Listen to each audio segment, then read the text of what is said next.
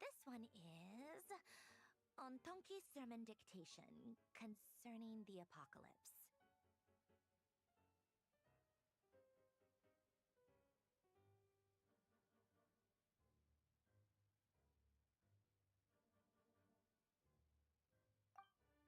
I believe that the correct term for this is Fortuna. This was an ancient Romorian technology, a wisdom unparalleled. I never imagined that Romorian ideas would be so similar to the diagram I have named, the World Formula. This is strong evidence that human civilization should gradually shed possibilities as it continues to explore and evolve. The end of humankind may well be upon us right now. The sparks of civilization shall run out, unless we consider introducing variables from outside the system. Variables. Surely that can only mean one thing. Descenders? Dottore likely captured the Traveler because of her descender status. But the Three Moons' authority comes from the world itself. Why would Dottore need anything beyond that? Where does this variable factor in? The world formula calculates the fate of an entire world. Introducing a variable would therefore give us...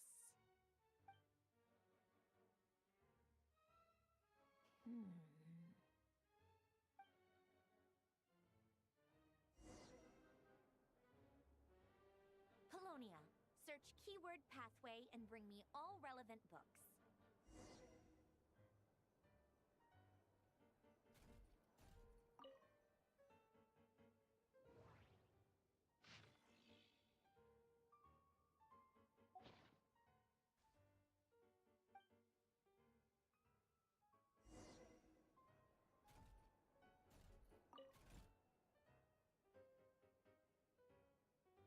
Otonki sermon dictation.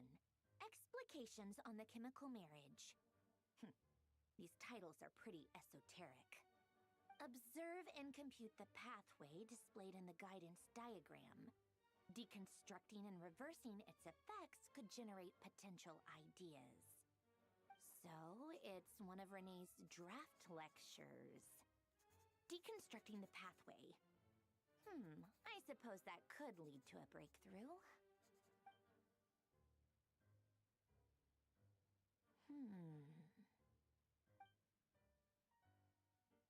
This is so long. This guy sure loves showing off his knowledge.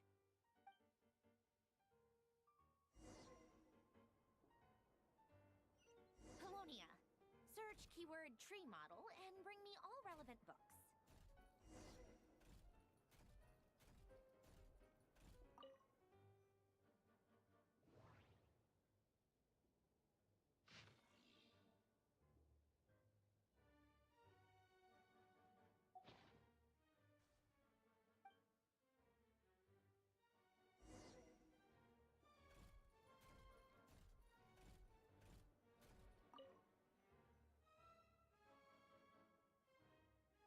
Most of the experimental devices proposed by the Lilia Crucis Ordo are built based on the simple and basic logical structure of a tree model. Lilia Crucis.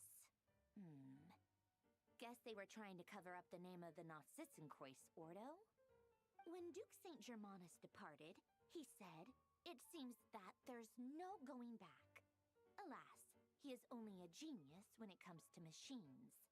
In all other things, he is but ordinary. Excuse me? I'm sorry. That's just ridiculous. What kind of book is this? Great Detective Herlock, the Alchemist and the Clockwork Saint? Isn't this a novel? Come on. Still, the author swears that they knew Renee well. Whatever. I guess it's not beyond the realms of possibility that Renee would say nonsense like that on occasion. Memory, wishes, souls, and persona. Frankly, this sounds more like occultism, but if Albedo vouches for it, I suppose there must be some alchemical basis to these techniques. The way Alain Guillotin saw it, the world was comprised of machines. The universe needed machines, and thus his technologies were created. That's why I was born. Renee, his full name was Renee de Petrichor, if I recall correctly. Sounds like he and the town must be intricately connected. That place was also the source of most of our information regarding Remurian civilization. Seems like some of his projects were based on their technology. The cutting of souls and storing them in vessels. These seemingly unrelated techniques underpinned Renee's research. Assuming that the four orthants correspond to alchemical categories. The chemical marriage model? Elen would have scoffed at that. He never would have let those theories or parameters anywhere near his mathematical formulas.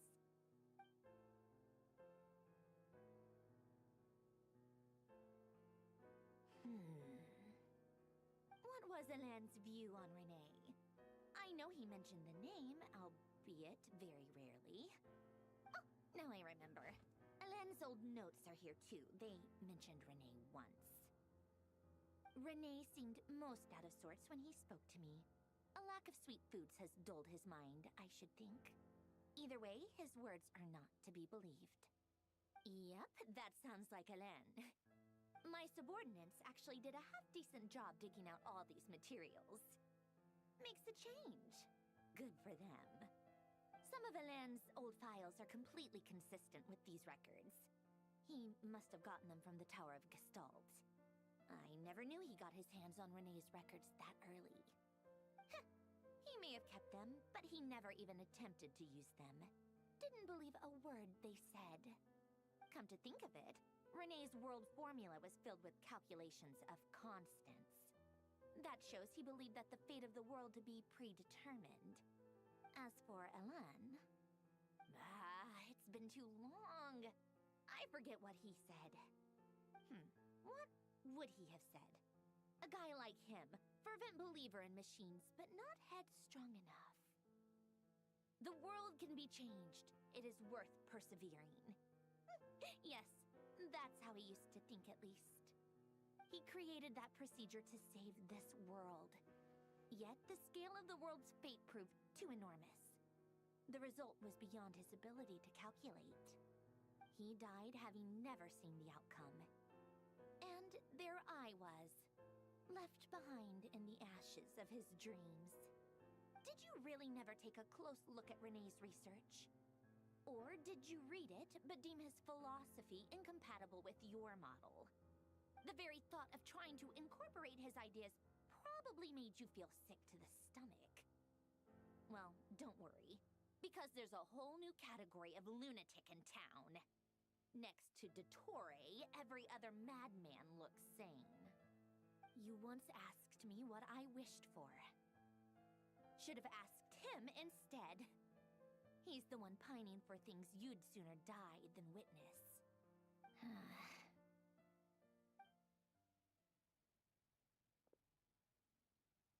Even the tiniest variable can make big waves in the present. Now then, allow me to put these incompatible fragments together in your stead. First, establish and verify the existence of the Great Circle. Absolute nihil on one end, absolute reality on the other. Now, search between these two extremes. Then, the construction criteria. Variables. The sparks of civilization shall run out unless we consider introducing variables from outside the system. Input variables. Traverse the world, space-time, and civilization. Then extract the essential nodes from the records to determine which variables they point to. The primordial power that differentiated itself from the void. The power of light. Yes, light. Records. Hyperborea. This is so horrendously complicated. After all that, I'm still missing a few variables. I need to think this through again. How do you think it looks, Polonia? Like the frenzied scrawlings of a madwoman? Fine, keep it to yourself. It's not like you can talk anyway. I'll assume you gave it a passing grade. I jest. But true madness does often start with trying to save the world. What would Arlecchino and Columbina think if they saw this incomprehensible hen scratch? They'd probably have me institutionalized. So would Rosaline. She's been dead for a while now. When I close my eyes and think back, I can still see her face. And that enormous dress she used to wear. Such a bizarre choice. What possessed her? Oh, and the clack-clack of those heels used to drive me insane. No one's asking me, obviously, but I hope you all know that I never wanted to save the world. I'm not crazy. I don't have delusional ambitions, and that's a clinical fact. The world needs a solution, but I don't need the world's validation. It's the world begging me for answers, not the other way around.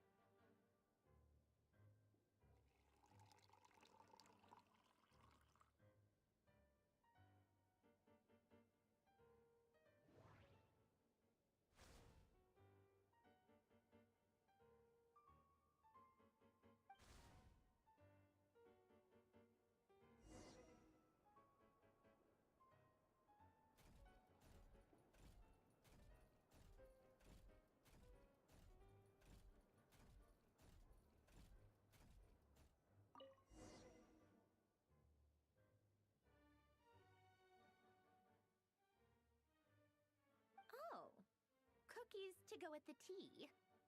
Let's see. They must be from that person who brought those documents.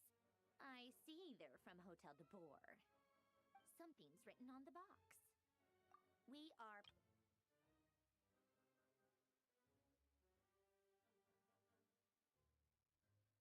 Have a lucky start to your day. Sounds like a dumb gimmick to me. Hmm? Be early to bed and early to rise. Get plenty of sun and drink plenty of water. Then things will surely go well for you. What?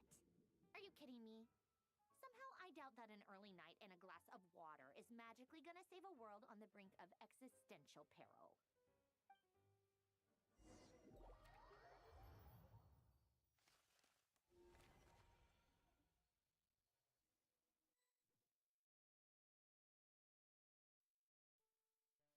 Lady Arlecchino, word has reached us that Lady Marionette's troops are all in position.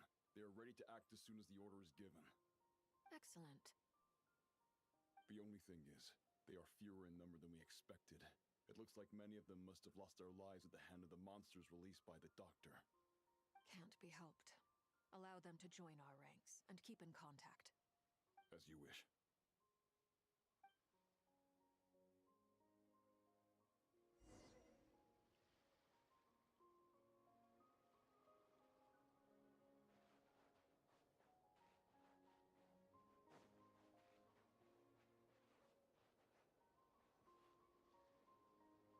It's been a while, Arlecchino. You look well.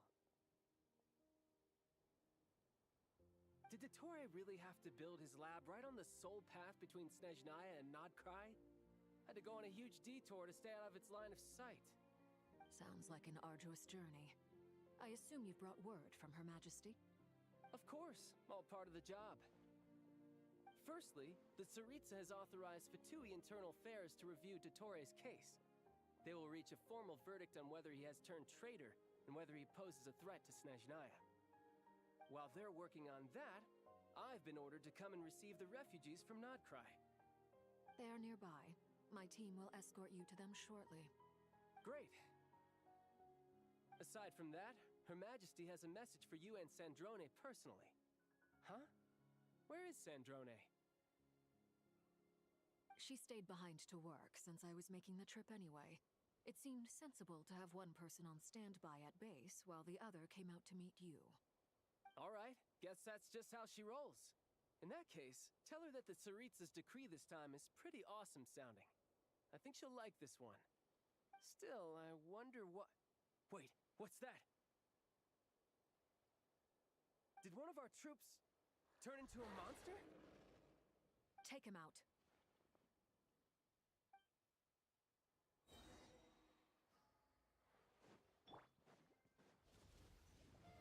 Shouldn't let your guard down. Overruled.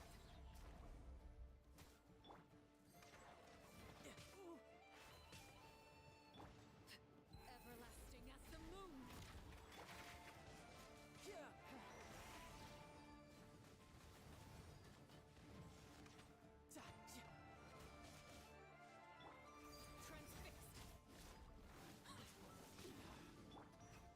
Transfixed.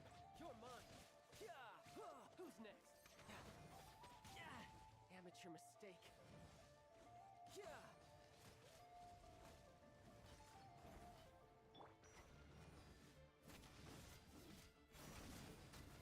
You've gotten stronger, Arlecchino. Nice. Stop that right now. I appreciate the praise, but I am not fighting you today. I knew it.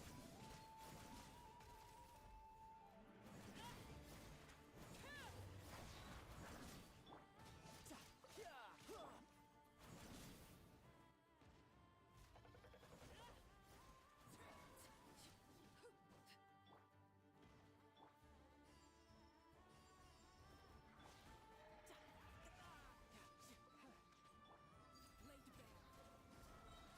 Witness my rise. I can't believe it. He was a living, breathing human one moment, and the next? Another fine piece of work by our dear colleague, I'm afraid. What in the world has been going on in Nodcry? A lot. But long story short, Dottore stole 2 moon marrows that should have belonged to Columbina, then built zone to concentrate the Trilunar Authority in his hands. What? What do you mean he built a moon marrow? People build roads and houses, not moon marrows. What's his next DIY project? He's gonna build a god? You could stand to be less surprised. We are harbingers. The work we are engaged in makes the creation of gods seem mundane by comparison. I tell everyone who asks that you once crossed swords with Rex Lapis while serving as a key supporter for Rosaline's plan. But right now, you're acting like a common adventurer. Thanks for speaking up for me. Those 2 really took me for a ride back then. Then again, surely no common adventurer would manage to get tangled up with them the way I did. That's gotta count in my favor, right? It almost sounds like you wish to repeat the experience. I might have to lower my opinion of you. No. I'll stop talking. Please, go on. Dottore is currently still experimenting with his newfound power in ways that continue to corrode the outside world. As for the human mutation, I believe this is simply a consequence of his experiments, and not a strategic move. That radiant beast was once a subordinate of Sandrone's. I suspect he was only allowed to live so that he could become an experimental subject. Also, those of us who fought Dottore have been afflicted with a curse. As such, I cannot leave Nodcry. This is so much worse than I thought. No wonder Her Majesty's decree is so extreme. While these exceptional circumstances persist, the Harbingers are hereby authorized to use unilateral executive powers. Should Dottore pose a threat, Arlecchino and Sandrone are permitted to eliminate him. My thanks to Her Majesty. I will pass these good tidings on to Sandrone. Her Majesty has also declared that she will refrain from launching an attack on the now evacuated Nodcry due to the presence of unretrieved research material. A wise decision. By the way, how's my old partner doing? I'm assuming they're with you? Partner? You mean the Traveler? I'm afraid I have bad news. She was captured after our failed assault on Dottore's lab. Her whereabouts are currently unknown. What? Why? Since when does Dottore have a bone to pick with her? That is indeed the question. I'm not sure he does. He must have some other goal in mind. This won't do. I have to rescue her. You can't. We have no idea where the Traveler is. What am I supposed to do then? Stand here twiddling my thumbs? Sandrone is working on it. The best thing you can do right now is complete your mission. Fine. I guess I'll leave this to you then. One last thing. Tell the Rooster to get the message out to the gods and citizens of every nation in Teyvat. Beware. An uncontrollable pollution is spreading forth from Nodcry. The source of that pollution is a madman drunk on the success of his experiments. The Fatui and our allies will endeavor to contain the threat. However, if Nodcry falls, things are likely to escalate. Considering Dottore is one of our own, all Fatui stationed in Nodcry consider it our duty to stay and fight him to the bitter end. Whatever the cost. Hey, don't be too pessimistic. If it comes to it, I'm sure Her Majesty won't stand by and do nothing. I hope you're right.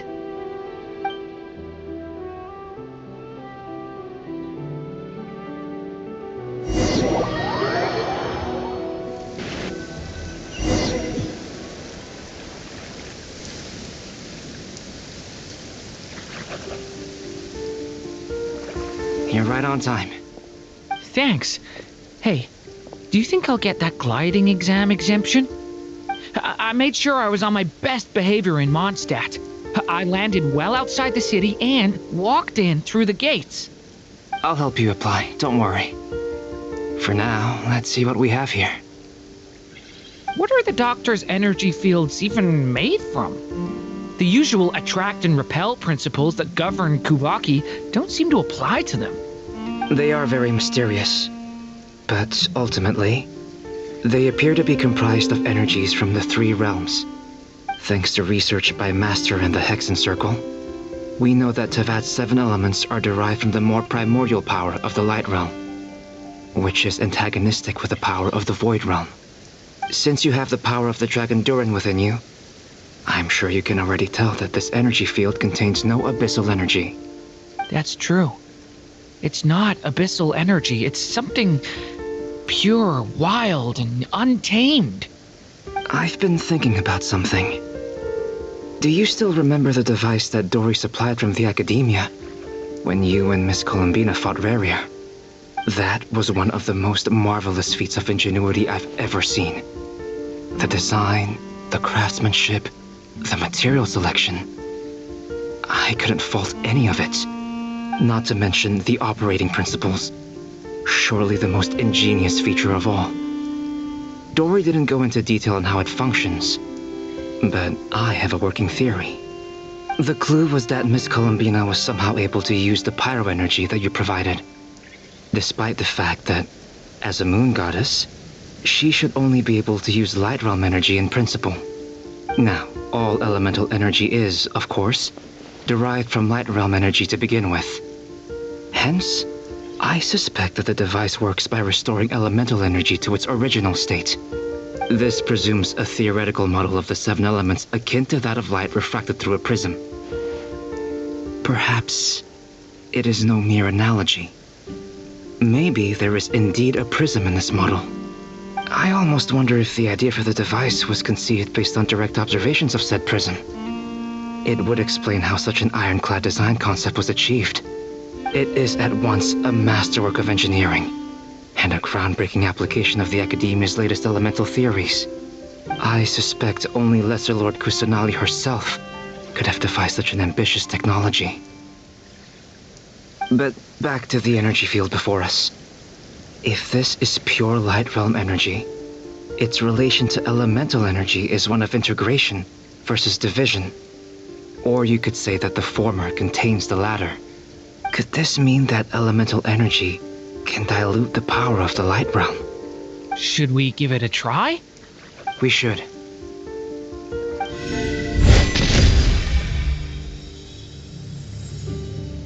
Ha! It works! Clear signs of disruption were detected at the periphery of the energy field. This indicates that elemental energy can disturb or even negate the field. Now you try. All right, here goes. It's working! Switch to abyssal energy and attack again.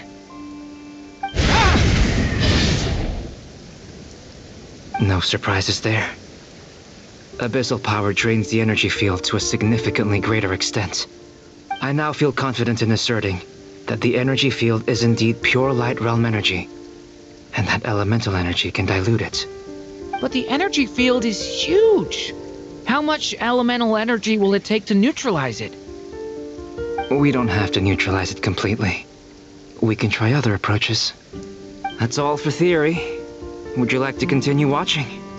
So you knew I was here. Huh? When did you get here? A while ago.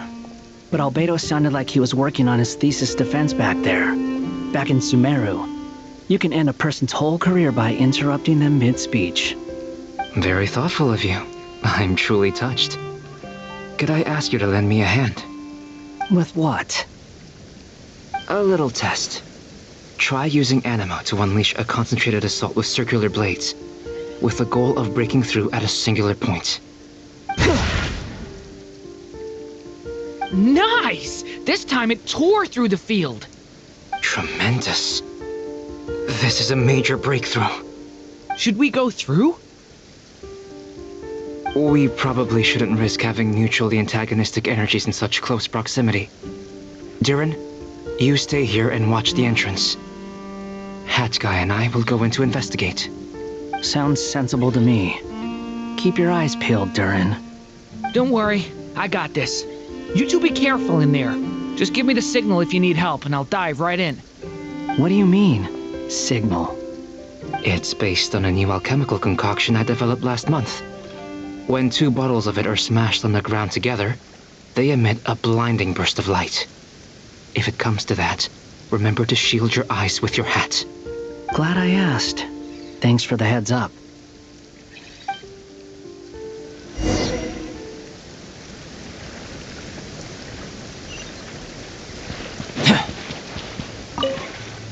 Like I thought. Beyond a certain distance, we can't see the opening where we came in. Maybe that's to prevent people from escaping. Sounds like Dottore's style to me. Not much has changed. Things are basically the same here as they were before the energy field appeared. They have no heartbeats and they're not breathing. We can only assume they're dead. But there are no visible wounds. Also, there's an animal squatting next to each body. It's watching us. That's not an animal's gaze. What are you trying to tell us? Doesn't seem eager to talk. I guess maybe it's just an animal after all. Let's keep looking around.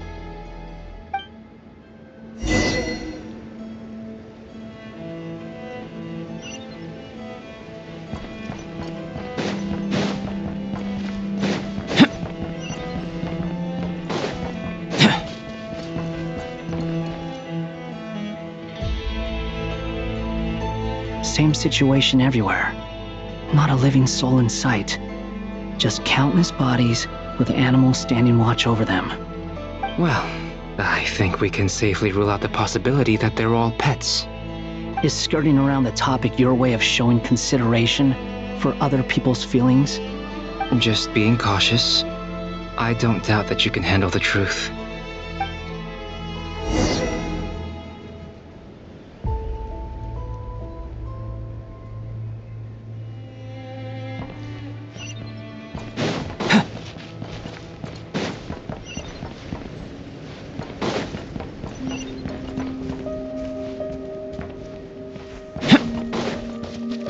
Careful.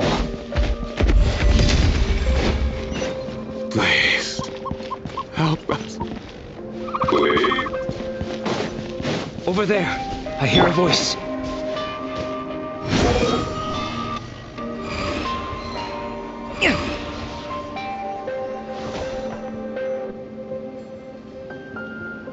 Please, help us.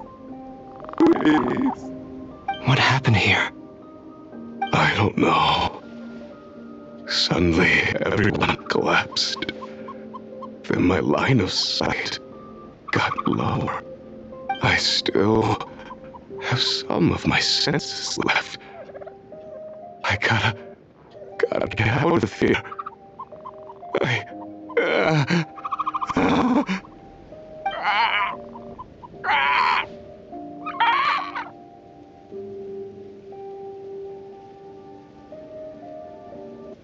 It looks like there's a huge experiment going on inside this energy field.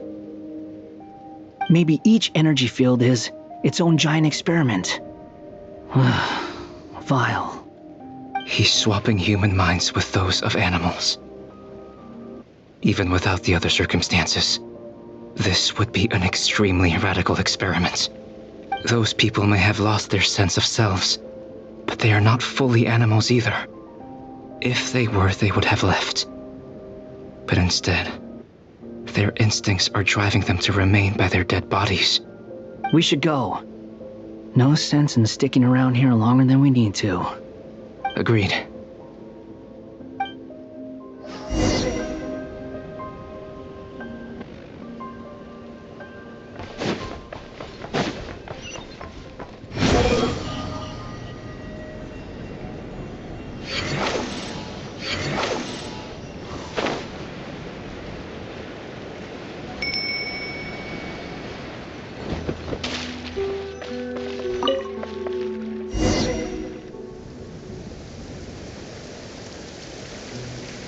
You're back! Everything okay? We saw some things that take a strong stomach. Otherwise, we're fine. We should share our findings with the others.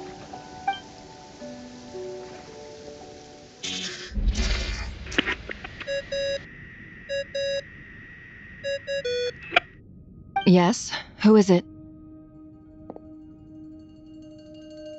Miss Nefer, it's me, Albedo.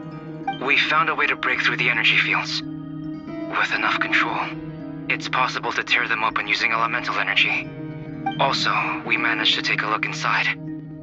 Dottore is carrying out his cruel experiments on an immense scale. Any residents who have failed to evacuate in time will likely meet a grisly end. Sounds like he's living down to our expectations. Might I ask how things are proceeding on your end? I'm just about to get started. I'll be in touch once I have a result. Understood. Stay safe. I will.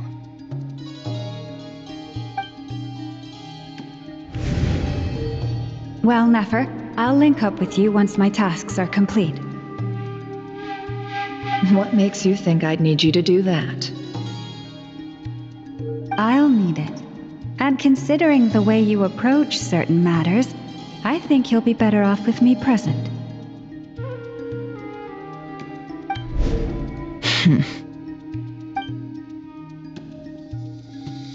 Let's begin. Entering simulation mode. A vast wasteland. Is this the Traveler's inner world? I was expecting something more vibrant, to be honest. Wait, someone's there. What are you looking at? In that case, I'll look at it with you. I want to know all about everything you've seen and experienced. Is there somewhere I should return to? Or should I stay here and be the hero everyone says I am? I don't dislike my current life. Roaming the land, fighting battles, accomplishing missions, earning a living, looking after Paimon. It's not so bad. I guess the only thing that's missing is that you're not here with me. This is the conscious layer, which contains a person's true feelings. It is filled with both longing and kindness. I suppose anyone who lives long enough ends up wishing for someone who can't be there. Maybe it's the only way we can feel truly alive. Time to delve a little deeper.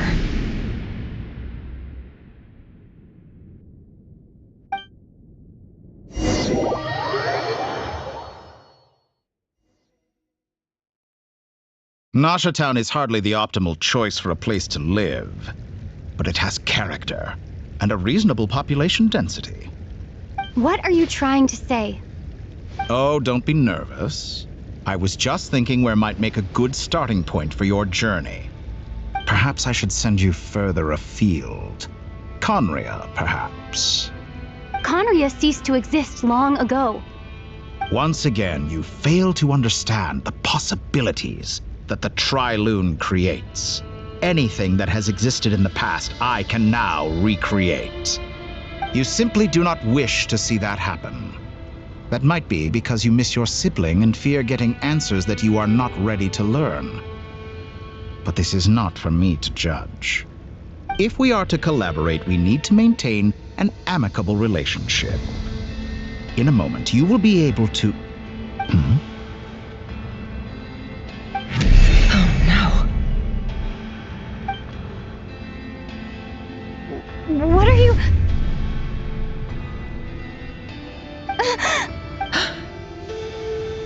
What are you gonna do? Don't move. Something unwanted has crept into... Oh? Gone as quickly as it came.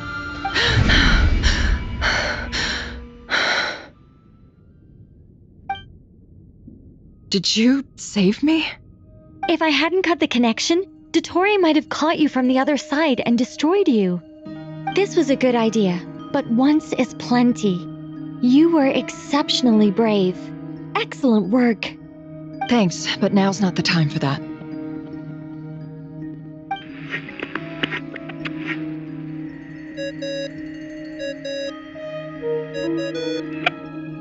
Albedo speaking. I think I know where she is. What is this endless darkness? I can't see anything, even though my eyes are wide open. What happened? Ah, sorry about that. I take it you didn't notice. Just now, a friend of yours took a little peek into your mind. Could it be Nefer? How did she do it? Did she use something as a medium to connect to me? Do you think she's aware of your current circumstances? Oh dear. Have I stunned you into silence? I only wanted to slow down your time a little so I could stop your intruder in her tracks. It would have been nice to capture the spy. I must say, I'm finding the ability to adjust the flow of time rather intriguing. The moment you closed your eyes, time seemed to grow impossibly viscous, didn't it? A whole month passed before you opened your eyes again, but only for you. No one else was affected. I dare say this is something only a god can achieve. Point taken. You've proven once again that you have god-tier powers. Oh, you misunderstand. This wasn't about proving a point. I was testing things out. I find I learn best by doing, and I have to admit, time is not the easiest dimension to control. I only wanted to make you sleep for a short while, but it ended up lasting a whole month. Clearly some finesse is required to wield the authority over time as I wish. I hope you're not angry with me. It was only a month's discrepancy, nothing too serious. Had I been off by a year, a decade, or even a century, that would have been quite a different story. You could have frozen me for millions of years. So much for collaboration. You aren't showing much sincerity.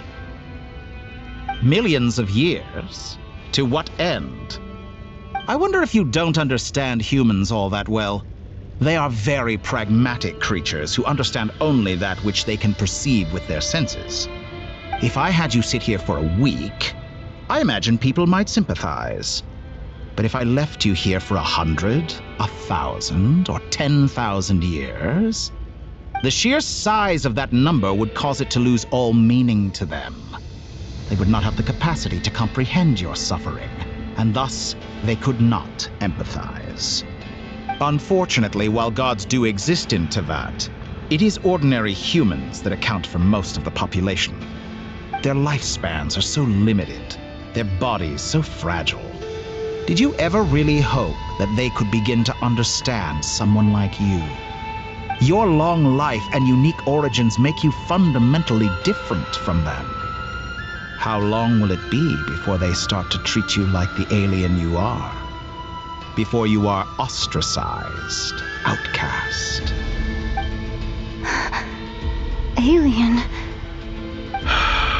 Even I feel bad for you sometimes. This world has made you into a slave.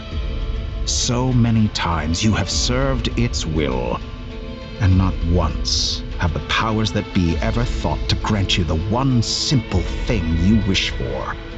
You have been treated most unfairly. I can change that. I will grant you special privileges and give you back the status you rightly deserve as a descender.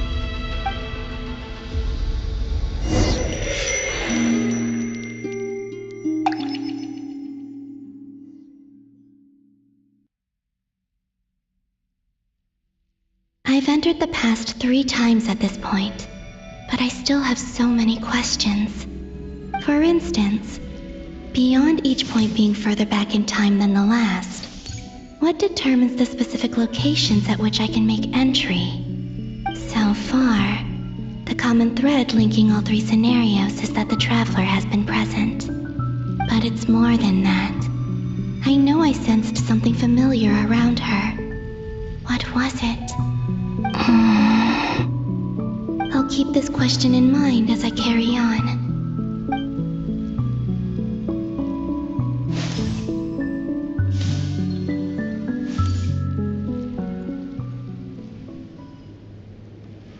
Humans, you never change. Always trying to use powers you neither comprehend nor control. This looks like Star Sand Shoal. Was this before Rarier regained his physical form?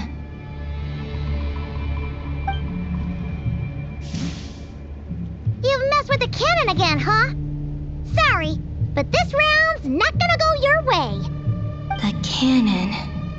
That's right.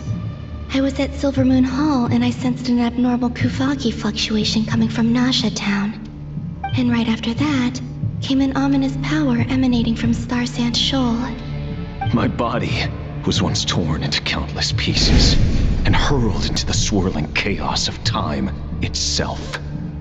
But even so, my life and will were not extinguished. I wonder if I could try to prevent his resurrection. But how would I do it? What can I do, here and now? Traveler! Behind you! Look at that light!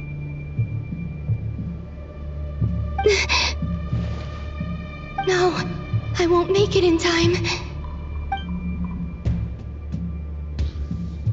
She's using the Kuvaki shield like I taught her. Is she gonna use it to block the cannon's beam? She's strong. I'm sure she can manage. But the force released when the beam impacts the shield might lead to collateral damage. EC Island.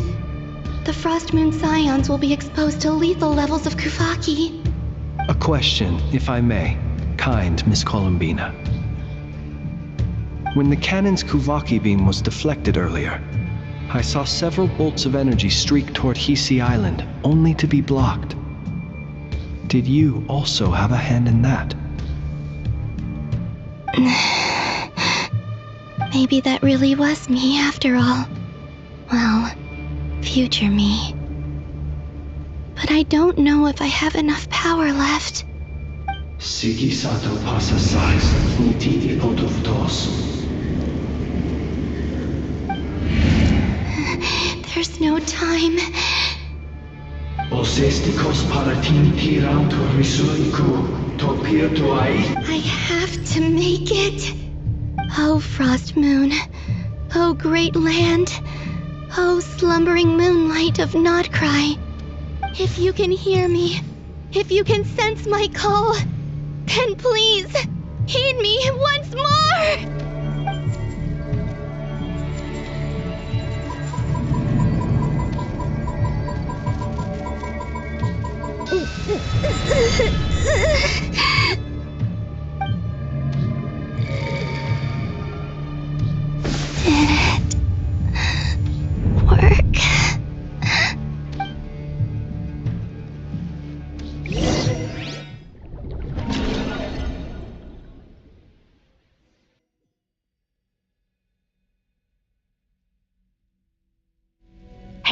wake up. Hey, did you hear me? Columbina! I said wake up!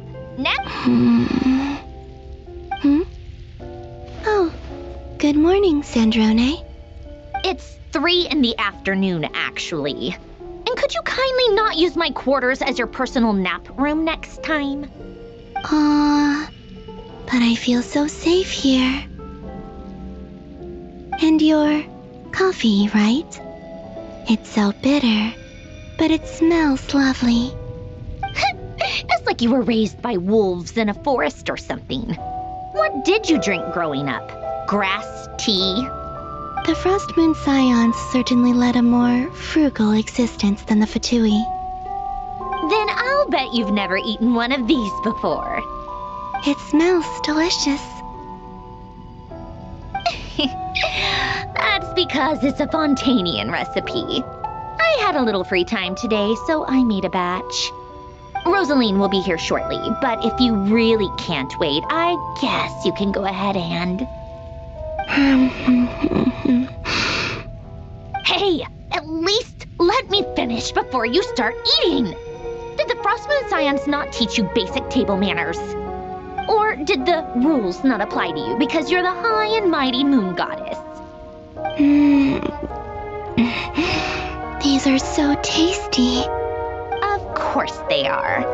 I made them. I was worried they might contain traces of machine oil. What?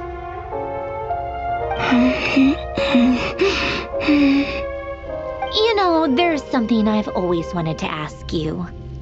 Why did you leave your old home and join the Fatui? I mean, I'm sure their food was awful.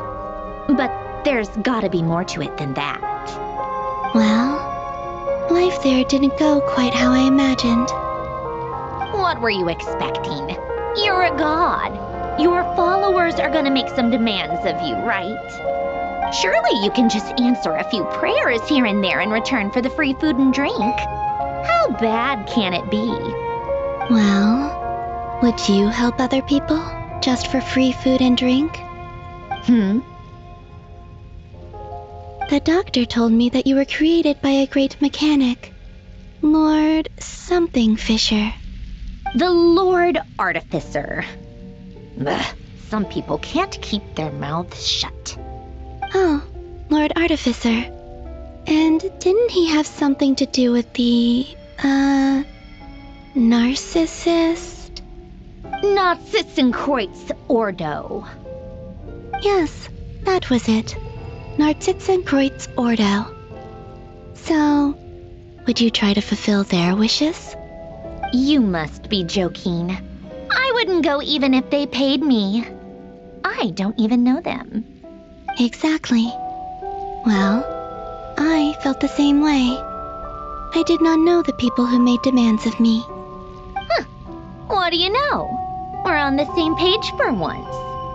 In his later years, Alan did ask me if there was anything I wanted to do. If I had any wishes of my own. Well, I don't. And I'm not in any mood to fulfill someone else's either. Who's Alain? He was the... You know what? Never mind. You're not gonna remember. Anyway, the point I'm trying to make is, neither of us is the self-sacrificing type. Let me ask you this. What sort of place would you like to live in, if you could choose? A place where people don't ask me for things I cannot give them. Where they don't worship me, or fear me, but just want to chat with me like a normal person. I'd also like the freedom to come and go as I please. And ideally, it would be somewhere with the smell of coffee and snacks. Not to burst your bubble, but no such place exists in the world. Now, take your snacks and scram!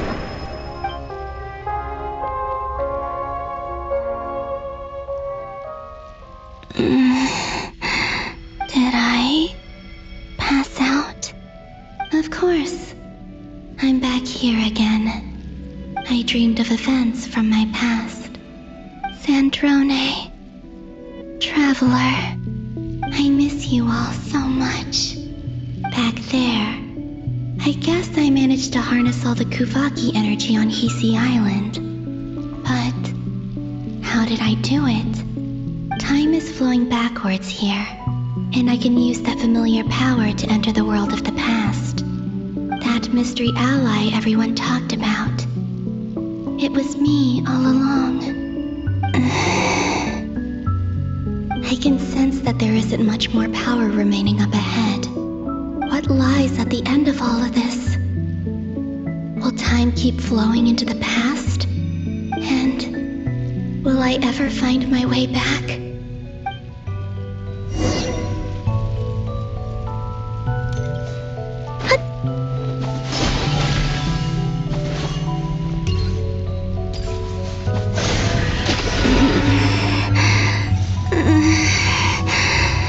It's getting harder and harder to use my power.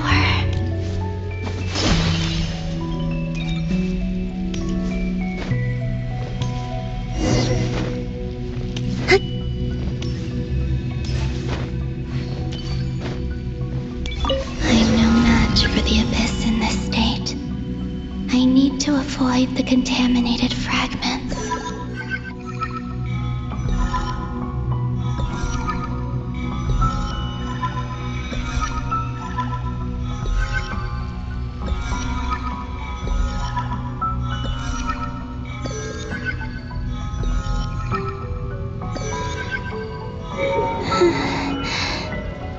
Time to go. I wonder where I'll find myself this time.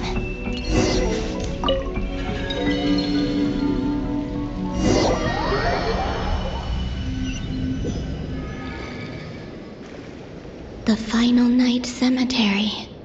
This is where Flint's is based. Or not! How are we supposed to read through this many files? Difficult, yes, but it is also our most efficient option. Seems like they're searching for information. Oh, I remember. Flint's and Varga talked about some files on the Wild Hunt. Was this my doing too? To expose the true intentions of this Rarir, we need to dive into Notcry's history. Are my actions changing the past? Or are they simply completing a process? Is all of this inevitable? Or am I the one making these decisions? If I choose not to help them now, will it change how things turn out? Hope we don't land on our heads then. They're my friends. I can't not help them.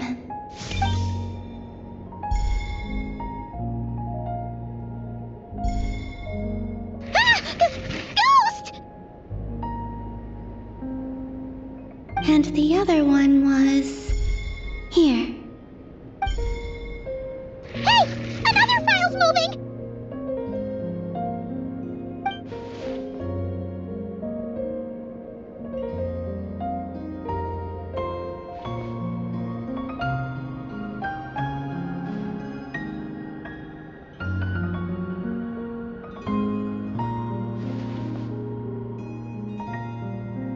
That should do it.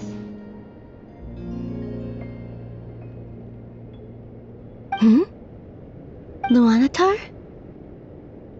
You can sense my presence? Wait!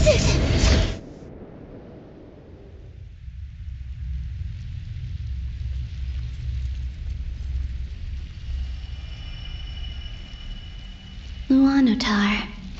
So she's that familiar presence I've been sensing all along. She's always been by the Traveler's side. That explains why the Traveler has been there each time I've entered the past. But why Luanatar? Is it because she has a connection to me as the Moon Goddess's familiar? If so, why not any other Kuhenki? That's...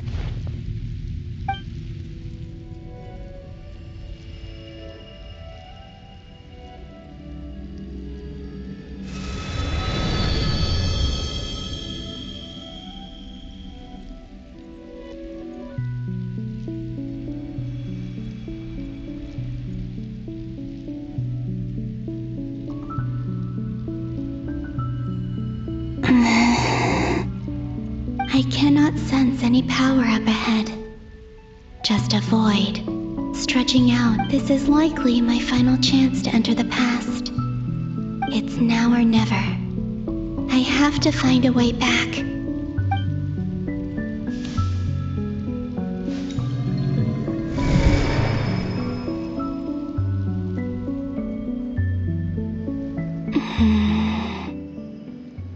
Heesey Island? How far back in time is this? Where's Luanatar? I can't sense her presence this time. Oh, seeing Anafa and Aino reunited like that sure was heartwarming. Traveler, Paimon. No, stay calm. I don't have much power left to change things. I don't even have that much time left here. Think, Columbina. How do I find a way back? A way back... to where? Do I go back to Moon Prayer Night? Or to the future that followed? And if I return in my current state, what will become of me then? Dotori's actions that day proved that he'd been planning that for a long time. He had already seized the power of 2 moon marrows before capturing me. Even if I managed to get back, how can I fight against him when he wields the Tri-Lune Authority? I can't. If I go back like this, I'll be playing right into his hands. I have to find some way of rivaling the power he has usurped. Wait. Time flowing backwards. The Tri-Lune Authority. Does that mean... I think I know what the final destination of this lunar reflection might be. I know what I must do. Speaking of homes, we must already be close to where the Frost Moon Scions live. The vibe here feels different, just like the scenery. But how do I communicate my plan to my friends? Should I write it down here? No, someone else will see it. I need something with a close connection to me. Something I can use as a medium to tell them what's happened to me in here. Now it makes sense.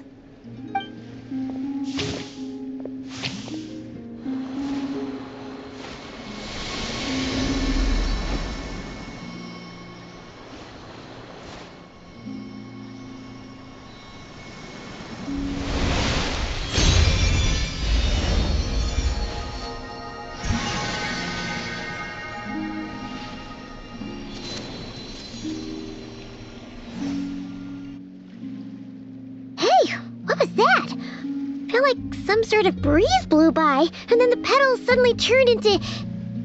Huh? It was I who brought Luanatar into being. I gave up a piece of my own soul to create her. That's why I could sense a familiar power from the moment I entered this space. It also explains why she's been present in every past location that I've entered. Because we have a deep connection. Hey there! What's your name? And the reason why there are no more gates to the past after this point is that Luanatar hadn't been born then. No wonder I sensed the trace of a blessing when we first met. But I still didn't recognize the soul hidden within you. Back then, I was just a little lost dove. I had yet to become Columbina Hyposelenia. Go on now. We've got stuff to do. Best you find someone else to hang out with. Hey, you scared it off. I'll be counting on you. Remember to stay by the traveler's side, guide her, and help her in my stead. Oh, and bring her to the garden where the moon prayer blossoms grow. There's a little lost dove there who will need her help.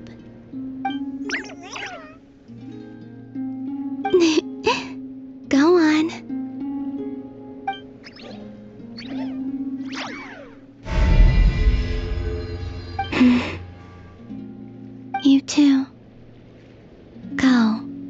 Live your story. As for mine must go in a different direction.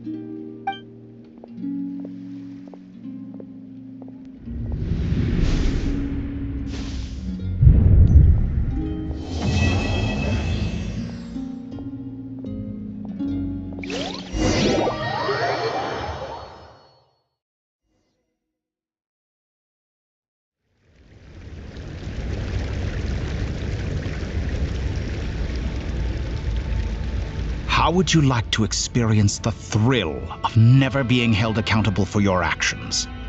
You could crush people like ants without consequence, or tear off their heads or limbs as you please.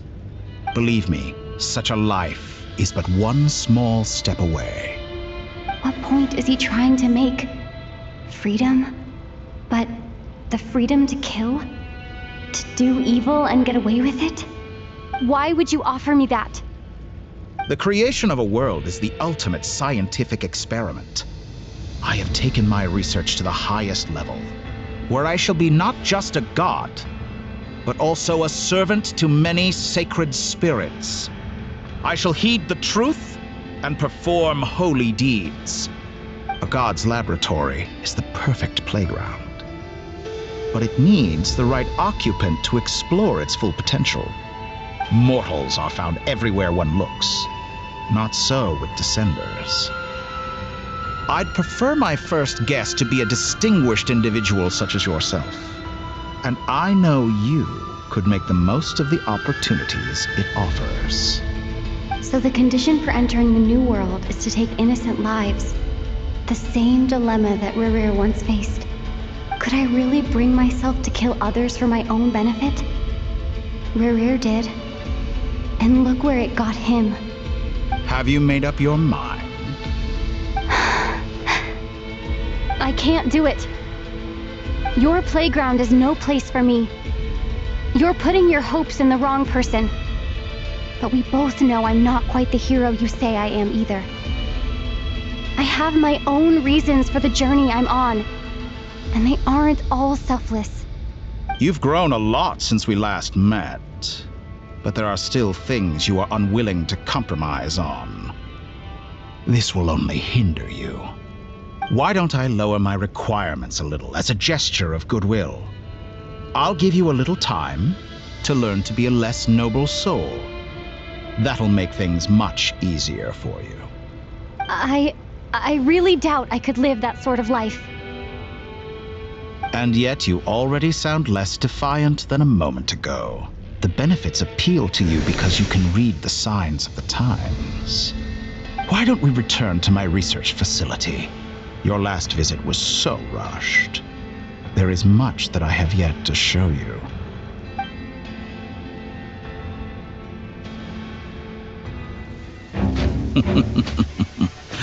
Now to that question,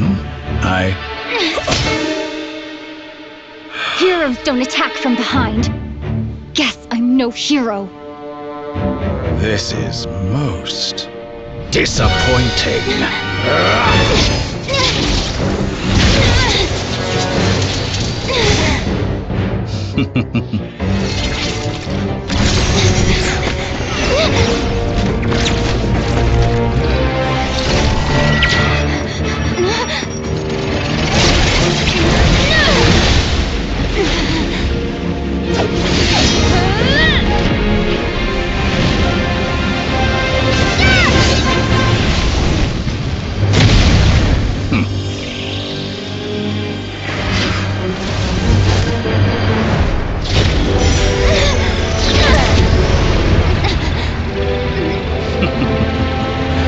Now then.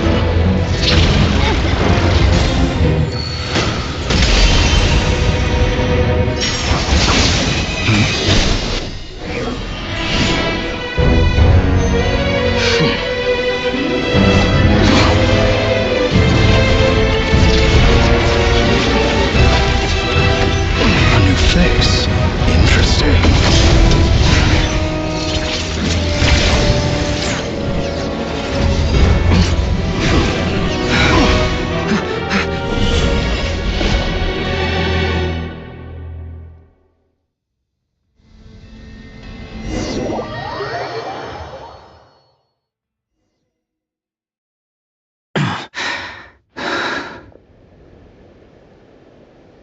You're still gonna call me Hat Guy after that, huh?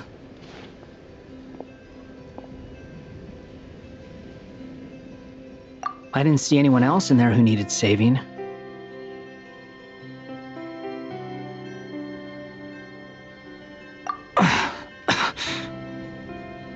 It's nothing. I'll be fine. Why are you looking at me like that? Is it that shocking that I'd come to your rescue? I owed you a favor back in Sumeru. Now we're even. Distracting Dottore was tough, I won't lie. He's not gonna fall for the same trick twice. That was my one shot. I'd hoped to use it to take him out. Ugh. I never wanted to obliterate someone more than I do right now. Dottore doesn't recognize me, but his segments were originally made based on an analysis of my operational principles. I expect it's only a matter of time before he figures out what I am. So Dottore doesn't recognize Wanderer because he deleted himself from Irminsul. Did he really miss his only chance for revenge by saving me? Why the long face? Hey, I'm not blaming you, okay? And I'm not complaining either. Rescuing you and killing Dottore are equally important goals. Everyone would be pretty stuck without you. It's best you live to fight another day. How are you holding up? Are you all right? Hat Guy said to put safety first, so we agreed to run as far away as we could after leaving the energy field and only meet up once it was safe. You don't look injured. It seems that Dottore didn't do anything to you. All right. Rescue operation complete. Let's head back. There's a lot more work to be done before this is over.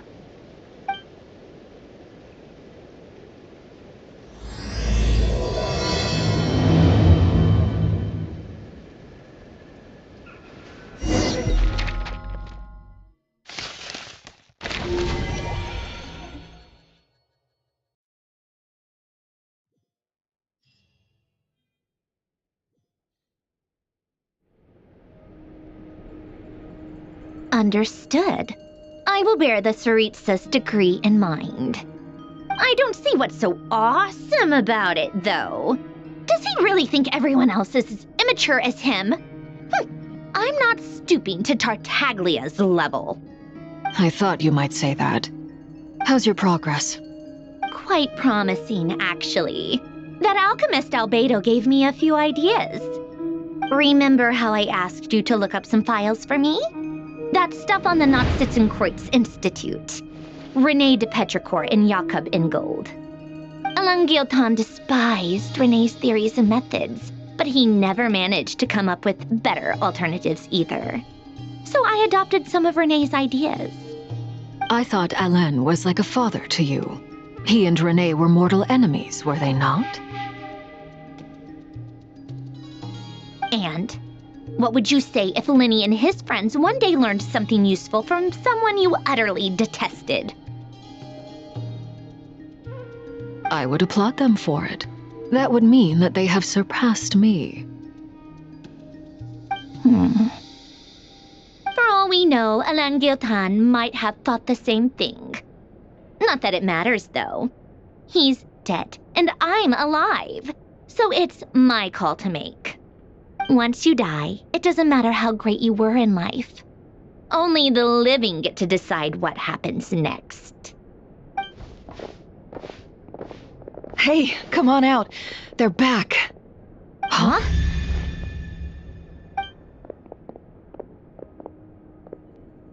You're back? And your head's still screwed on? And you still have all your limbs? What does it look like? Way to keep your composure, madam. Excuse you. I am perfectly composed. Glad you're okay. Yes, it's a huge relief. Worry? Oh, yeah, right. You think we, the Fatui, were worried about you? We were worried sick. Hey! The Traveler and I were already friends. You are free to join this mission in whatever capacity you please. much like your tea parties. It's a laugh a minute with you guys. I must say, I was quite surprised when Mr. Albedo told me he would need no additional aid. We discussed this on our way back as well. I am rarely so unequivocal, but in this case, we had full confidence in Hat Guy. He said he knew what he was doing. Albedo and I pretty much had to just wait outside on standby. Meanwhile, Hat Guy broke into the energy field and rescued the Traveler solo. You didn't have to mention that. Well, I'm thoroughly impressed. You are a force to be reckoned with, Hat Guy. Is she back? Is she really back? Traveler! It's really you! Oh, thank goodness! Paimon missed you so much! You can finally breathe easy, Paimon. It's great to have you back in one piece! Oh, Paimon's been having nightmares the whole time you were gone! Look at them. You know, once you reach my age, there's nothing better than watching a misty-eyed reunion between friends. It's nothing. Same goes when you get to my age, too. I bet Ino and Anefa would be tearing up as well if they were here.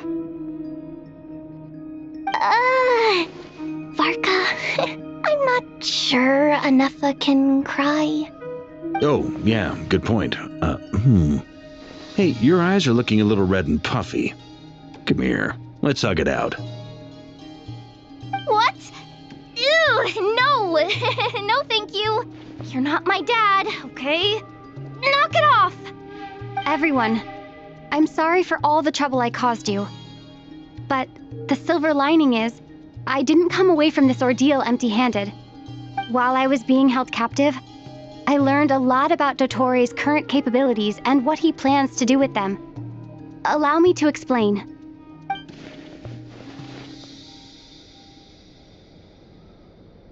The 3 moon goddesses were even more powerful than we imagined. No wonder Dottore believes himself to be equal to the gods, maybe even superior. Utter blasphemy. While everyone was gone, Nefer and I made an interesting discovery, and I believe Miss Sandrone has something to share too. Ma'am, perhaps you could do the honors?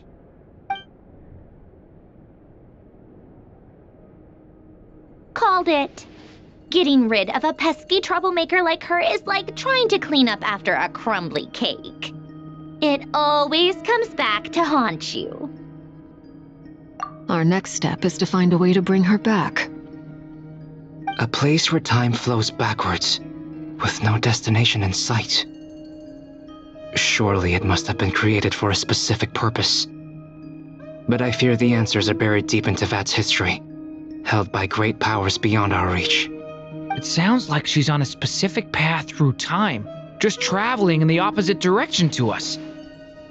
The question is, where does that path lead? Or will it keep going to infinity? We considered that question as well. Strictly speaking, time is not infinite. Indeed not. Every road has an end. Nicole! You sure loved quietly sneaking in mid-conversation.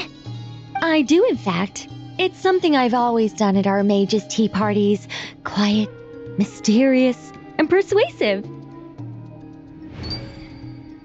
You wonder what lies at the end of her road. Well, just as the world has a beginning and an end, so too does time.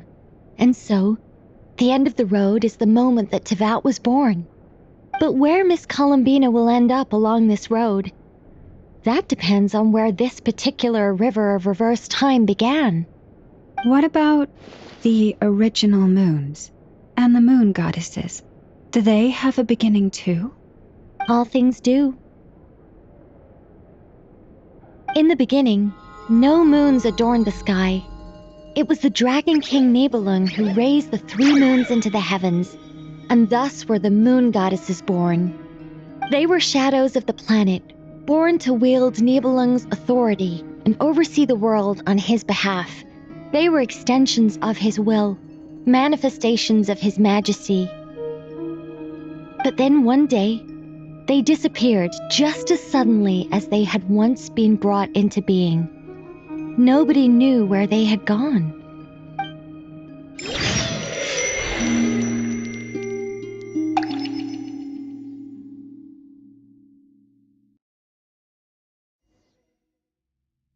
Like I thought, no more paths back to reality have emerged since.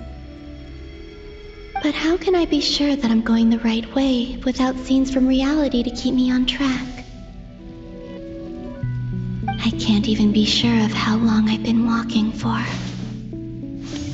The further I travel, the less stable this space becomes. There are even moments where I can sense something that feels like abyssal energy. They can just materialize out of thin air. I have to keep my wits about me.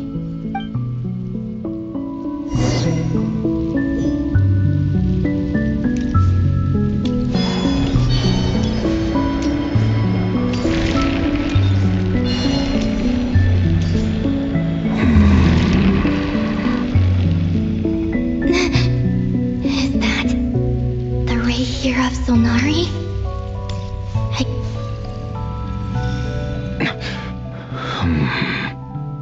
You are the moon goddess. But how? Please, there's no need. I'm not interested in fighting anymore.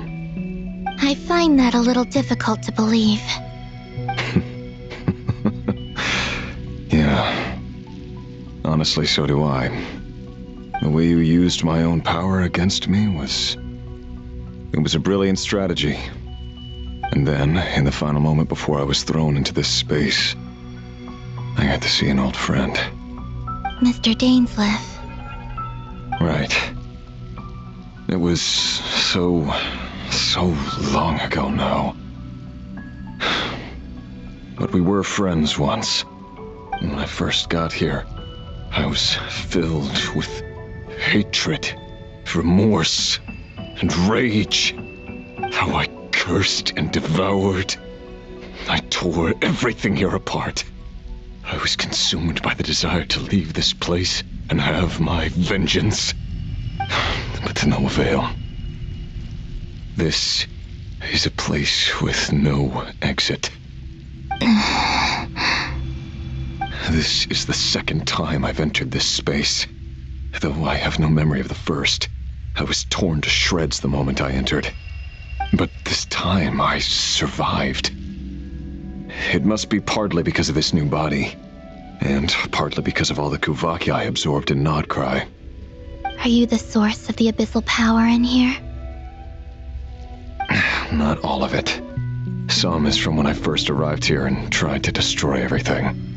But there was already a degree of abyssal power here before I entered. And like a venomous snake baking in the merciless sun, it tried to slither into my shadow. Tried to? So, you rejected it? Yes. Because after that, the world suddenly became silent for a moment.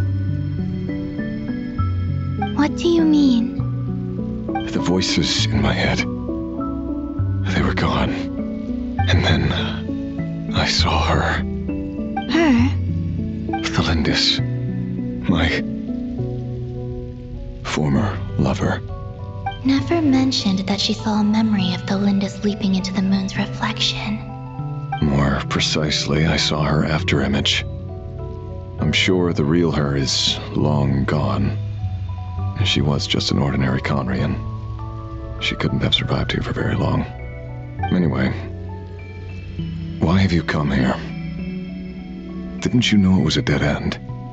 If I hadn't escaped through the moon gate, my friends would have been in far greater danger. Oh, I see. Because of your power. The power of a moon goddess. What? You'd like to know how I know, wouldn't you? The one who resurrected me said so. I could hear deep lust for power in his voice. Do you mean Dottore? Dottore. So that's what he's called. He'd been collecting fragments of my body for a long time, all so that he could resurrect me at the moment of his choosing. I had no interest in his research. But being as corroded by the Abyss as I was, we were aligned as far as hunting the moons and recovering my strength were concerned. So that's why the Wild Hunt suddenly became so active in Nodcry. When I left the Fatui in my weakened state, Dottore must have felt that his time had come.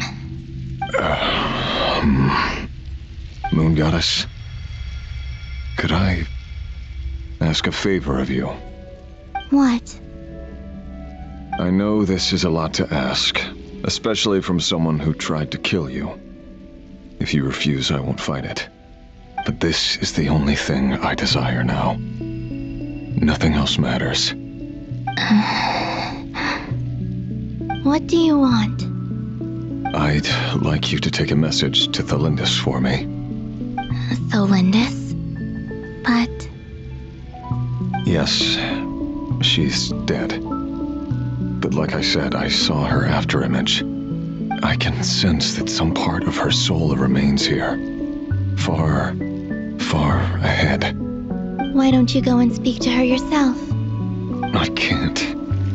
I don't know why, but I can't move freely in this space as you can. All I can see is a glimpse of her, walking away. Just like the moment when I last saw her in life. In return, I will clear these abyssal obstacles for you. No, not in return. I'll clear them for you. Whether you want to help me or not. It feels like something I ought to do. Why? Yeah. Why, indeed. I've been asking myself that question a lot recently. Why did I do the things I did? I'm tired of it all. Tired of the person I became. People used me. And then I turned around and started using others. I hurt a lot of people. I think I grew tired of it long ago. But I wouldn't admit it to myself. And ultimately, that's how I ended up here. What do you wish to tell her? All of it. My past. My mistakes. Everything that happened after we were separated. Is it okay if I give her the abridged version? Yeah, I'm sure there's plenty you can skip over. Just tell her the important parts. Whatever you think that means. Like the part where you relentlessly tried to kill us? It's up to you. Love demands honesty. But my relationship with Thalindis was built on lies. We hid too much from each other. But after living my whole life in the shadows, I don't want to hide anything anymore. I will do my best. There.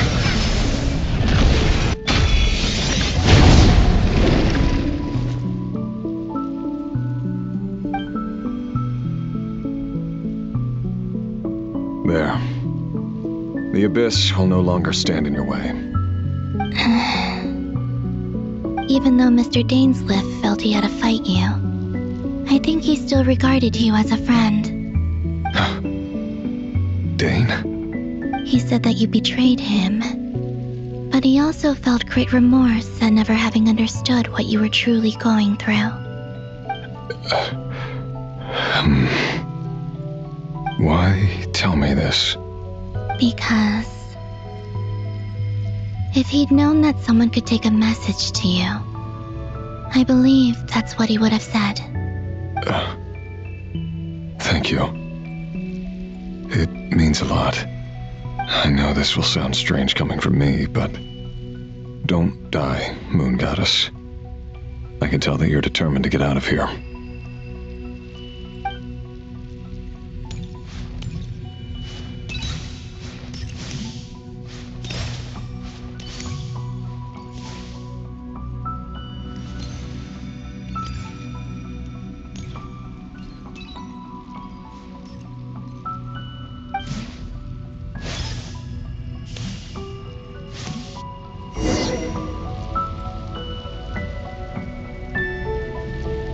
his word. The abyss is no longer obstructing my path.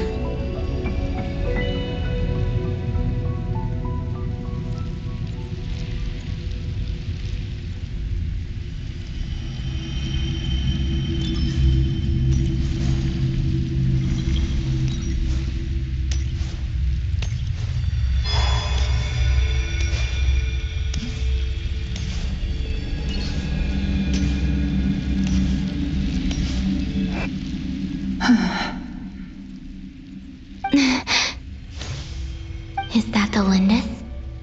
She wasn't far off at all. And yet, they can never meet. Hello, Miss Lindis. Who are you? How do you know my name? I've never seen anyone else here before. You can call me Columbina. I promised Rerier that I'd bring a message to you. Rerier? My Rerier? Is he well? He's doing better than he was. Better than he was, huh? Sounds like he's had a pretty rough time. Others have had a rough time on his account too. In many cases, their time ran out because of him. And I'm not just talking about the children of the Crimson Moon. So, things got worse before they got better. Could you tell me what happened, Miss Columbina? Are you sure you wish to know? Yes. This is my opportunity to learn the truth. No matter how hard it is to hear, I have to know. I admire your courage. However, time is short. I cannot stay here for long.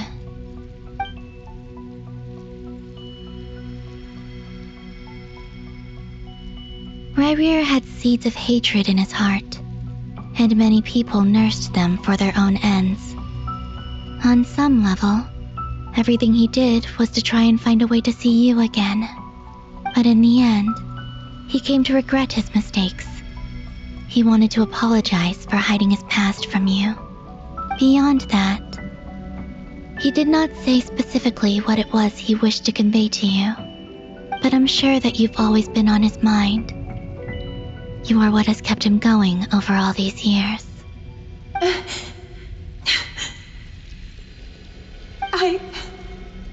I'm sorry, Miss Columbina. This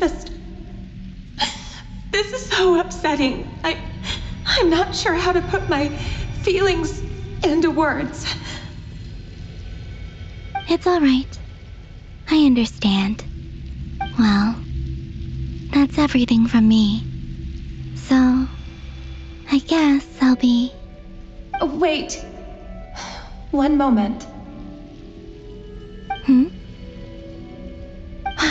Time flows backwards here. The road ahead only leads further and further into the past. I know. I intend to reach the end of that road. Without a moon marrow, without the 3 moons' power, you won't make it far. Wait, unless... Are you one of the moon goddesses? You could say that. I see. I often think to myself, if life is like a train ride, why haven't I reached the terminus? Where am I even going? And it's not just me, it's this whole place. Wherever it is, it seems like it's existed forever. It's such a mystery. Where is it going? I must seem so ridiculous. I can't answer these basic questions, and yet I jumped right in here without hesitating, only to be torn apart the moment I entered by powerful energy currents. Only my soul remains now. Thinking back, I was suddenly overcome with fear and terror in that moment.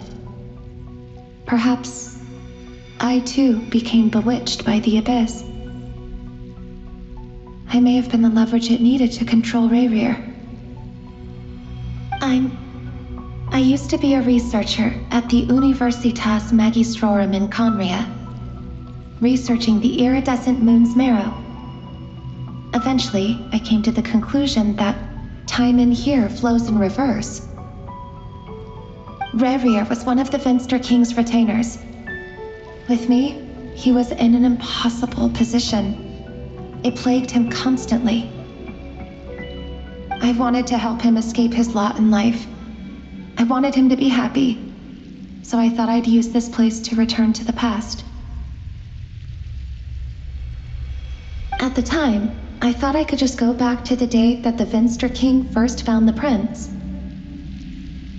It was only after meeting the prince that the Venster King started going too far with his research into the abyss. That was the day all of our woes began. I thought I could stop the king from ever meeting him and solve everything. I couldn't kill the Venster King himself, so I had to find another way to save Rerir. That's why I wanted to go back, to kill the person who had brought new possibilities to our realm. I'm sure it was a futile endeavor, but the abyss probably enhances the basest human desires. So I naively hoped I could change everything. But I was simply too weak, like a speck of dust against the whole universe. Look at me.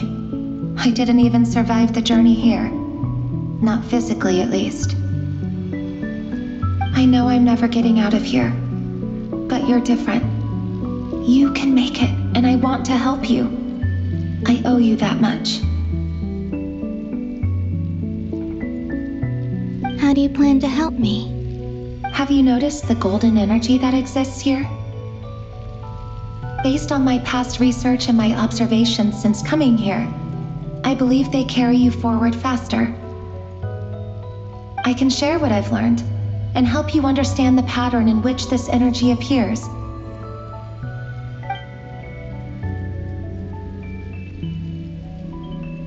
I think you just might... Now, I know you will be able to change the past. Also, I've been speculating about where this phase ends. The documentation was scant, but from what I know of the legends about the moons, the oldest ones seem to begin with Nibelung, king of dragonkind. I have no way of verifying any of it by this point, but if it's true, you might be able to reach that era if you keep walking. Understood. Thank you, Miss Delindis. I'm the one who should be thanking you.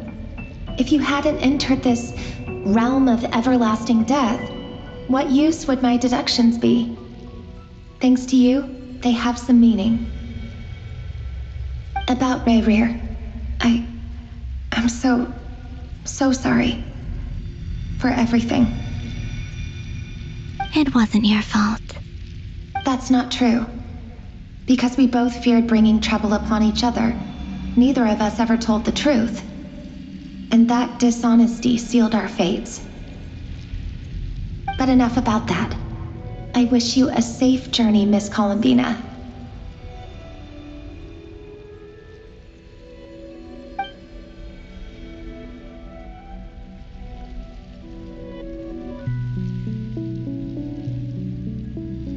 And may the outside world never have to experience pain like this again. Rerir, you're there, aren't you? I cannot see you, because you exist in the future. I expect we'll be trapped in this prison of space-time for all eternity.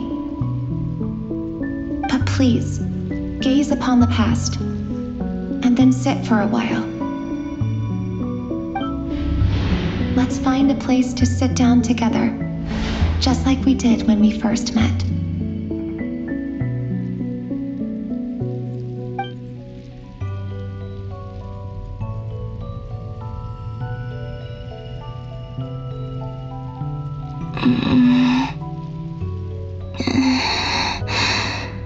How long have I been walking? How much further till I reach the end? Is there even an end to be found? Everything's getting blurry.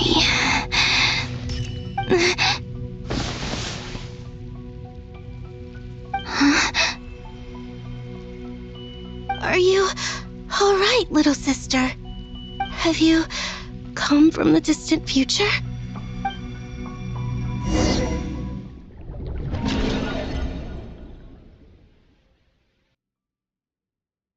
So, how exactly did the moons just disappear? Shouldn't it be a little harder to get rid of major creations like moons? The world is a vast and ancient place. On a certain scale, all life lasts for but a fleeting moment.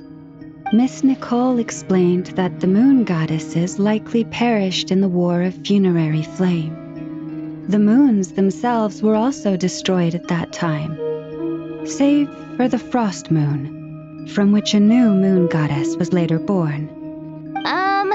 Am I missing something then? 'Cause the stories say that the moon goddesses were born on the moon, but doesn't Columbina say she was born in Nodcry? Huh, you're right! Why do their birthplaces differ? What's the difference between the two generations of moon goddesses? Also, remember what Sandrone said? Her scans detected 4 moons. In other words, 4 moon marrows. Technically, the result of the scan means that 4 moon marrows were detected and positively identified as moons in that moment. In other words, this piece of information alone isn't enough for us to know how Miss Columbina is doing right now. Yep, we have no way of staying up to date on whether she's dead or alive. She's on her own for now. But at least she's trying her best to get back to us. Yeah, she's a tough cookie. And a sore loser, too.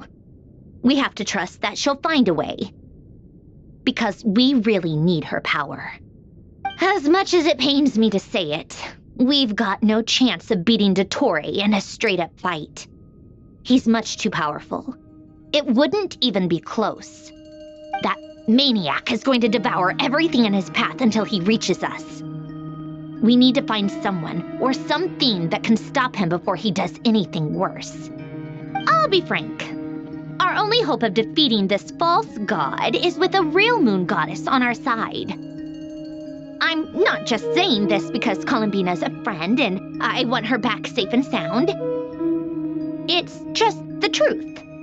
And I know that even she was no match for him when he attacked, but I don't have a better solution. We're not giving up on saving her, whether she can defeat Dottore or not. Right. Don't worry, Miss Sandrone. We're all aligned on saving Columbina.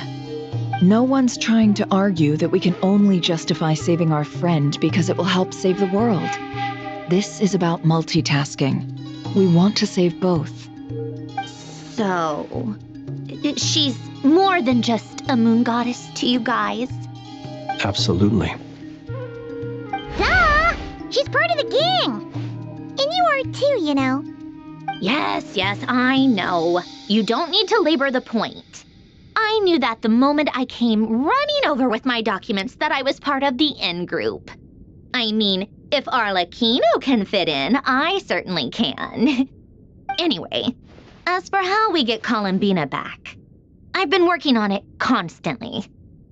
But I think I'm still lacking certain information about the moon. I'd probably get there if I could continue my calculations, but the problem is, I've run out of computing power. Computing power? You mean you need more energy? No, the issue isn't energy, it's processing power. There's so much data to get through that the whole process has just ground to a halt. That's a tricky problem. René de Petrichor of the Nautitzenkreuz Ordo once foretold the fate of the world. But I don't know how he did it. My guess is that he used the primordial sea's power. However, that won't work for me. His methodology was vastly different from my own. What's worse, they're incompatible. And, to top it all off, we can't even leave Nodcry. Ugh, this is so annoying. If I'd known we'd run into a bottleneck like this. Well, no, the design bureau's a bust as well. Curse that Dottore! couldn't have made this harder for me if he tried. Oh, what do we do then? How about we grab a bite to eat and take a break? Maybe something will come to mind after you've cleared your head.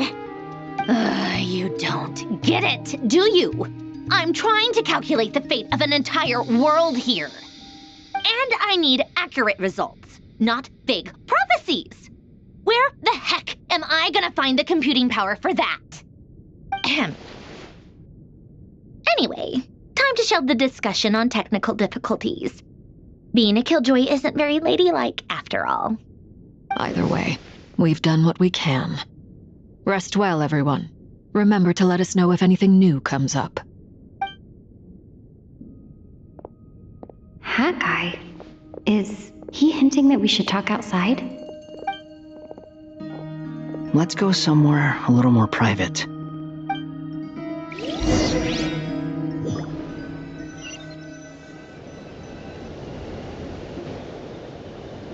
You know that Dory went back to Sumeru, right?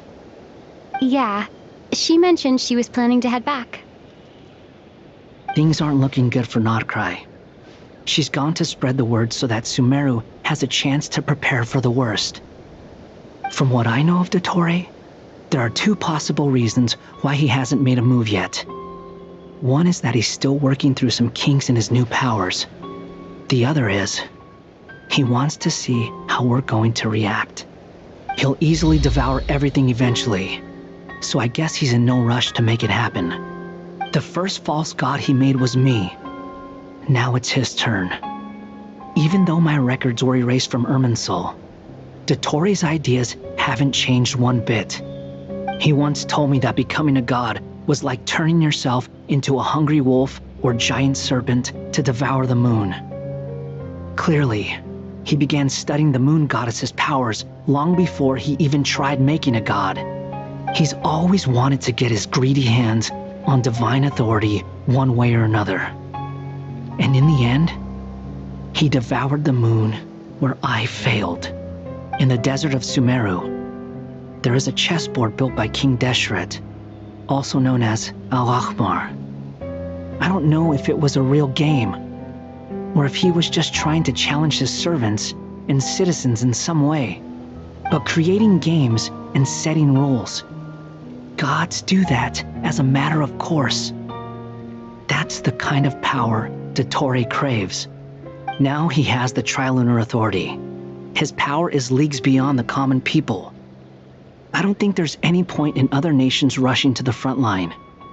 They're better off focusing on defense and hoping they can fend off any threats that spill out from Notcry. Either way, Dory will inform Lesser Lord Kusanali, and she will contact the other gods in turn. The Seven will have some recourse available. If nothing else, their protection should keep the rest of the world from descending into chaos as quickly as Notcry has. So on the bright side, even if Notcry is doomed, your friends in other nations won't be in any immediate peril. That's good to know. But I'm not ready to give up on Notcry yet. There's a word for people who refuse to let anything go. It's called being greedy. Maybe it sounds greedy to you, and probably naive too. But whatever you call it, that's what gives me the determination to keep fighting. Battles are fleeting, but the will to fight is a long-term commitment. Give up for even a moment, and your resolve will shatter. Why do you always feel the need to do the right thing? No one is born to be a savior. I mean, who's gonna criticize you if you fail, or give up? Don't take this the wrong way, but Dottore said something similar to me. I guess the Fatui attracts people who don't believe in saviors. Not necessarily. It's less about belief for me. I just want to know how determined you really are. After all, I don't owe anything to anyone else here. Only you. You look kinda worried. If your arch-nemesis was about to achieve their ultimate goal, I think you might feel a little worried too. That's true. Dottore is about to become an omniscient, omnipotent deity. That's gotta be a bitter pill to swallow. Still, you're calmer than I expected. Obviously. I have to admit that my past self was a reckless fool who misunderstood not only the point of revenge, but how to achieve it. And as much as I want my vengeance, I know I'm not gonna get it by acting alone. If the world's taught me anything, it's to think before I act.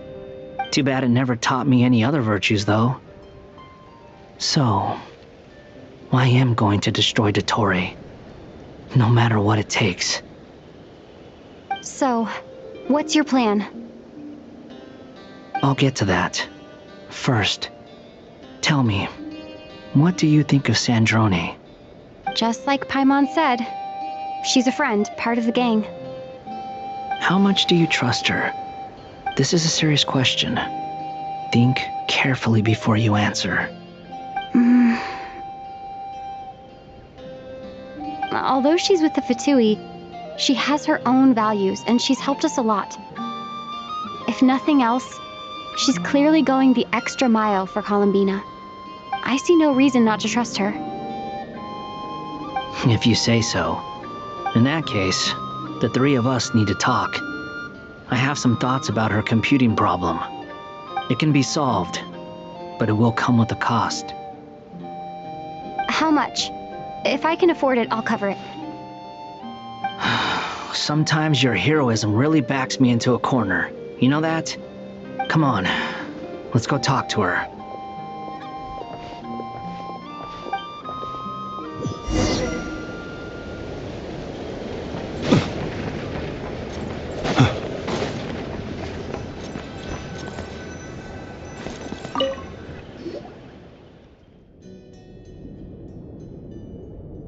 Miss Androne, Traveler.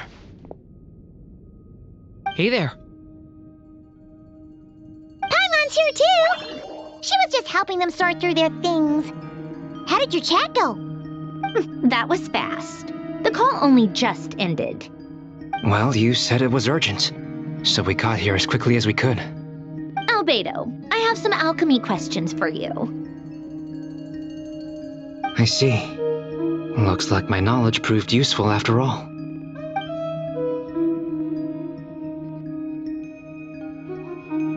If I might ask, what is the end goal for the modified formula you'll be using?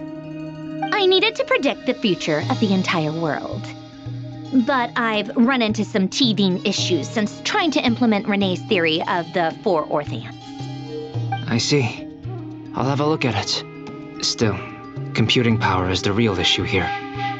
How do you plan to solve it? About that, it's been sorted. Oh, with the Traveler's help? Actually, you're not wrong. She found the person with the solution. Was it Hat Guy? Yeah, it was him. Wow! Go Hat Guy! Seems like all that time studying at the Academia is paying off big time. But where is he? Wasn't he the one who asked Albedo and I to come here? Come with me.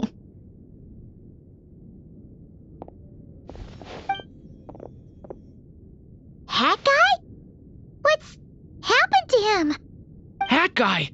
Can you hear us? No response. I guess he's in hibernation. Hat Guy mentioned that he was a puppet. It seems that his functions are currently shut down. I presume this has something to do with the solution to your computing problem. That's right. He and the Traveler came to see me. Wait, what? You have a solution? Would you calm down? Why do you always react so hysterically to everything? Excuse me? How would you know? You shouldn't be so quick to judge complete strangers. It's very bad manners. Oh, please. It doesn't take that long to figure out that you have a temper. Where does a mere student get that kind of confidence? I've actually published more papers than you. Not that status counts for much. Even Paimon's applied for academia admission. Huh? Are you serious? See? This is why I can't be bothered to explain myself. She recognizes no one's skills but her own.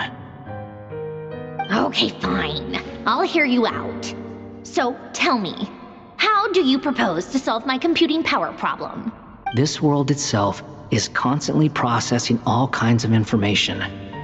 If it's the world's future you're trying to calculate, you need a processing device that's designed to cope with that volume. Easier said than done. Only Irminsul can handle that kind of... Wait, is that what you're suggesting? But surely we can't just plug my formula directly into the ley lines. You should be able to tell that I'm not human, right? Yeah, I noticed.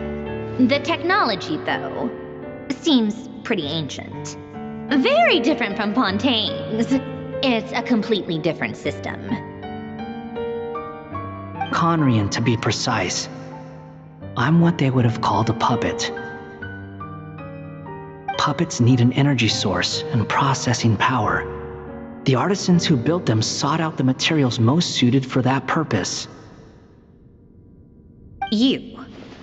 Do you mean... The Traveler and I have talked it over. She's willing to vouch for you. So, I'll allow you to borrow my core for your calculations. It was built using wood from a silver-white tree, which makes it a small part of Irminsul. Conrian technology and Irminsul wood. Who in the world could have built you? Are you sure about this? A puppet without its core will cease functioning completely. And if it's left in that state for too long, it might not recover. You could die if you do this. You do realize that, don't you? I can put two and two together, yes. No need to rub it in. I won't lie to you. This has never been done before. I cannot guarantee your safety. Doesn't matter. I'm prepared for the worst. Did you two actually talk this through? Is he... Are we really considering this? Yes, we discussed it. The bottom line is, he trusts me and I trust you. Let's give it a shot, shall we? Honestly, I have no clue where this kid even came from. But for whatever reason, he lent me his core to use in my formula. I'm very close to finishing my calculations now, and the core is currently in use. So I'm sorry, but I can only show you a sketch right now. This is what the core looks like. A silver-white branch. It certainly matches the legends told about Irminsul. Is Hat Guy gonna be okay? He's not gonna die, right? Right? In theory, he should be fine. As long as we put his core back in time. Beyond that, all I can say is that I'll try my best to avoid risk and make sure the core doesn't sustain any damage. I think I know why you called us here now. Someone needs to watch over his body and make sure it's protected until the process completes. Correct.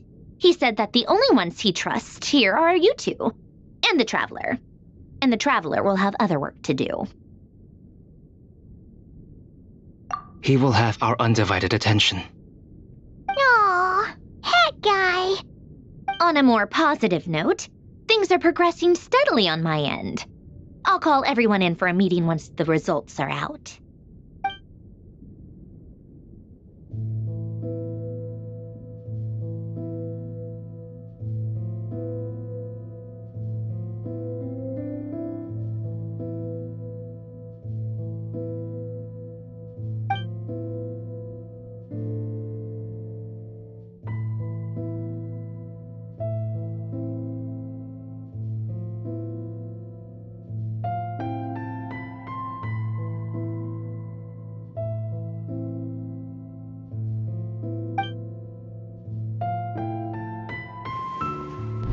the worst case scenario with the core removal is either a system reset or a total loss of function. But I'm not afraid. A quiet death should have been my fate long ago. A core is completely different from a heart. It's like another vital organ entirely. But in the end, it turns out the core was more useful to me. Pretty funny when you think about it. It's like the punchline of my entire life. Do you think there's any difference between a puppet and a human? If not, then this would just be another samsara. I have already experienced both a past life and a next life. Part of me wonders whether I'm only capable of making this decision because I've become a real human. What's with that expression? Isn't this a good thing? Sandrone will succeed, won't she? She has to. She will. We all have to persevere until this is over. That's right. And I'll protect you all until the moment of victory arrives.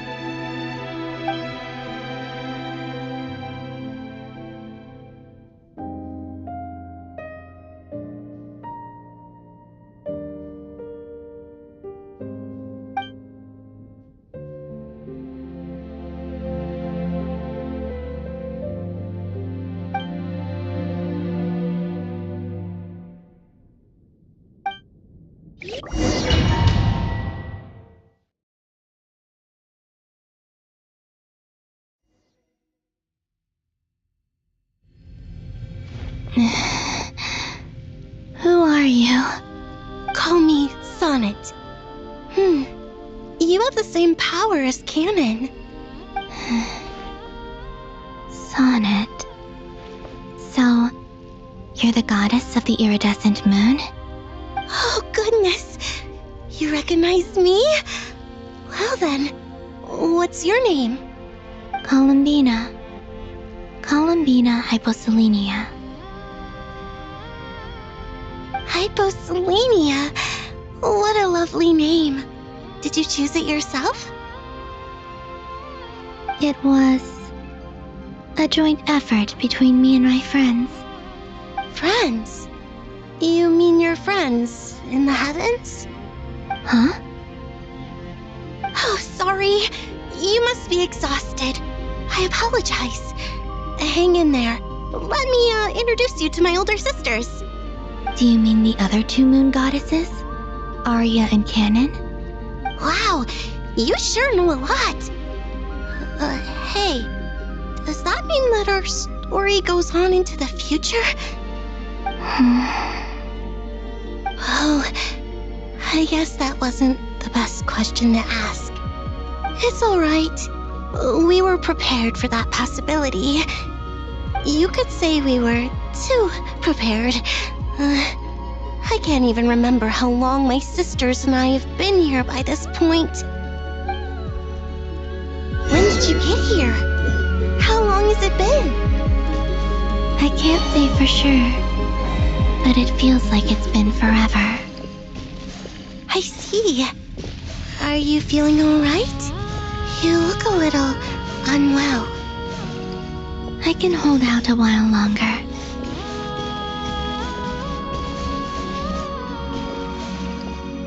We don't have far to go. The place where my sisters and I are based is just up ahead. Don't worry, they're both really nice.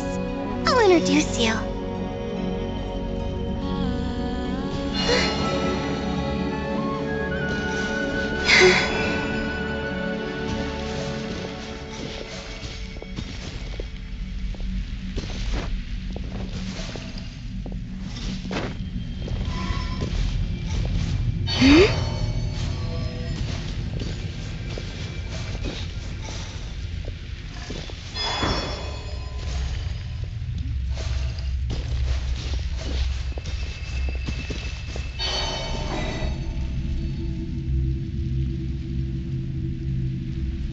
Sisters!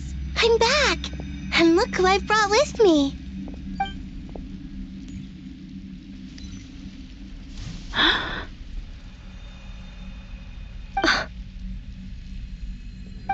lovely little sister, born in the far future. The pleasure is all mine.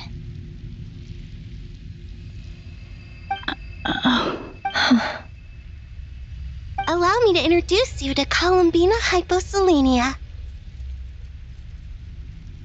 This is Arya, the goddess of the eternal moon. And this is Canon, goddess of the frost moon. Canon, don't you think Hyposelenia's power is similar to yours? Hello, Columbina. I apologize for our startled reaction just now. And please, forgive our little sister if she's been annoying you. She tends to talk a lot. It's fine. You seem shy. Don't worry, Columbina Hyposelenia. No one can hurt you here. Could you tell me where here is? Please. I must know.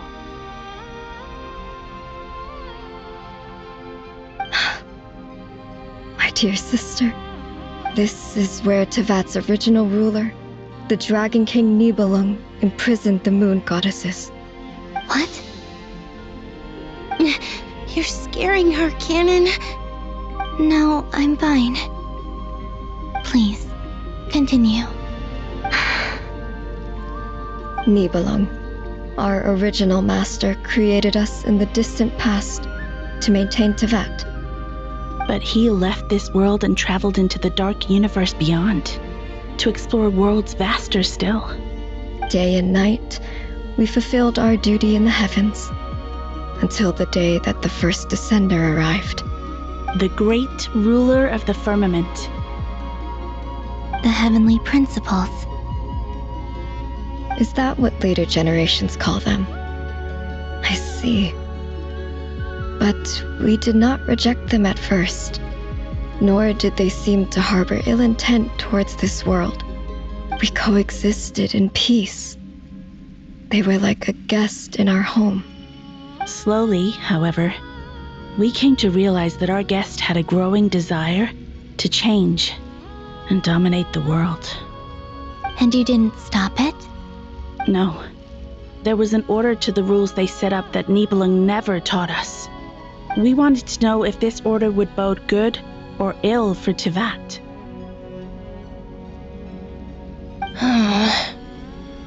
All right. Canon and I wanted to know. Sonnet was against it from the outset.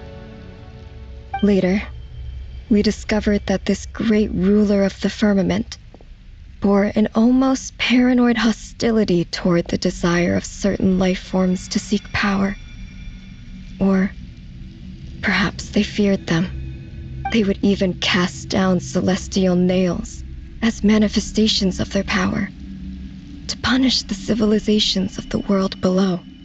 Only this was far beyond mere punishment. Right.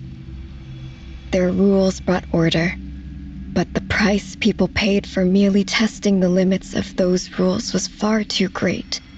I did everything in my power to help the punished escape catastrophe, but still, too many lives were lost. The ancestors of the Frost Moon Scions were some of the ones you helped.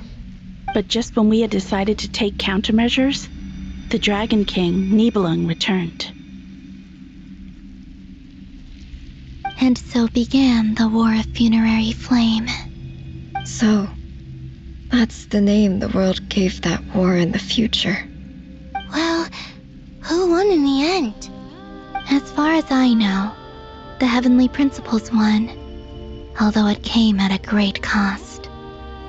They remained in Tevat, where they continue to rule to this day.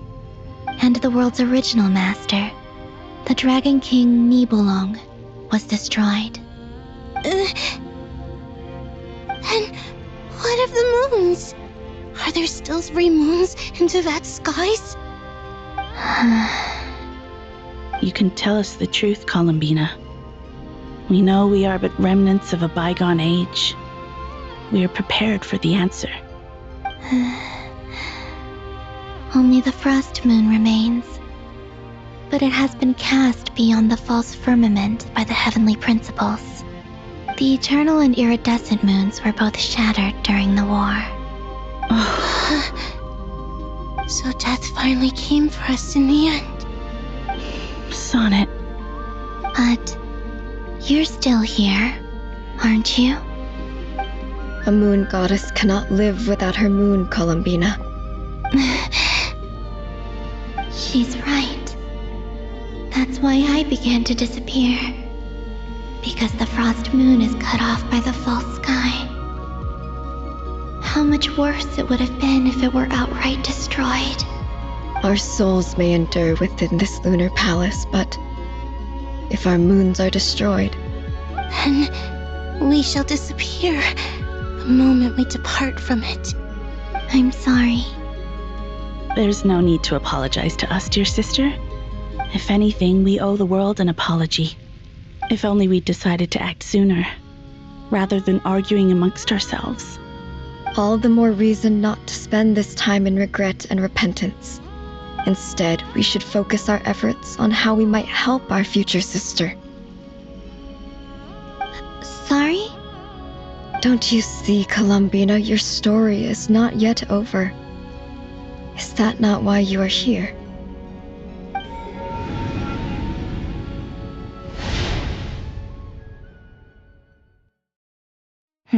It's done. Initiate numerological array. Continue running primary process. Calculate the world's fate through extrapolation.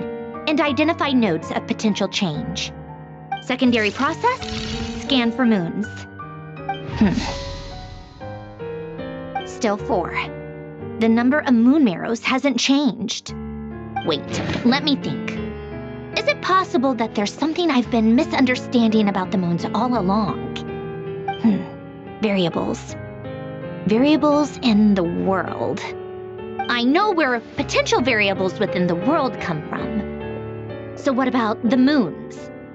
Are there any variables there? Like their life or death, for instance. What if being alive or dead makes no difference to a moon?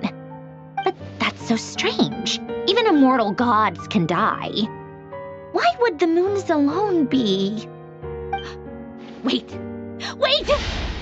I've got it! If alive or dead is considered a variable, we might have had this wrong the whole time. No one ever said that a moon marrow equals a living moon. We just made that assumption ourselves. Initiate secondary process. Scan again. This time filtering out interfering perimeter, moon marrow.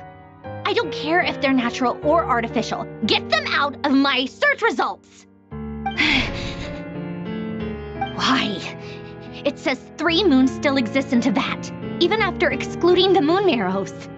But we know for a fact that 2 of them are dead. Redo the scan. Narrow the results to living moons and real moons. No, scrap that. Narrow it down to moons that have lunar authority and remain alive. Why? Why is it still 3? What is this, Columbina? Has the world lied to us? Or are you the one pulling the wool over our eyes?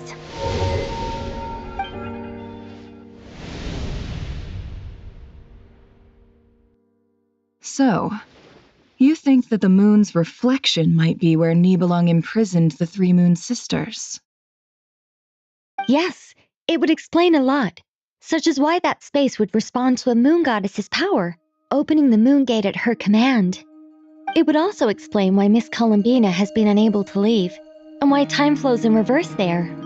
In the messages she sent, Columbina promised us she'd find a way to return, but we have no way of knowing how, when, or where this might happen. The fact that she still has yet to reappear in this world indicates that returning from that place is no easy feat. We cannot afford to simply wait for her. So you're saying, if she could return by her own power alone, she would have done so long ago? Yes, she certainly wouldn't leave it to this late stage when it's so touch and go. I've been giving this some thought, and I've come to believe that Luana's harm might be an anchor that she left behind, as a sort of future waypoint. This could also explain why Luanatar is always by the traveler's side. Sounds like a plausible theory. If that's the case, there must be some criteria we need to fulfill to allow Columbina to return to the present. The question is, what could they be?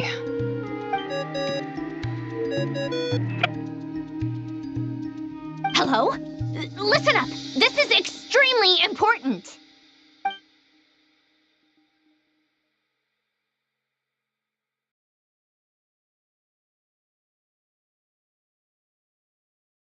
Not only is Columbina alive, but she may well exist in a form unimaginable to us. I'm still unclear on the details, but she's done something truly inconceivable in the past.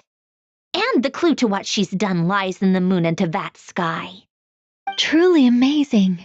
Oh, I'm so delighted for her. I'm sure we all feel the same. And I'm sure Columbina is ready to get back here and fight by our side.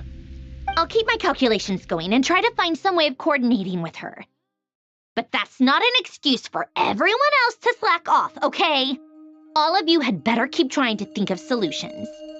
How can the dead moon still live? And Luanatar?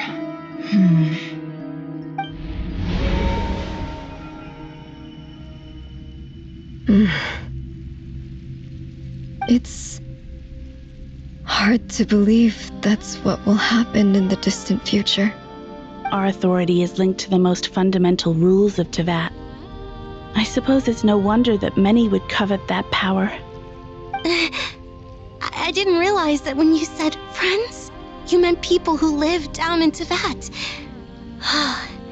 That's so lovely. I always wanted to go down there and have some fun. Have you ever tried leaving this prison? Of course. Between us, we've tried everything. But no matter where we go, this space will eventually bring us back here. It's like the center of a whirlpool. Everything ultimately converges here, at the moment when Nibelung imprisoned us. In that case, have you tried using any of those pathways that connect this space to the real world? Sorry? What are those? They're passages through which you can make small-scale changes to reality by using Kuvaki. Or am I the only one who can use those passages? Because part of my soul remains in reality. Kuvaki. What is that? You don't know? It's a unique kind of elemental energy found only in Nodcry, the land from which the moons arose. Oh. Well, it's true that the moons first rose up from the part of Tevat you say is called Nodcry. But there is no difference in the elemental energy between there and anywhere else. What? Could you show us some of this Kuvaki hyposelenia? Maybe if we see it, it'll make more sense. Okay. Isn't that just your power? What? But it's everywhere in Nodcry. In the air, in the land. Even the creatures who live there have adapted to its influence. How curious. This Kuvaki certainly did not exist anywhere in the world before we were imprisoned. Let alone influence living creatures. So, how exactly does it affect them anyway? Can they float in the air like us? This is so strange. Why would their reality differ so much from mine?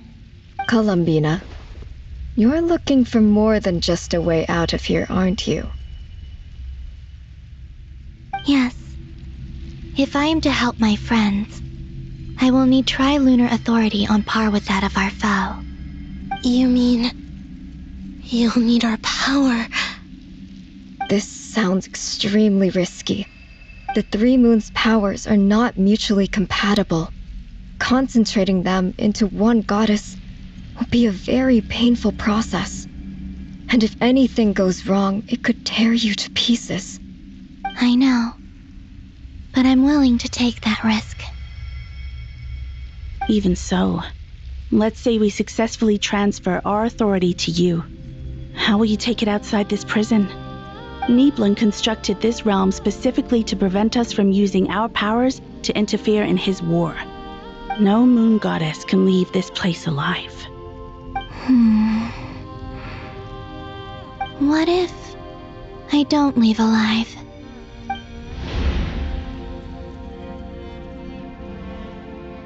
Where do we even start? How are we supposed to figure out what we're meant to do to help Columbina?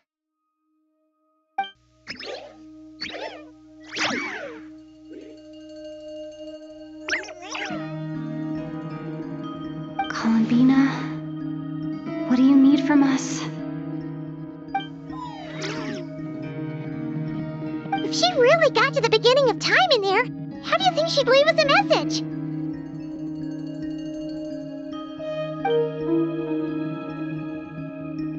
You don't think she'd write it down on a stone tablet somewhere in the hopes that we'd find it, do you? Seems unlikely. Columbina may not talk a lot, but she thinks deeply about issues like this. Let's review what we know.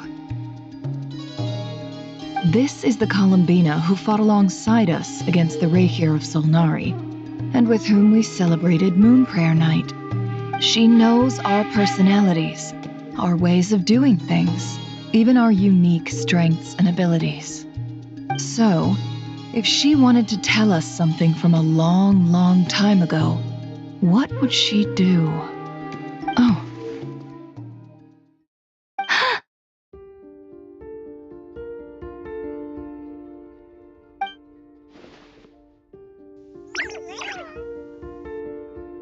Traveler, you once said that those golden ripples also appeared when Luanatar was born. What if Columbina left Luanatar here, not just as an anchor to the real world, but for some other purpose? If she is part of Columbina, and Columbina knows that I can see past events through her... Oh yeah! Like when you peeked into Rarir's past through his heart! Nefer, wait. If you're right about this, and you can really see past events through Luanatar, your eyes, they'll... Oh, I know. Looking at Rarir's past in Conria was already enough of a strain on my eyes. Looking this far back into the past, it'll surely blind me. But it's our only chance. This is the only way. Boss. We spoke about this once, a long time ago. Do you remember what I said, Yehoda? The day I lose my sight, the Curatorium of Secrets will be yours to run. But... What's wrong? I'd be overjoyed if I were you. This day's come a lot earlier than either of us expected. I need to know you'll honor our agreement, Yehoda. Promise me. Yes, Boss Neff. I promise. Are you sure you don't want some time to think this through? What is there to think through? I should have gone blind after our battle with Rarir. Frankly, it's almost criminal that I got away with it for this long. Then at least let me take some precautions on your behalf. And if you really do lose your sight, I'll visit your office every day and make sure you're well looked after. Oh, please, anything but that. I was actually ready to go through with this. Are you trying to scare me into backing out? As if I could ever scare you. I'll assume you're just joking to calm your nerves. All right, enough chit-chat. Let's do this.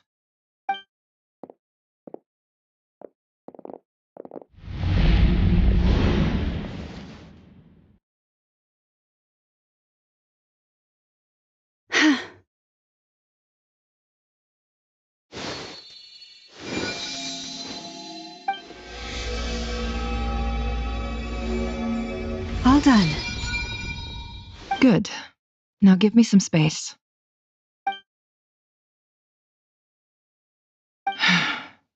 Come on then, little one. Show me what happened in the past.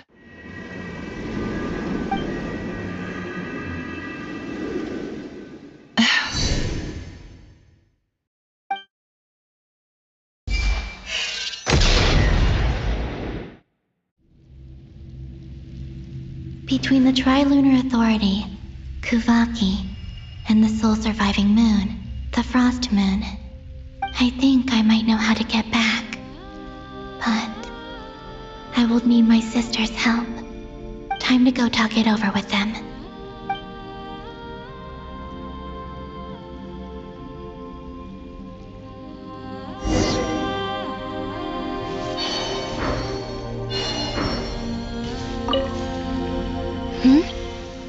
Have you decided what to do? I hope it's not too dangerous. You really scared me when you said that thing about not leaving here alive. Come on, let's go find the other two.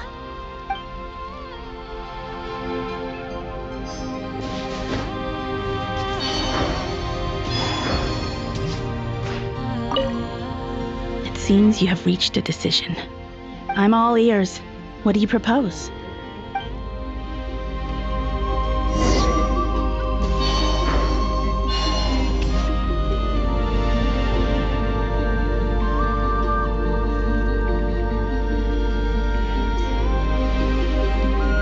Have you figured it out, Columbina?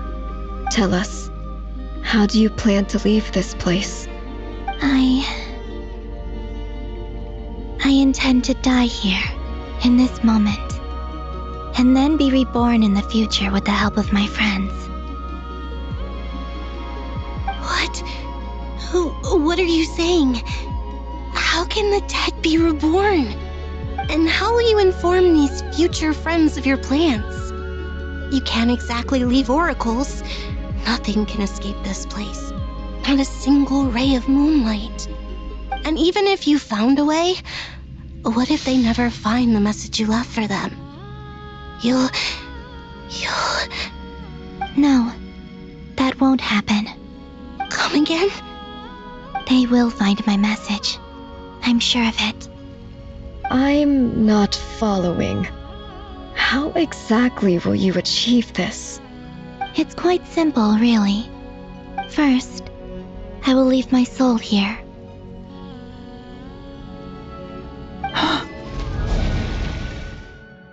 I see it. Your soul? You mean your divinity? Yes. I once left a portion of my soul in the future. One so small that this prison barely noticed anything.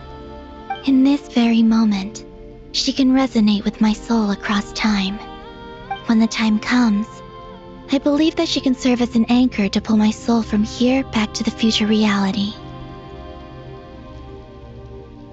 Just as gravity connects the world to the moon. Exactly.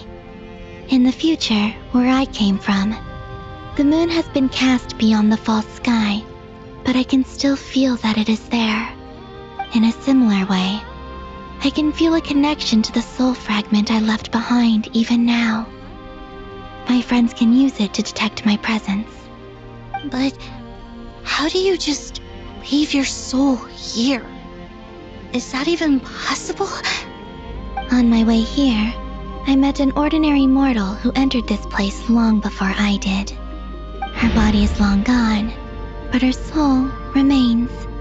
And before that, I encountered an old enemy whose entire soul survives here intact, while the power that once corrupted his body has faded away.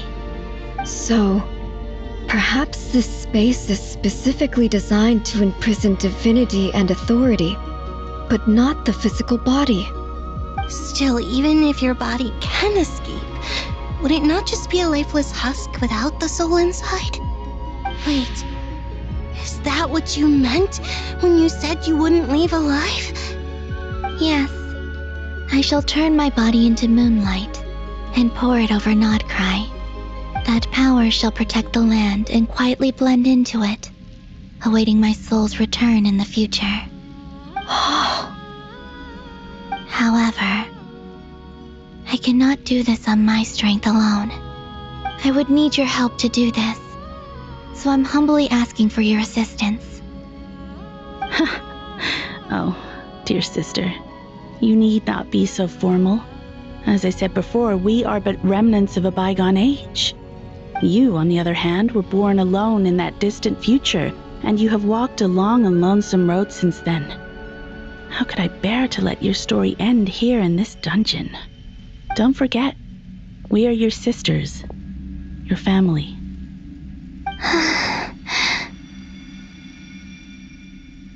Arya's right. Actually, I've always wanted a little sister. Can you imagine how it's been for me? Getting nagged by 2 older sisters all the time. Now, I finally get to be the big sis. And not just that, but I get to help you return to your world, too. How could I say no to that? Sonnet. Kennen?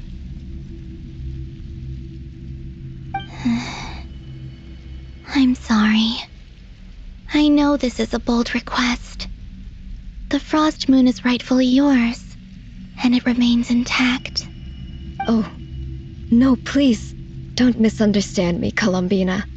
I was just thinking back on the years that the 3 of us once spent together. You cannot imagine how happy I am to hear of the future world you describe. The Frost Moon Scions, your lovely, kindly friends. For the 3 of us, whose purpose in life was to maintain the peace in Teyvat. It is a great relief to know that the people of this world live in such an abundant future. If your plan can save them, and save Notcry, I will gladly give you all that I can. Besides, the 3 of us have been together since the day we were born. I could never abandon them to live on alone without them. Cannon. Still, I do have one question I would like to ask you before we proceed. Certainly. What is it? Why do you cover your eyes?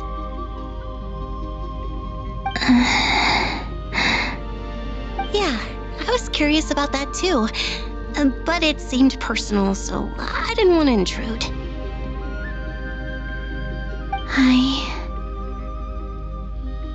There was a time when I refused to look upon the world.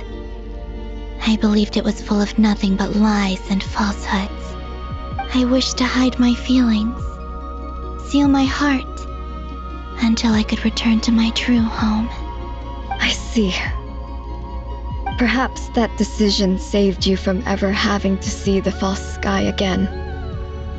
But at the same time, you likely missed out on many true and precious things, like the smiles on your friends' faces. Promise me this, Columbina. When you return to the future, open your eyes, take a look at the world around you, and see your friends. I'm sure that you know this already, given that you long to return, but that is your true home. Give me your hand, Columbina.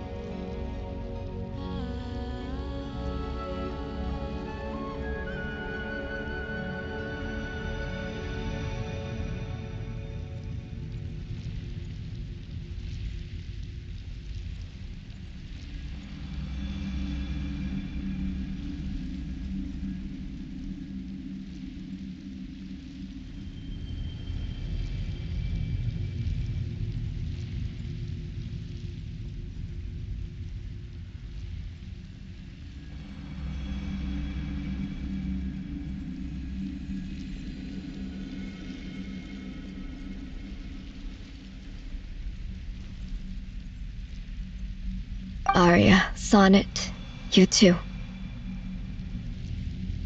Okay. All right.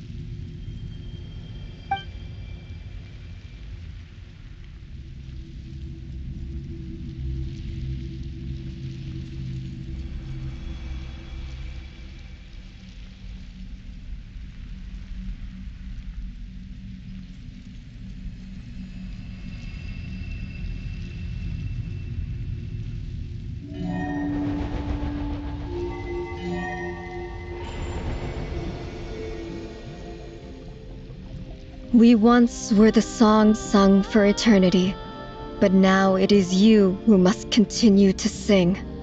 We once were the tides in the great river of time, but now we subside, and you arise. We were the messengers of madness and inspiration, but now the lies have faded, and your truth must endure. We are souls awaiting the sun. You must return to be with those who smile when they see your face.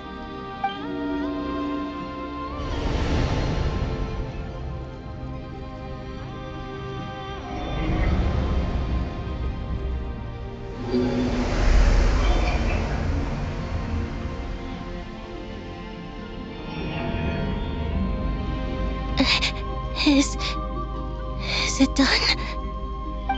Yes. We have transferred the authority over all 3 moons to Columbina Hyposelenia. From this moment on, she is the Tri-Lune Goddess, the one and only moon goddess of this world.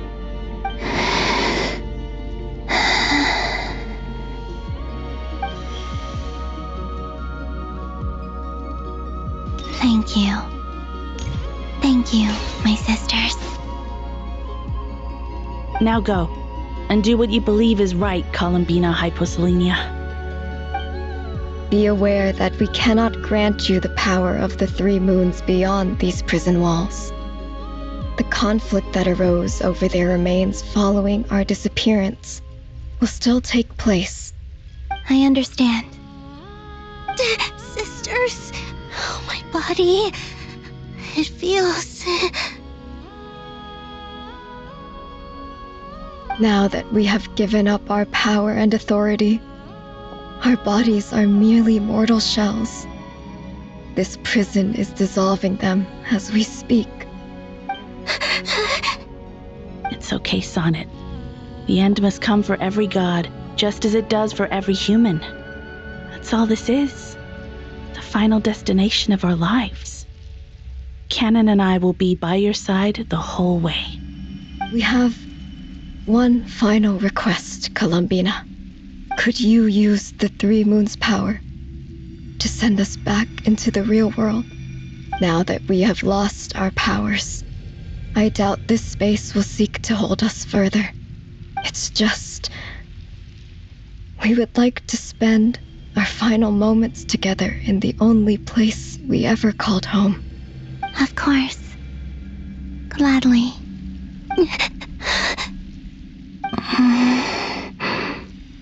Sonnet? Yes? Don't... I wish I could tell her not to give in to the abyss. Not to be afraid. But is this really what I should say at this moment? Don't forget. I'm so glad to have a big sister like you.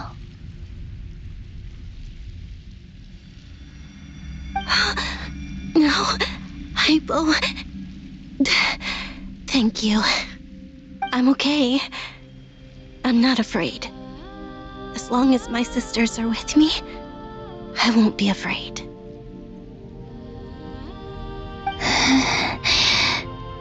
It looks like this is goodbye, sisters. Goodbye, Columbina. Take care of this world in our stead. I will.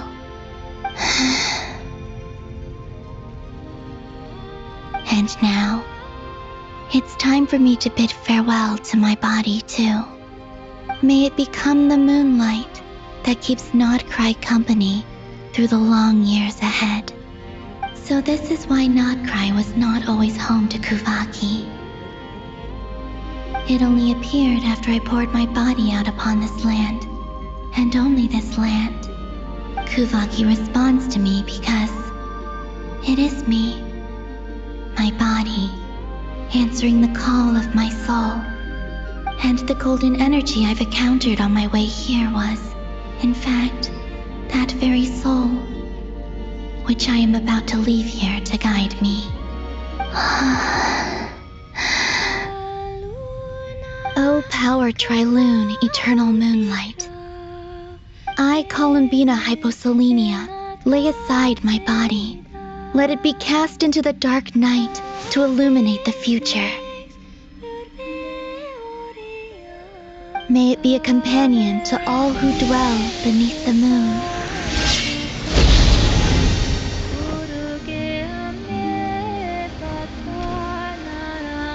Until the time comes for me to return home.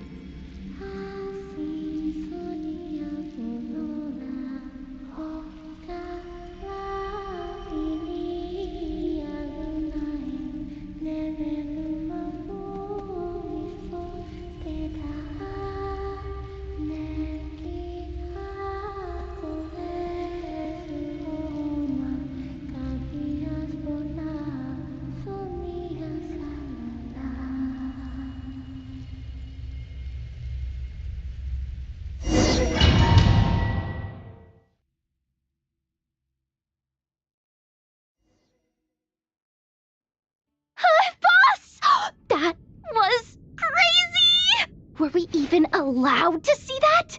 Is anyone? Oh, can you still see? How many fingers am I holding up? I see 2 fingers, and a look of sheer terror on your face. Truly astounding, Miss Nefer.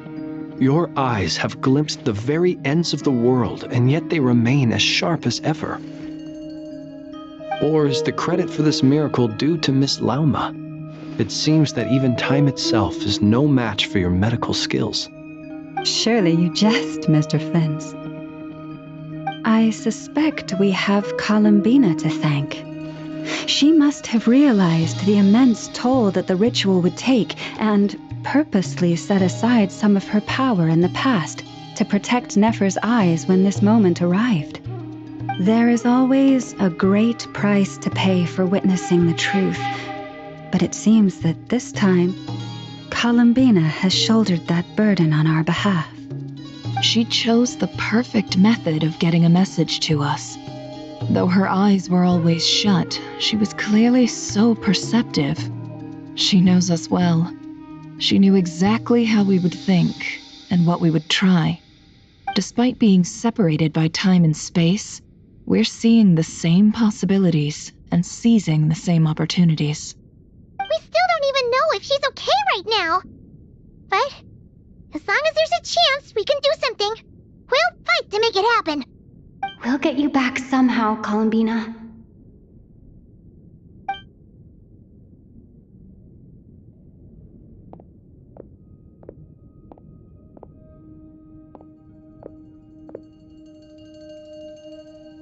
Well, based on the information we now have, let's figure out our next moves. Thanks to these gentlemen, we have a much clearer picture of the situation with Dottore. The civilian population has been moved to safety, so we no longer need to hold back. Miss Androne, how are the calculations going? So far, so good. I'll keep seeing how far I can push the system, though.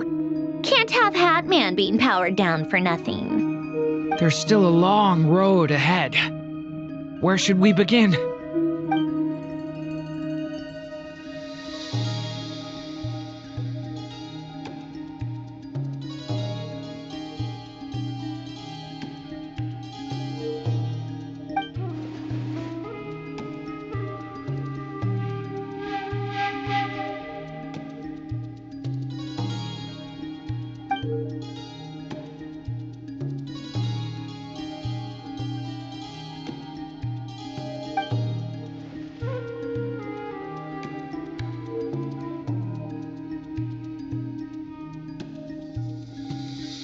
Our plan is clear. Time is short, so let's get moving. There's just never enough time, is there? Time is the bane of my existence. Ugh. Anyway, I'm gonna get back to work. All right, we'll do our part too. Yeah.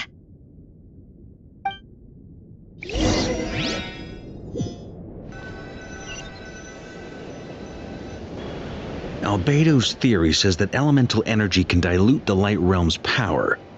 But I'm no expert in building elemental defenses. Sounds like something out of the advanced elemental theory section of the library. Whew.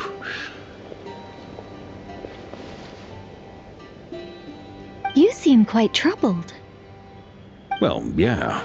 I mean, who doesn't get a little flustered when they're completely out of their depth? You were the very picture of confidence back when you approached the Hexen Circle. Eh, I could have been faking it through that whole meeting for all you know. Who's to say I'm not just a ball of nerves in a charming and gregarious package? Oh gosh, really? I'm so sorry, I had no idea. Well, you're all the braver for it. Still, I was much more in my comfort zone than I am here. At least in Mondstadt, you can cry for help from a cliff top and actually stand a chance of summoning Barbados himself. Things have never looked bleaker than they do now. If we don't pull this off, Tevet's doomed, isn't it? Oh, you think so? Actually, yes. Yes, it probably is. It's a shame. Don't put too much pressure on yourself. Tevat has faced annihilation many times in the past, but it also gave us you, didn't it? Hey, don't give me that. It's not like I'm anyone special. I disagree. Every human born in this world is special. We angels have always believed that.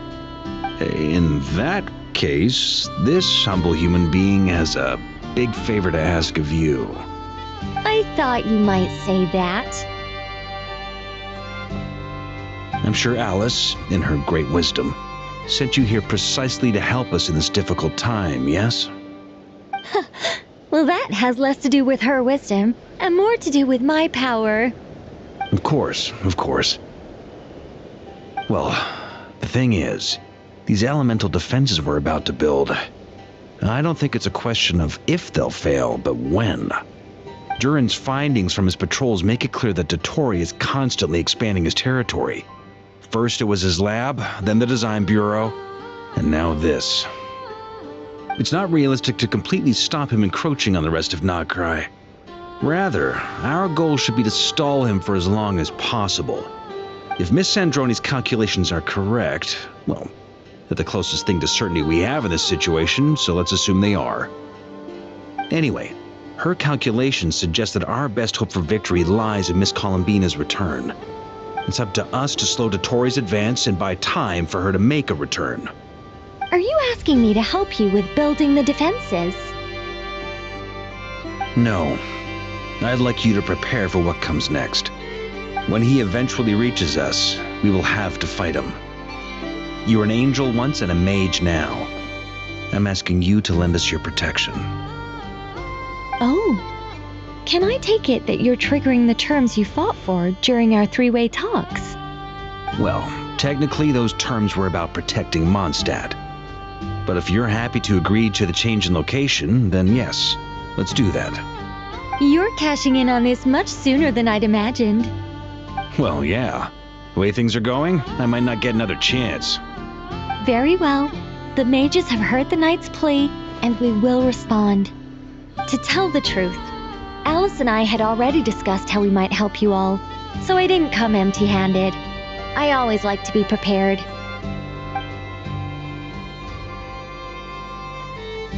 This is... wow. Yeah. This is great. Seriously, thank you.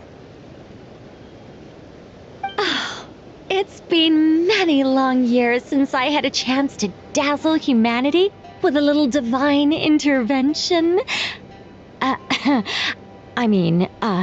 To humbly serve as a reliable and responsible guide.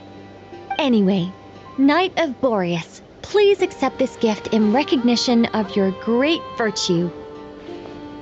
Go now. May the angel's blessing deliver you safely to your destination.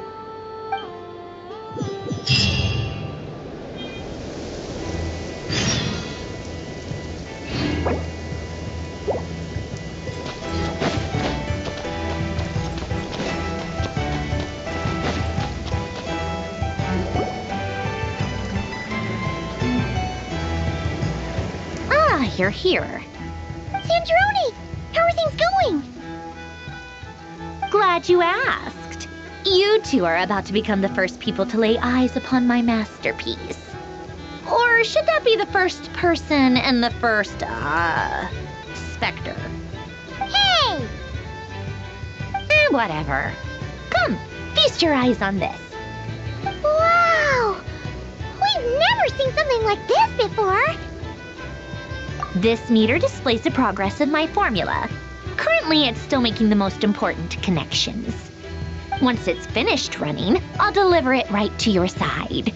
And then, we can finally bring Columbina back. What do you mean, deliver it? Can't you just tell us over the Dodo communication device? It'll just be some numbers, right? Ugh, you're such a greenhorn. This isn't the kind of formula you solve in math class. It's a highly complex algorithm capable of constructing a framework of rules. Ugh, whatever. We'll be here all day if I start trying to explain it. All you need to know, I'll share the data with you. Nicole's agreed to let me use her information channel, so we just need to use the Dodo communication device like so. And there. Now you can check in on my progress. Wow! Look at that! You're amazing, Sandrone! About time you recognized my genius. Took you long enough. Anyway, that's all for me. You should check on the others if you have time. Make sure we don't have any weak links in the chain. That might sound harsh to you, but close supervision is a common practice in the Fatui. Not looking to catch anyone out. I just care about everything going smoothly. That's all. I'm kinda stuck here while the formula's running, so I need you to be my second pair of eyes in the meantime.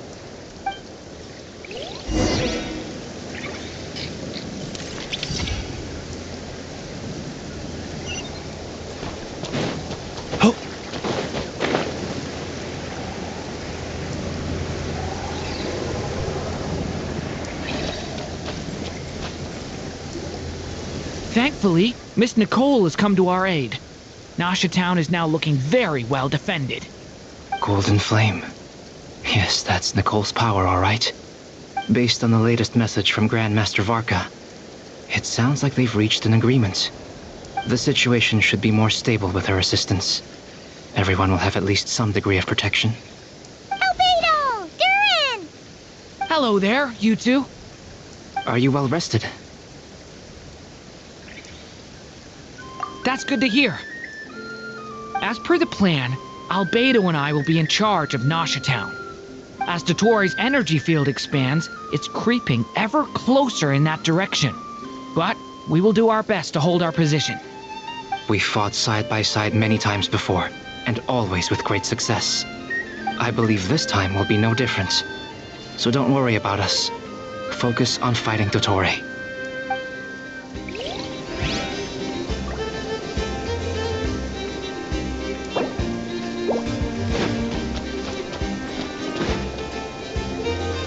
Yes, Miss Moonchanter?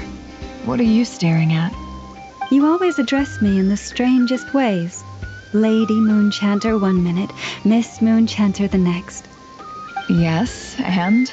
Are either of those incorrect? Not as such. It's just that I simply call you Nefer nowadays. Uh-huh. That's my name. What's your point? The point is I don't add any honorifics or titles. Meaning what? That maybe we're on friendlier terms now than we used to be. Is that how you see it? And I thought I was the one with eye damage. Nefer! Wilma! Paimon, traveler. Just swinging by to check in on you. How are things going? Did you manage to get some rest? Don't worry about me. I won't slow us down. And I give my all to ensure our victory. Ah, yes. Allow me to give you two a quick checkup. All done. You're both in good shape. You're welcome. You'll have your work cut out for you in this battle against Dottore, so make sure to get some rest in first. Paimon will keep an eye on her. Don't you worry. I'm glad to hear it. Take good care of yourself, too, Paimon. Sure thing.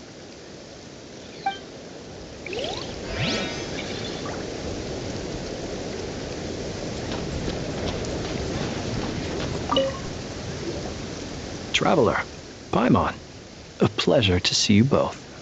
Twins! How's everything coming along? Fairly well, if I do say so myself. Personally, I am ready to confront Dottore head-on. Ooh, you sound much more serious than usual.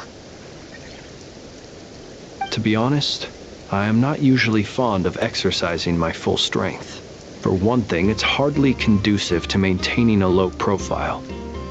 Besides, I believe one should have the right to choose when to show their hand.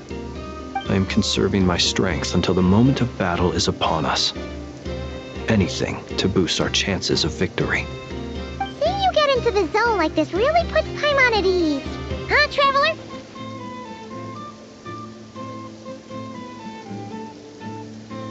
I consider it an honor to have your trust. Rest well. I look forward to seeing you both in your element during the battle.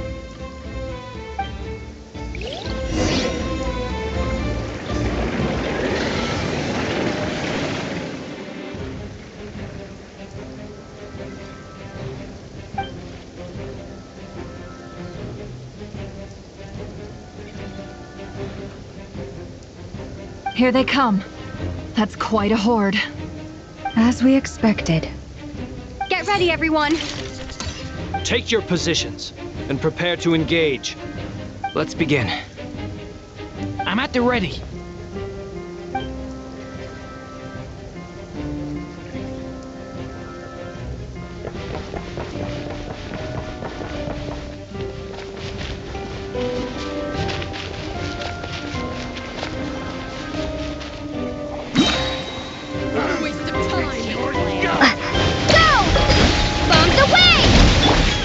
Close your eyes. Be silent. Another one. Go! Fine. Beware the creatures of the night. You're pretty.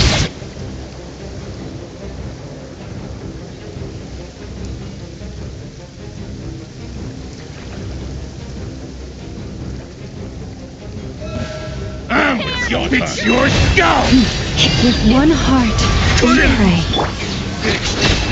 These creatures cannot stand against us.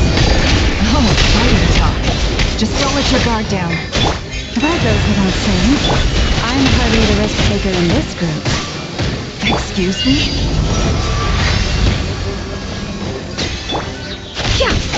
It all adds up.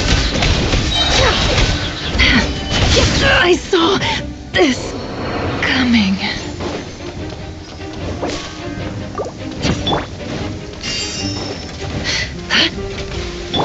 You poor lost lamb. Can't hide the truth. With one heart, we pray. Leave this place.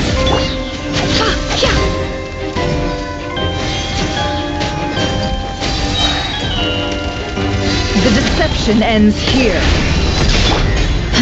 Forest, protect us.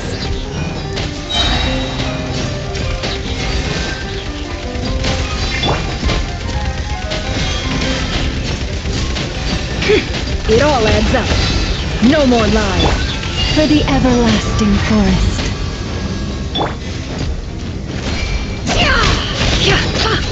It all falls into place.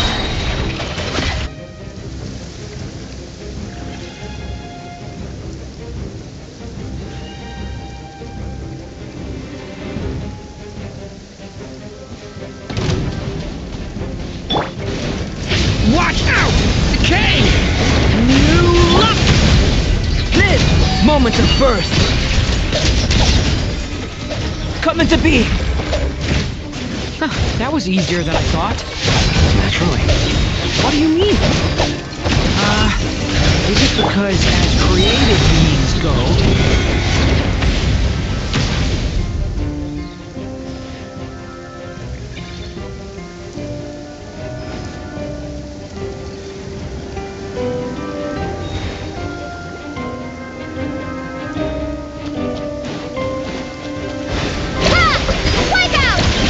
Close your eyes. Be silent.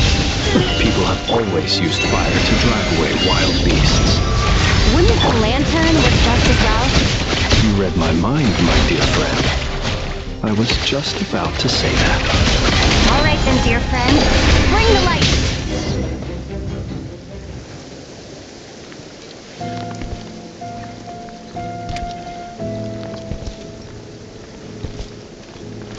You're looking well. I trust you've had a good couple of days. Dottore. It's actually a good thing, in my view. If the subjects of my experiment were to die prematurely, it would throw quite a wrench in the works. And so, I must thank you all for your resilience. We are no longer on the same level, but you are nonetheless worthy of my respect. A creator god should be merciful and gracious after all. And in any case, it is only right that before I end your lives, the world is informed of the arrival of their new god.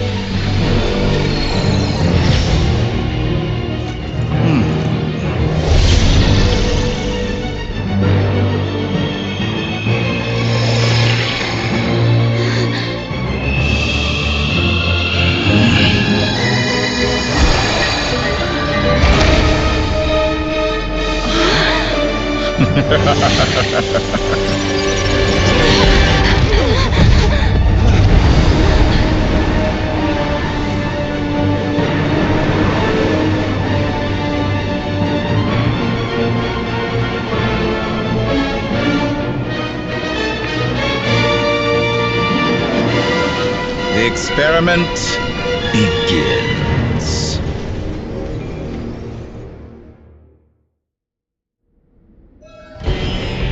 With the marrow of the three moons in my hand, behold the false thorns fall!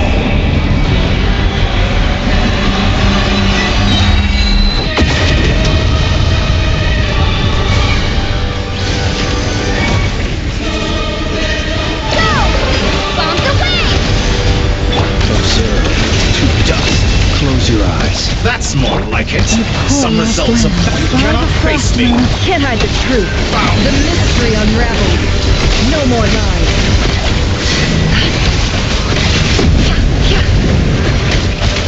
Can't hide the truth. You barely managed to touch my level. Go! Entropy. Be silent. To me.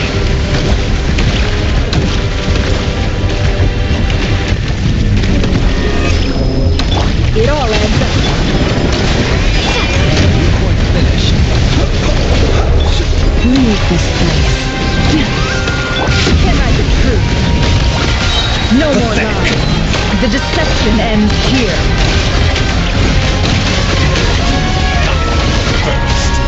Answer my Oh. I've been moved inside another space. And it's sealed off. Looking at the structure of it, it seems like the Tory intends to trap us here. There's no exit. Our ignorance is about to be put to the test. My entropy bends to me. Stalling for time. And here I thought we dodged that.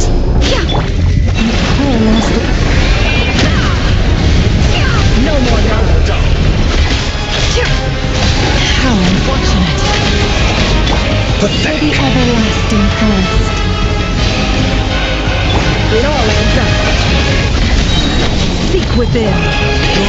Keep it. I'm still.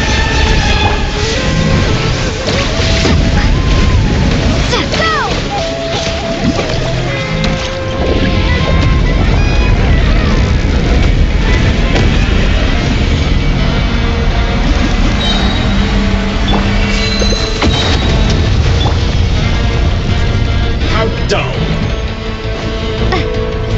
Water jet! Forest, protect us. By the frost moon evolve. The mystery unravels. Leaving openings on purpose. Good. Keep it up. I'm still collecting data. Excellent. You barely managed to touch my level. Tell me, where will you try scurrying off to next? Looks like Dottore has opted for a divide and conquer strategy. But we will not allow him to triumph. Now, I shall pray for our victory.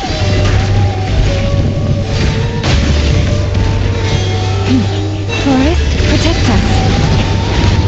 Moon's remnants fall. Can't hide the truth. No more lies. It all adds up.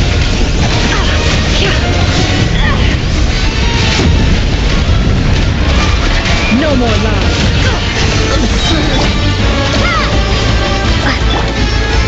Seek within. It all adds up. Tomatoes. Did you honestly think that would get me? You cannot face me. Foul.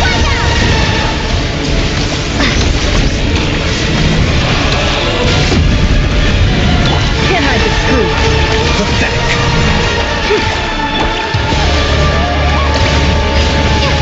Entry bends to me.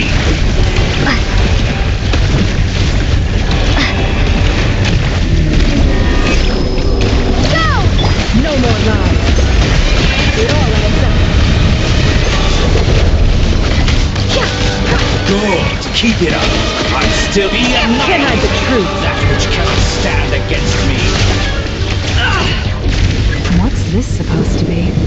A knockoff version of the space Columbina got trapped in? There really is no way out. We'll see about that, Dottore.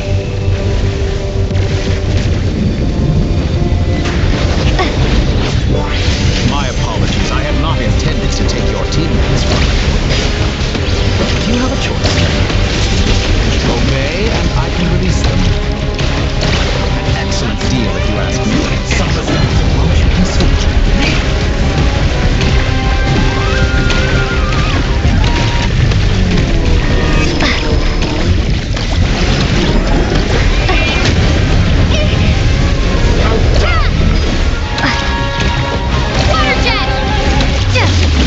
Be shackled!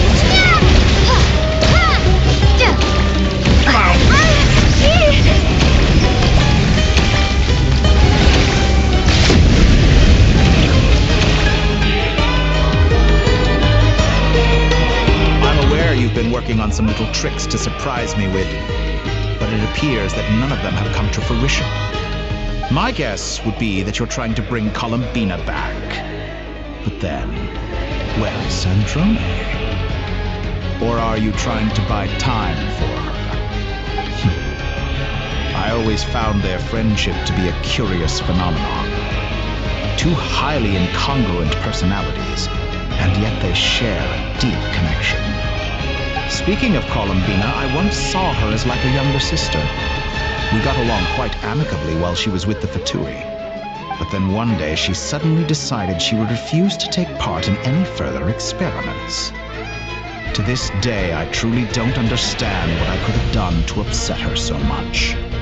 It's such a pity. I could have had a sister, a family. But alas, she grew to dislike me. You're not fit to be family to her. That I can't deny. So many people, all obsessed with playing out the same tired old dramas. This world is rotten to the core. And then there's you. You had every opportunity to reach the right conclusion. thought of killing you off like this. But I maintain that I approached you in good faith, so I will offer you another chance. Will you work with me? You have until I count to 10 to make your choice. 1, 2, 3. Not in a million years.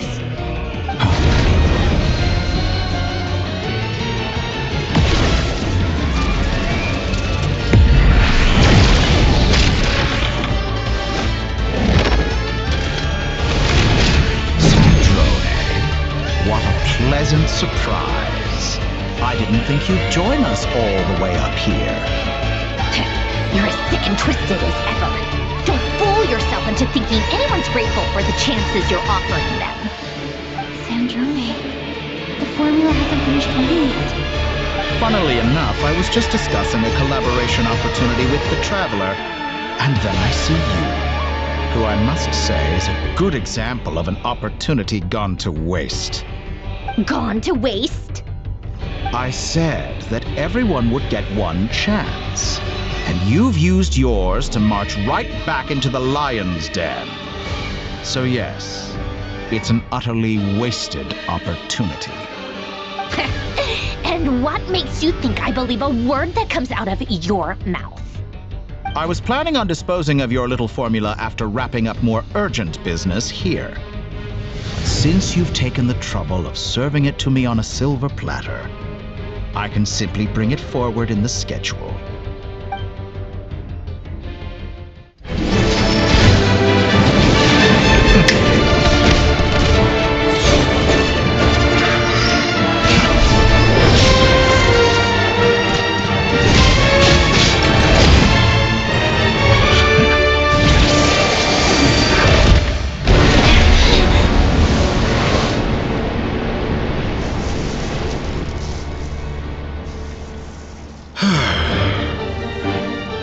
Is this your life's work? This piece of trash?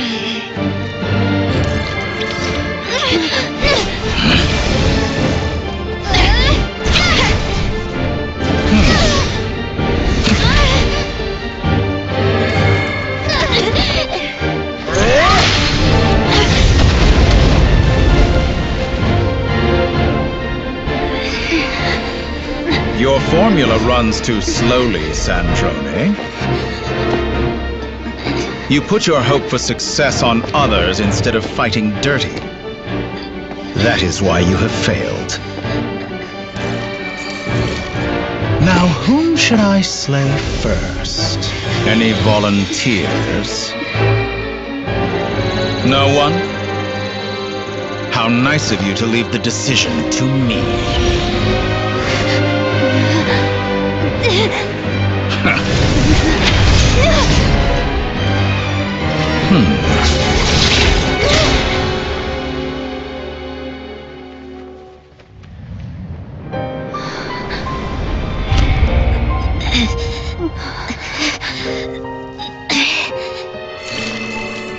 Oh, how unexpected.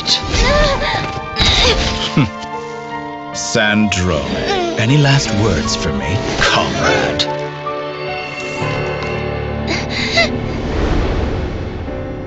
Is there anything you wish for? Not really. But I've always known what I don't want. Go to hell, Dottore.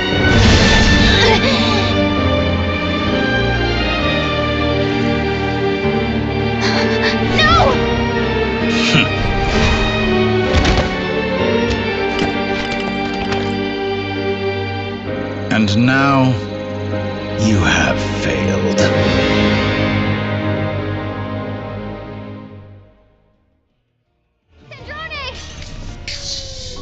Now you see how fragile mechanical contraptions are. Just a gentle tap, and they fall to pieces. However keen of an inventor Sandrone may have been, her death spells the end of the formula that was running inside her body. Of course, I have to commend her for making it this far. As her colleague, I have to admire her stubborn tenacity. Now, it is time for you to take your place by my side. My count was interrupted, but the second chance I extended to you still stands. Once again, you are welcome to join me. By now, I'm sure you have gained a greater appreciation for the power and authority I wield. What is stopping you from embracing a new world of endless possibilities? Not in the mood to talk? As you wish. You seem less talkative than usual today. I'll change the topic to something more apropos. Sandrone was always like this, never trusting anyone, always so reluctant to share her research with them. Objectively speaking, she had her strengths. It is remarkable how she extracted and even optimized the world formula from so much data. But her inability to trust was her undoing. Had she allowed someone else to monitor or run the formula for her, you might still have a chance at victory even now. But regrettably, she was a stubborn fool. As much as it pains me, she had to go. Dottore. Maybe this is news to you, but people can change. Columbina surprised you when she escaped, and I think Sandrone would surprise you too. Change? You can twist the truth however you want, but I see it clear as day. You're the one who can't trust other people. Is that how you see me? By this point, what can you hope to do about it?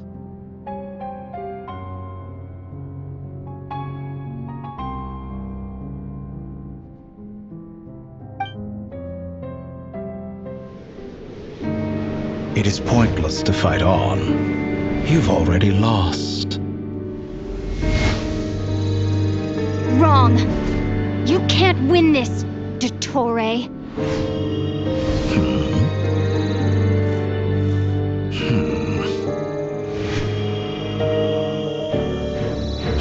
What?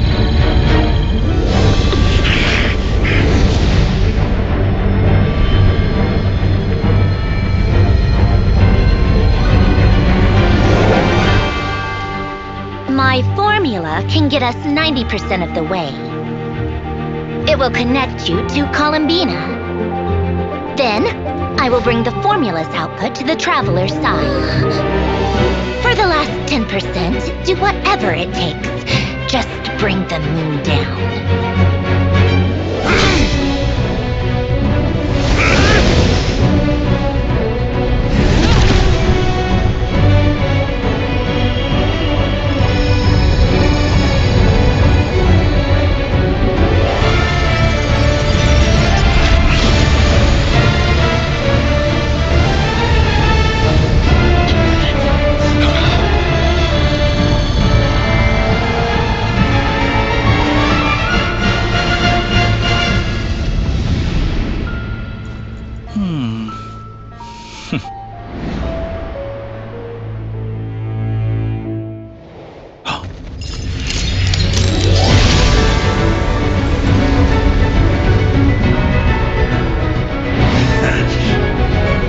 The moon will never be yours.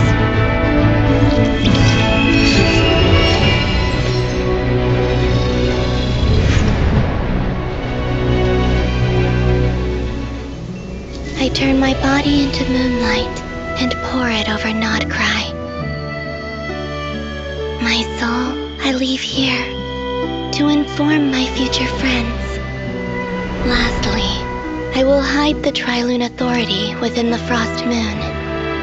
And when my body, soul, and authority are reunited, finally...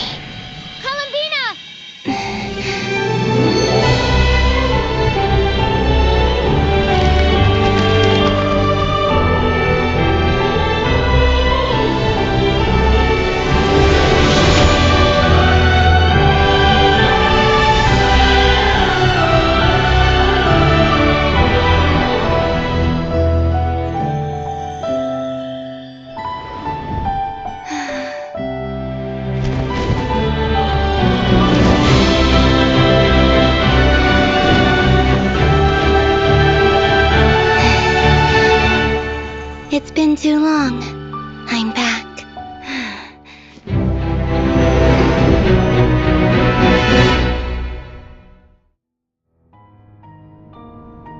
Stay focused on the battle, Traveler. What a touching reunion. Though I personally find myself repulsed by the sight of weaklings huddled together for war. Now, quite finished patting yourselves on the back, show me how long you can struggle before you drown. Watch out, Columbina! He can manipulate space itself! I know. Wait for the right moment. We'll trust together.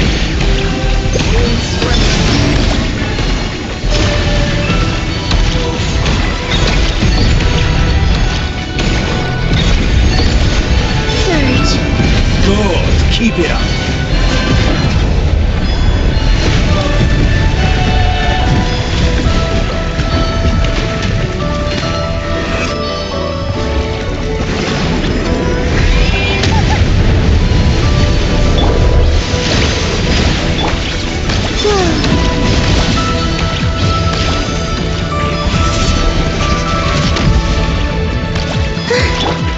Water jet! How dumb. Enough! Water jet! Like an ant in my palm.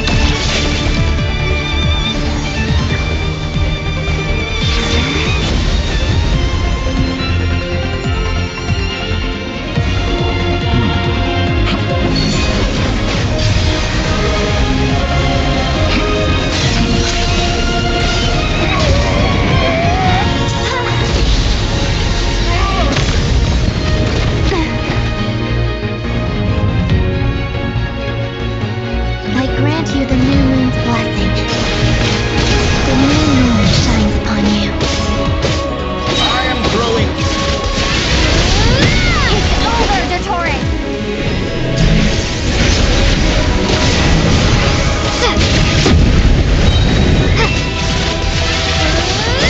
Time to pay for your heinous crime! No longer must the world cower in the cold night.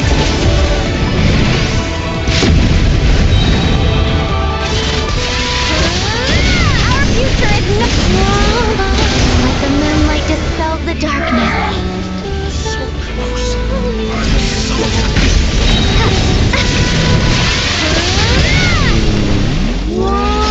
Everlasting as the moon. Decaying world!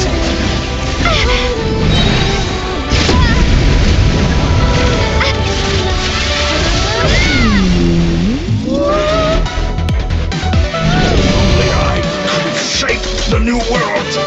Only I.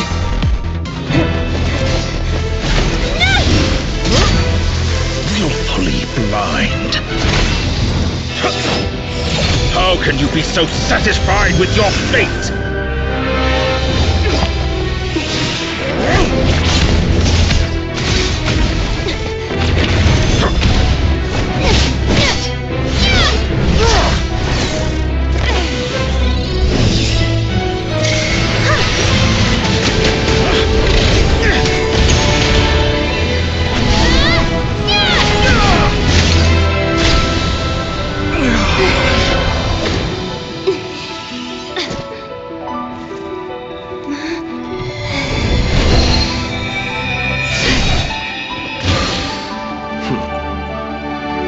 This battle was never about fate.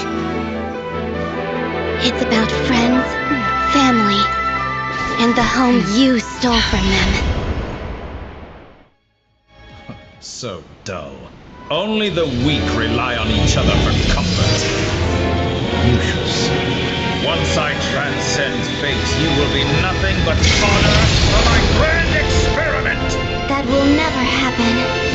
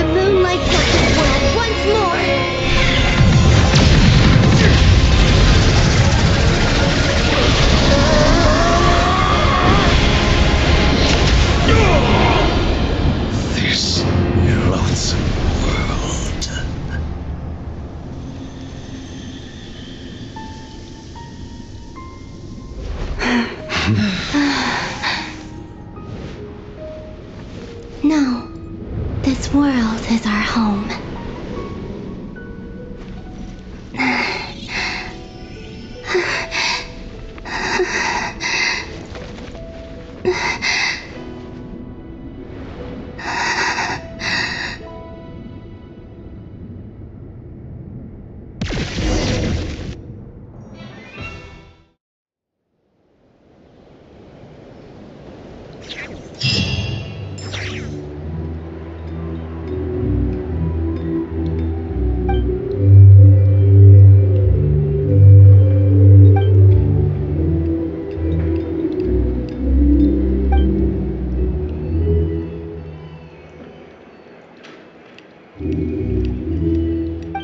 No, you're doing it wrong. The moon looks like this now. What are you drawing, children? The new moon, Mom! It looks different than before, doesn't it? Also... Can I go buy a sugar sculpture today? Please? Just one? All right. I suppose today is a special day after all. Almost like a festival. Extra, extra! Get the latest Nasha Express here! Post-disaster report! Nasha Town reborn beneath a new moon! The voyage begins today! The future looks bright thanks to the League. Want a copy? I knew things would be different, but I didn't think that would include the moon. They say a new moon goddess has been born. A new moon goddess? Who's saying that? The Frost Moon Scions? I guess so. I'm not too clued up on the details. As far as I'm concerned, the moon's still in the sky and it's business as usual. Hey, since we've come all this way, shall we grab ourselves a free meal while we're here? Are you a convert now? Or are you just here for the free lunch? Oh, come on. What does it matter? After everything we've all just been through? That smells good. All right, that's it. I'm hungry. Time to... Come on! We gotta get there early, or there won't be any good spots left! Shh, keep it down. This is a residential area. What if people are still sleeping?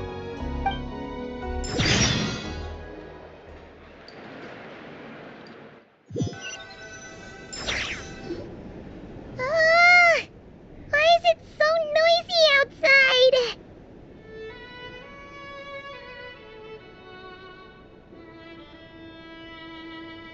It's okay. Paimon was pretty much awake anyway. It's been so long since we last had a chance to relax, huh?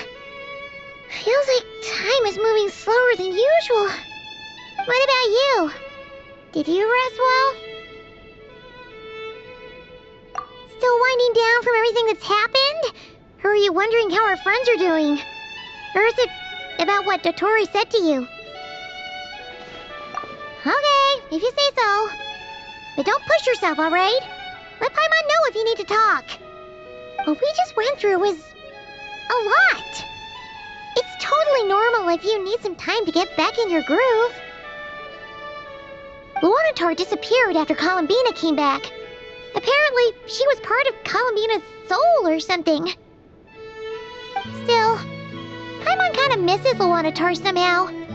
But anyway, you did great. So did Paimon. We all worked our butts off to contain this disaster, and in the end, we made it. So, chin up, Traveler. You should be proud of yourself. Hey, don't poke fun. You should be glad that Paimon's growing as a person.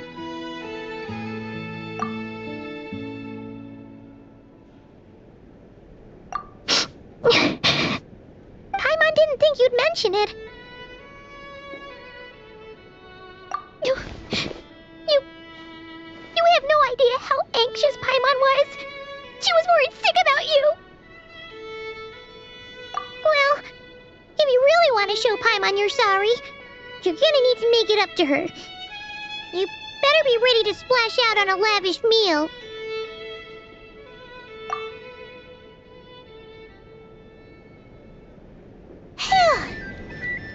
Okay. Paimon's full now. Huh? Oh, well, Traveler and Paimon. Good morning. Morning, Yehuda. Here for some breakfast? Oh, I've already eaten. Just need some water. I was mostly worried you might forget what day it was today. So, I came over to remind you. Careful there, Paimon. Too much food will make you drowsy. Don't let anyone catch you hiding at the back and nodding off during the league meeting. You should probably be saying that to Aino.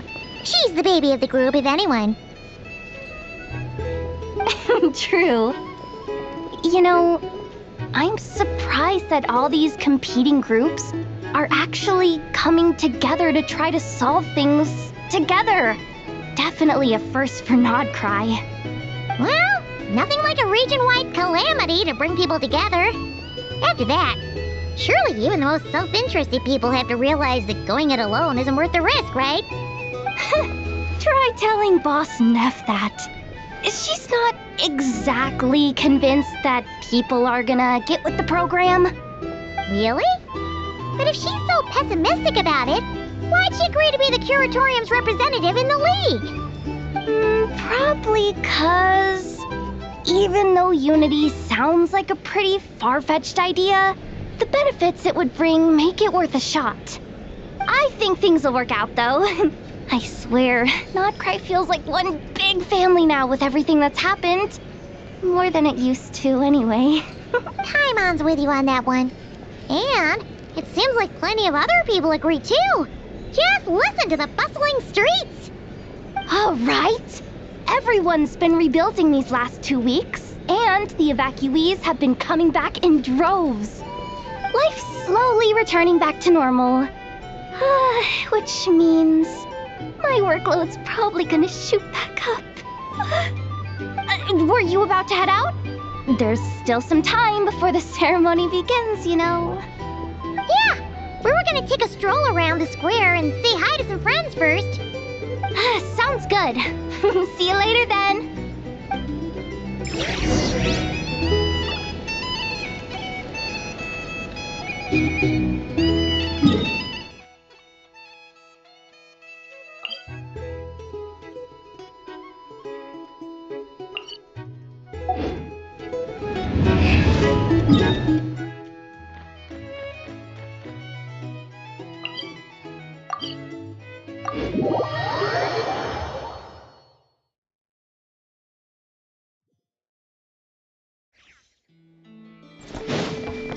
Accelerating.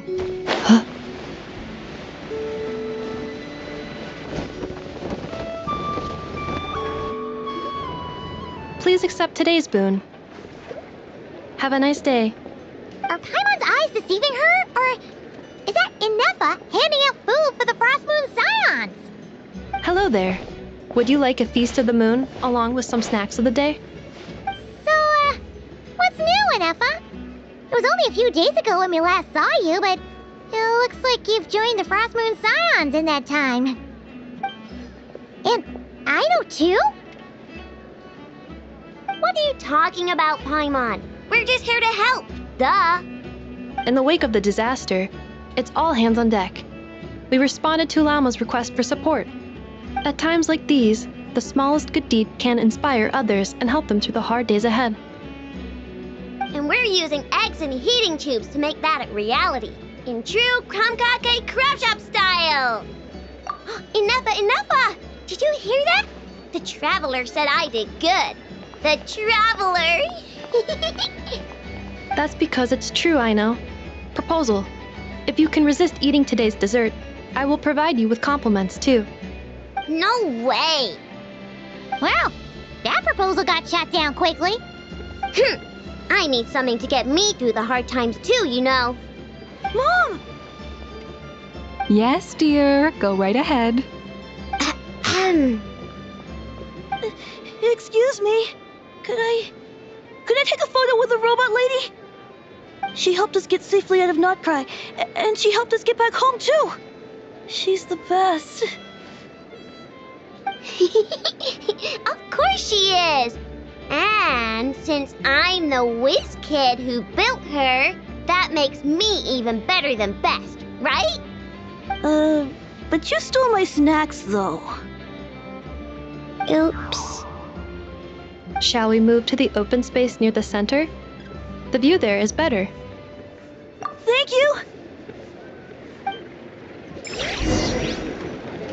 Aren't you the better pick for this job, Flint's? You underestimate yourself yet again, Master Ilua. Not at all.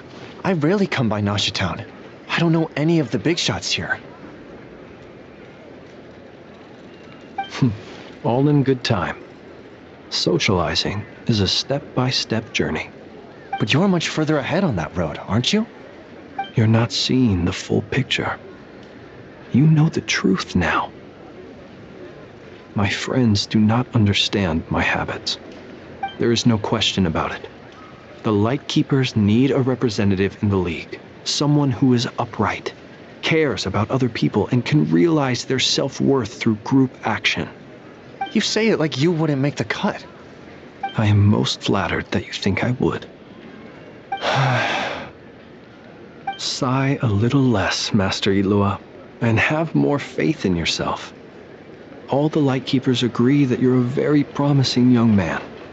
That is precisely why Starshina and Nikita felt safe delegating such important work to you.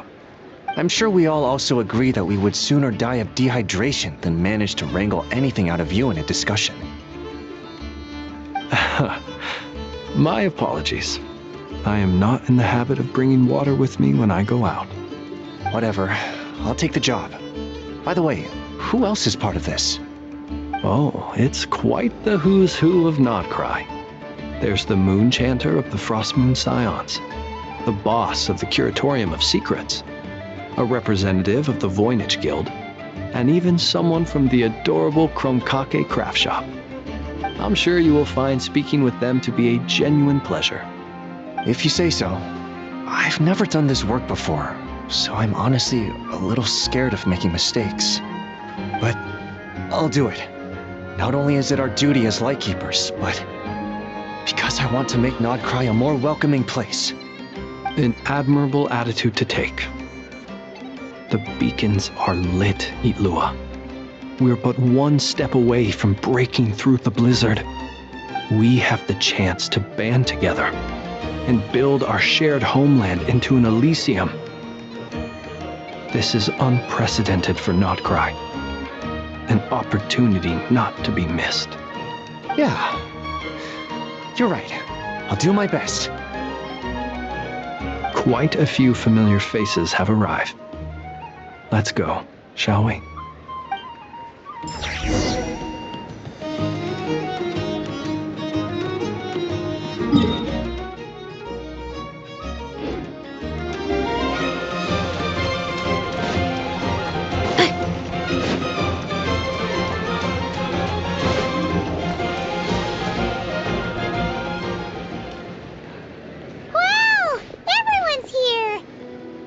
You seem well rested. I know no one's asked, but I'm sure you all want to know, so let me just say, we're doing great. Thanks. Well, great, but not perfect. Starting to lose my mind from boredom. Can't drink a drop of alcohol while I'm waiting for my wounds to heal. I'm sure you had a sneaky swig or two. Wait, how'd you find out? I'm sure you must be missing Mondstadt after all these years away, Grandmaster. Yeah, you could say that again. Every time I get news from Mondstadt, it makes me want to go back and see the place for myself. Honestly, once things are wrapped up here, I think it'll be time to head back home. Hey, looks like someone's taking the stage. Can everyone see okay? Anyone need a boost? I'll just listen from the back. It's fine. You're taking this pretty seriously, huh, Durin? Well, it's not every day that I get the chance to see how people speak in official settings. Soak it up like a sponge. I'll make sure you get a chance to practice for yourself later down the line. Actually, I know just the thing. You can debrief the Knights of Favonius for me. Mr. Varka, are you forgetting that I'm not a Knight of Favonius? I can knight you. Any particular title you'd like? Is he joking? I really can't tell. You'll have to figure this one out for yourself. It'll be a good learning experience. It is my honor to host the opening ceremony for the League, and to have this opportunity to speak to you all in my capacity as Voynich Guild representative. Could this person also have been pushed onto the big stage by the real big shots? Guess I'm not the only one then. We come here today, having weathered the trials and hardships of yesterday, and having learned from them the importance of unity and cooperation. All right, here we go. Uh-oh, looks like Aino's off in Dreamland already. Wait, Boss is looking kinda drowsy too. What's up with her? Come on, get this speech over with already. Nodcry is our home, the land we rely on for survival. And as we chart a course for the future, may we persevere through the storms ahead as we sail towards a new era of prosperity, freedom, and hope.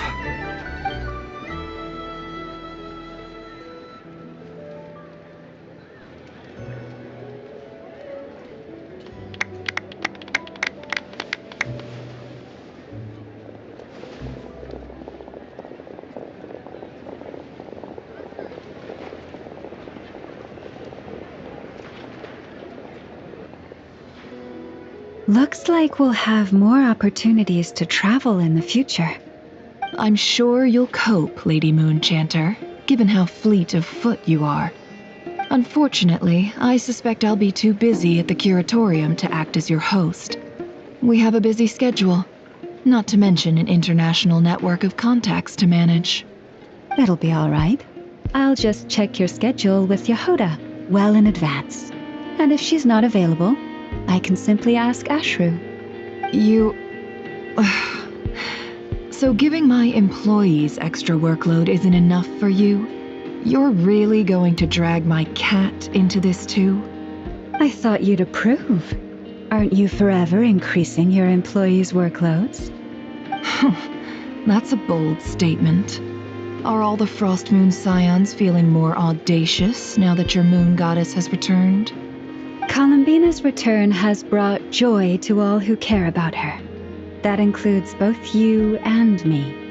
As for the Frost Moon Scions, we are learning how to thrive independently, without relying on the moon goddess. It is up to us to make our home a more livable place. Joining the League is one of the steps we are trying towards that end. I like the word try. It's nice and non-committal. You can opt out at any time and still say you tried. You don't see a bright future for the Frost Moon Scions? Or did you mean the League? I'm just not as optimistic as you. The Frost Moon Scions should count themselves lucky that they have a leader as stubborn and enterprising as you. But Nodcry's a big place, with all kinds of people. Most of them don't enjoy answering to a leader, or even listening to reason. Well, that's where you and your methods come in. Unless the Curatorium of Secrets is only here for appearances. For now, yes. And that won't change until this venture becomes worth my while. What would make it worth your while? Getting out more than I put in.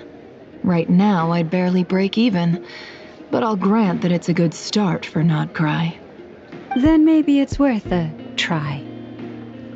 All right, you can stop now. Or do I have to join the Frost Moon Scions before you'll get off my back?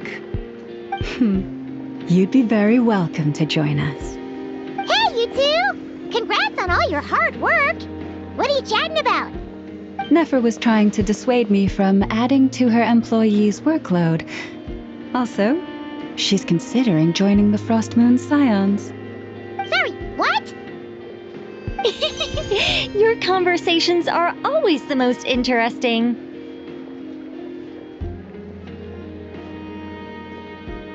Would you two care to join me for some tea before heading to your next destination?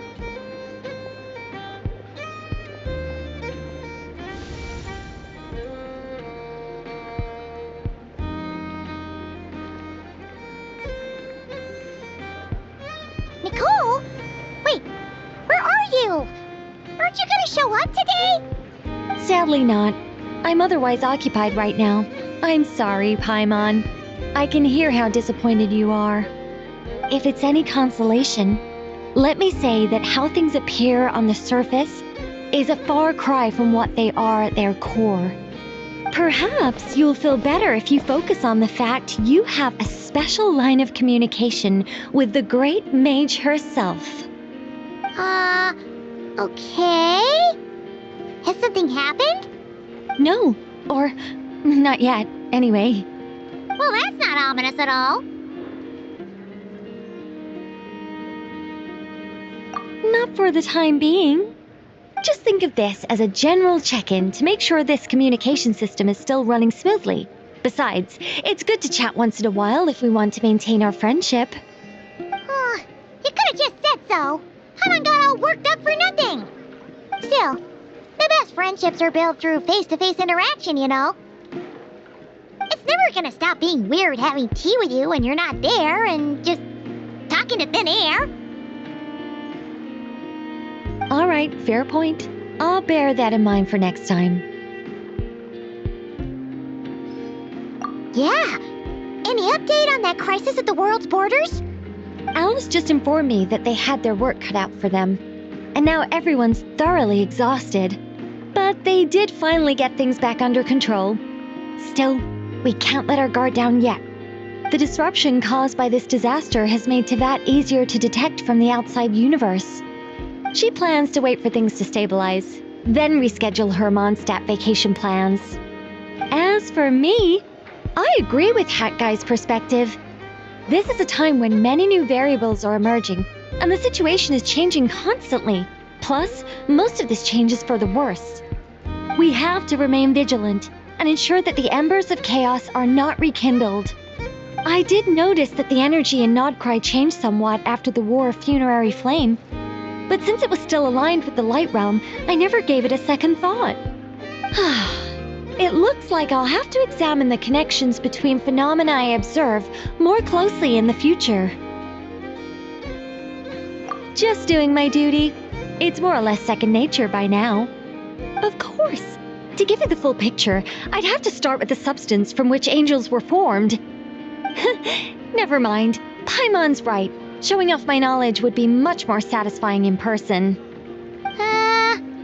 By the way, you did receive the gifts from the Hexen Circle, yes? I'm not trying to claim credit or anything, but my pride demands that I at least mention it. They're quite similar to the protective talisman that Alice gave Dory, but with some very special enhancements. Oh! So that's what kept our friends safe when Dotori trapped them. Indeed. We went to great lengths to make sure they were invisible to his eyes. I'm so happy they came in handy. Still, not fishing for gratitude, by the way. I just want you to be aware that sometimes your friends may be protecting you in ways you cannot perceive. Anyway, I'll contact you if anything else crops up. If not, you know what they say, no news is good news. Oh, my angelic instincts are tingling. They say you should head to the docks next. Your friends are about to board their ship home.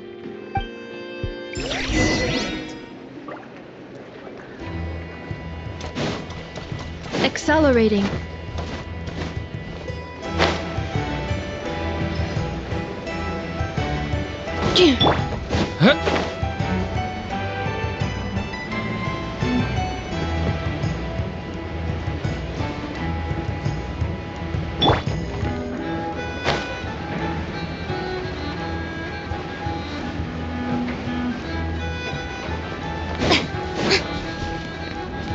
Strike a pose!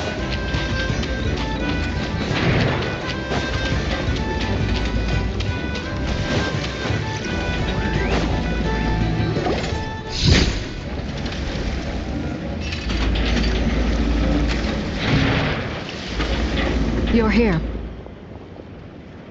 You're here too, Hat Guy. Are you heading back together? No, I'm bound for Sumeru, and she for Fontaine. We just happened to cross paths at the harbor.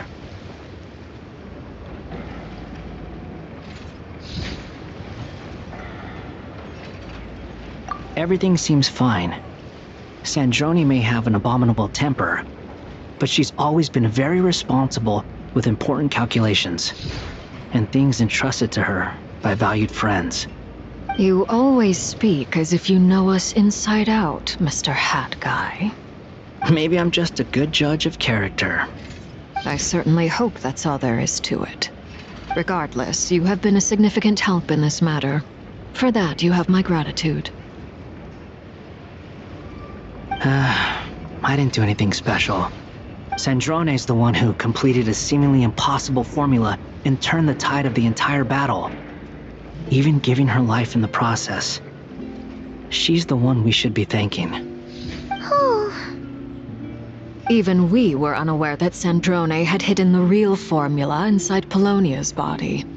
She managed to fool Dottore into thinking the formula was running in her system by installing an identical-looking decoy within her.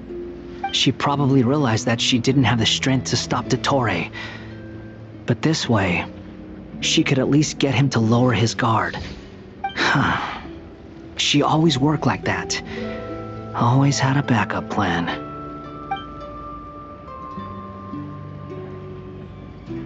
Well, that's why I'm traveling to Fontaine. She made a request of me long ago, and the time has come to fulfill it. Think of it as her will.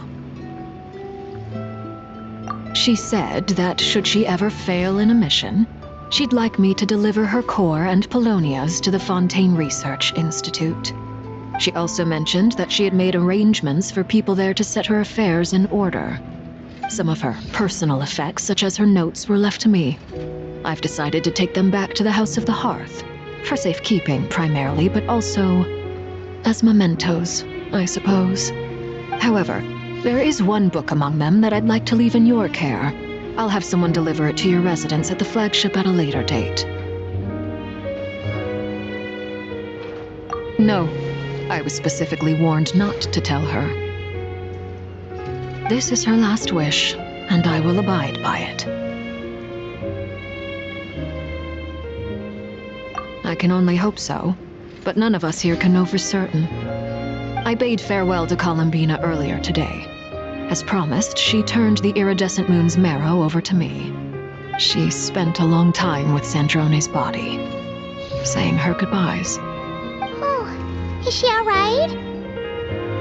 Sandrone's passing has left a great wound in all of our hearts. It will take time to heal, but Columbina surprised me. She offered me some words of comfort before I departed. Despite being grief-stricken herself, she showed an awareness of the feelings of others around her. She never used to act like this.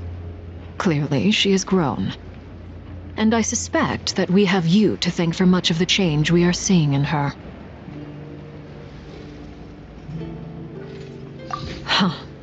After these recent events, the Tsaritsa has revoked the Pale Star Edict. Snezhnaya now realizes that the arrest warrant for Columbina was just a ploy by Dottore, who coveted her powers. I shall return to Nodcry to see her as soon as I find the time. I hope that from now on, she too will explore more of the world. Columbina Hyposelenia's journey is only beginning. My ship is here. Traveler, Paimon, we shall meet again. You too, Hat Guy. What are you still bumming around for? Isn't Columbina waiting for you? I thought today was the day you'd agreed with her to go find out the truth about your sibling.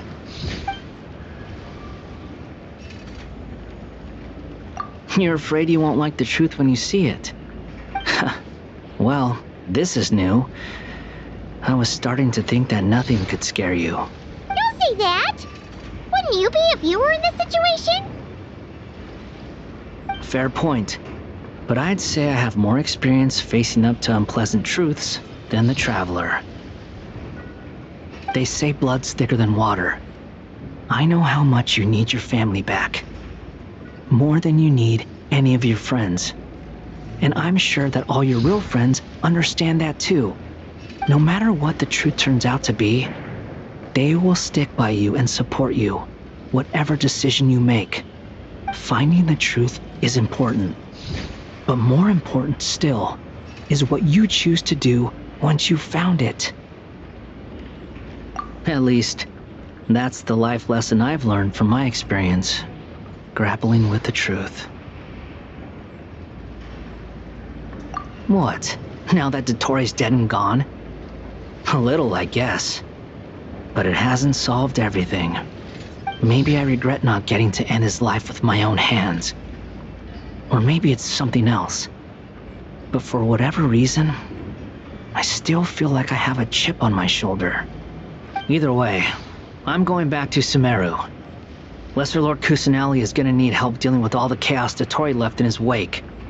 Not just from this incident, but everything he did in the past, too. You should continue with your journey, as you've always done. Who knows? Maybe we'll meet again someplace else. So, what should we do now? If you want to explore a bit more to steady those nerves, Paimon's game.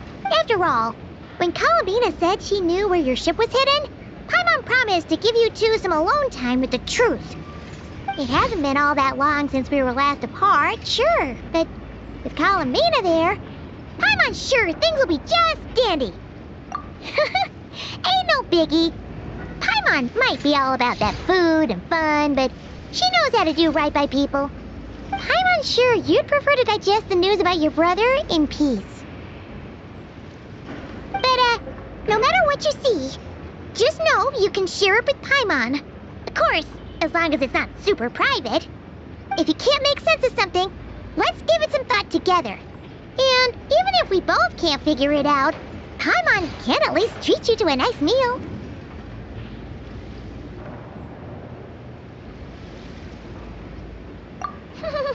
Glad to hear it. Feel better now? Alrighty. Next up, time to meet with Columbina.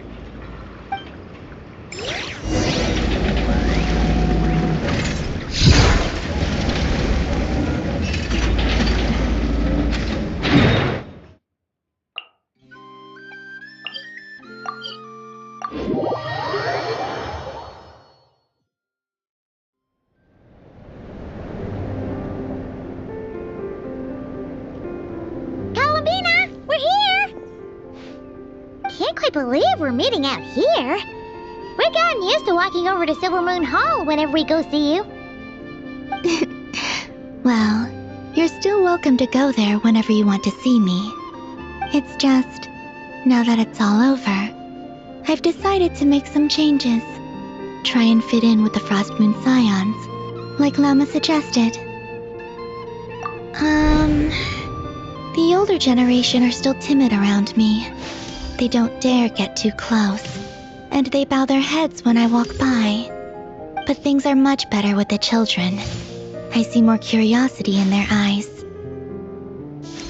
Hopefully, by the time the next Moon Prayer night comes around, I can enjoy the festival with them as myself, without having to pretend that I'm only dressed up as the Moon Goddess.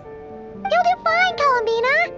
Paimon's sure they'll realize you're super nice once they get to know you better. You really think so? When we first met, you thought I was a little up in the clouds. Well, we were just starting out then, come on! So Lama told you, huh? I'm only teasing. I know that I have you to thank for pulling me back down to solid ground.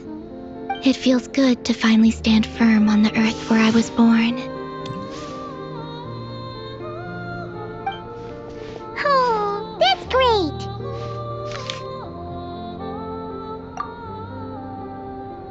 Thank you. I'll make sure not to lose it this time. Well then, are you ready? Ether, what happened to our spaceship back then? Why did you leave? It's time to learn the truth at last. I'm ready as I'll ever be. Good. Then let me open the way for you.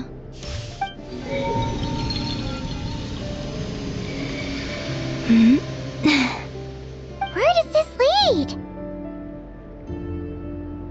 to our shared destination. Huh?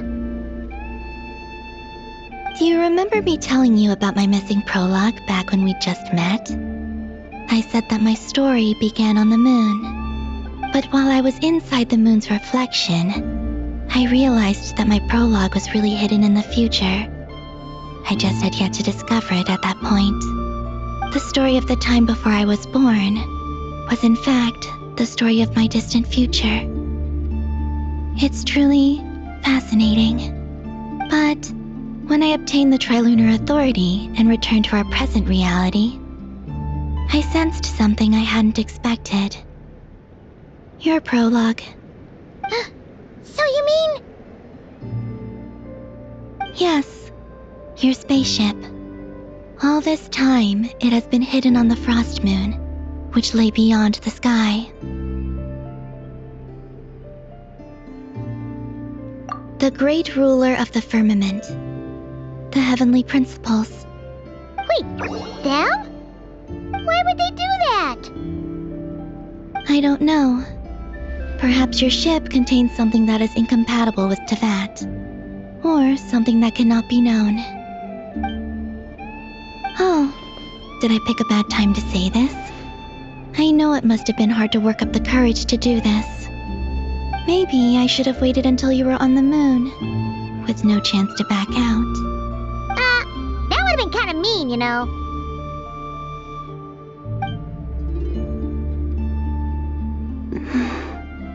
Take me there.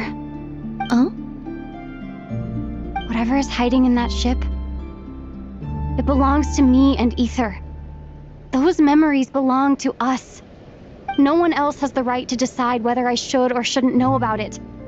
Not even the heavenly principles. Very well. Then let's go. You two take care, alright? And don't forget to come back soon! Rest assured, Paimon. We will. Traveler, after you. Thinking about the story that we'll find hidden on the moon? Yes. And hoping that it has a happy ending. Stories like that don't exist, you know? You don't believe in happy endings? I don't believe in endings.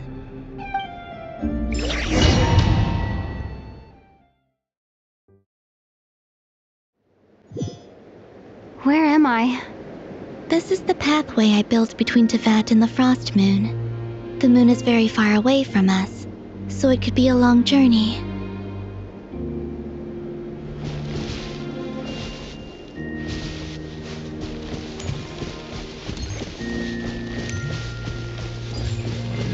After I obtained the Trilunar Authority, I unwittingly saw past events from many of my friends' lives. One was Lauma. She was so young when they chose her to be the Moon Chanter.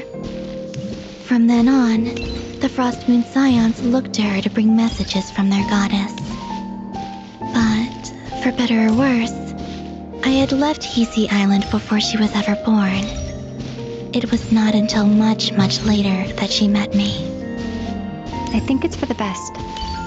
Because of the way things turned out, you had the opportunity to become friends. You're right. In that sense, I think we were both very lucky.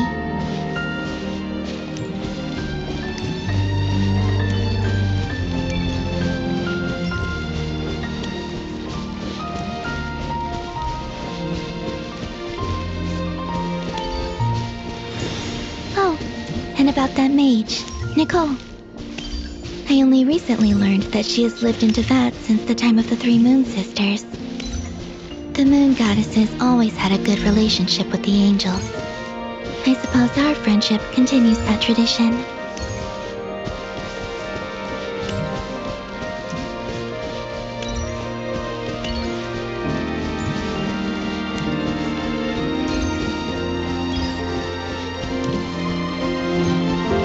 And then there's Zandrone.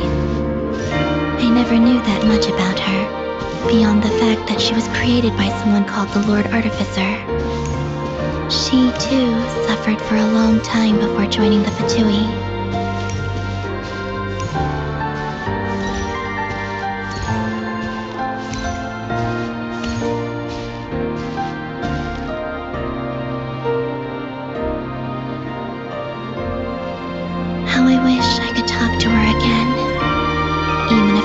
hear her say nasty things to me.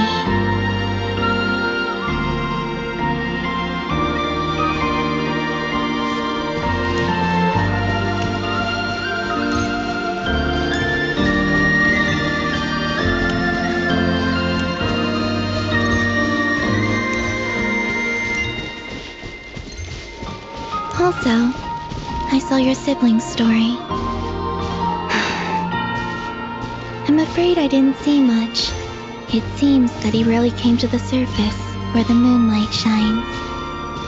But I did notice that back when you first set out on your journey, he would often appear nearby, gazing at you from afar with a guilty look in his eyes. Ether. Let us speak no more of the past. I probably shouldn't reveal so much about my friends. It's not my place. Let the moonlight carry us forth. We are very close now.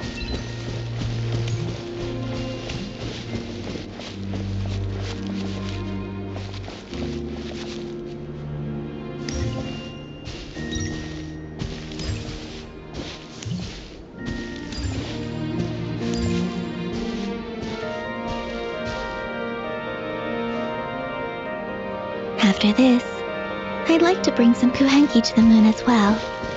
If they're willing, of course. What about your other friends? Will you bring them to visit too? Certainly. But I'll need to tidy the place up first. This home hasn't received any guests in a long, long time.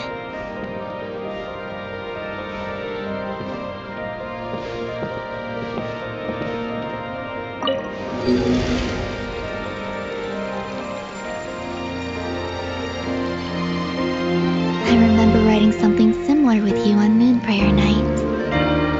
I believe it was called Dodoko's Whirligig. Yes, that was it. You asked me if I was afraid to return to the moon, and I said that I was. The idea that I had gained something precious, only to lose it so quickly. That frightened me. But I'm not afraid anymore.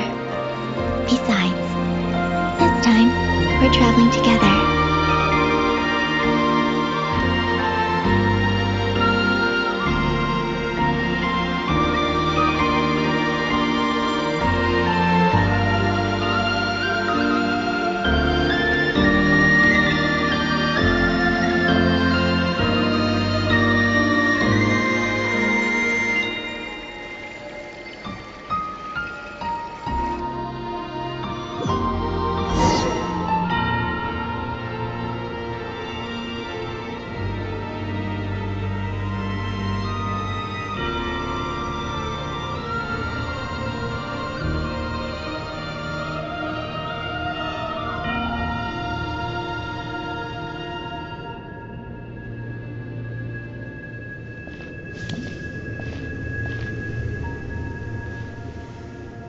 We're here.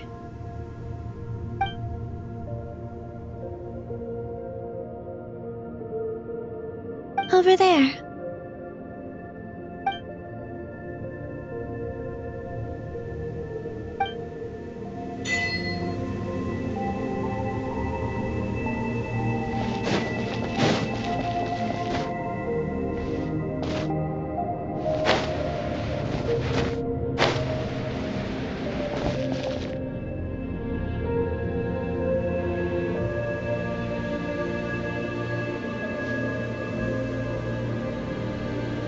Our spaceship. It's huge. I suppose that the moon is the only place one could hide it. It'll be alright. Huh? The way you feel in this moment, I went through it too, on Moon Prayer Night. The door was right in front of me, but I struggled to find the courage to step through. Solitude for me once meant living a life in which even I was absent. Before I met you, that was the only life I knew. But that night, solitude meant throwing away the life I had gained after meeting all of you. Columbina. Go. Retrieve the part of your life that was once lost. Trust me, you will lose nothing by doing so. Look, Teyvat is right there. All of our friends are down there, waiting for us. You're right. Thanks, Columbina.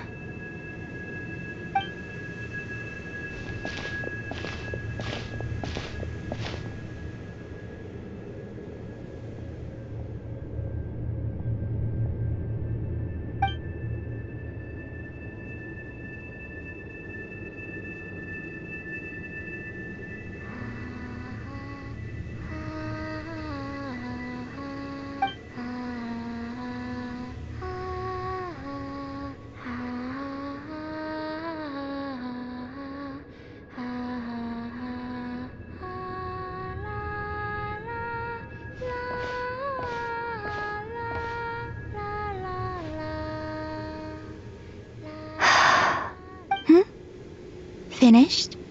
Yeah. Why did you take your eye mask off? Well, since my return, I've decided to take more opportunities to see the world with my own eyes. Besides, I've always wondered how Teyvat looks from the moon. And what do you think? It's beautiful. I could spend a whole day here just gazing at it. What about you? What do you think of the truth you found? I haven't looked at another person's expression in a long time, but I think yours is saying it was neither good nor bad. Keep this up, and it won't be long before you give Nefer a run for her money. Oh, I don't think that's going to happen. I'm much more used to sensing what's going on around me with Kuvaki. I think I'll save my eyes for seeing special moments I really want to remember. I read the spaceship's flight logs. I always assumed that this was my first time in Teyvat. I thought that Ether and I must have been hibernating in space for centuries on end. But the logs show that our spaceship flew over the skies of Teyvat once before. A long, long time ago. Flew over?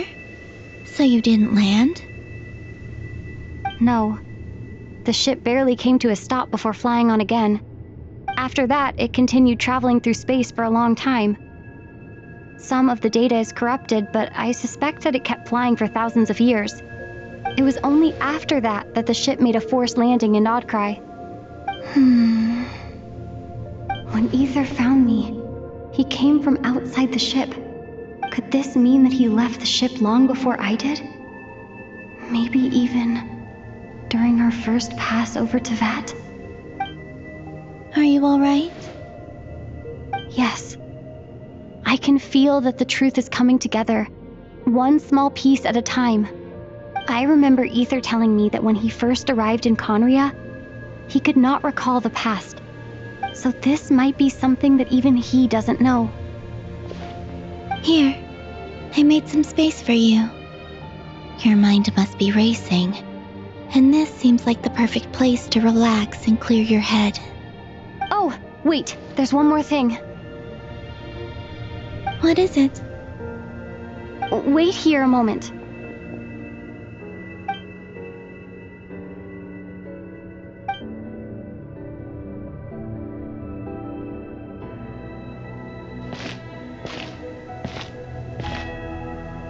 Hey, Columbina.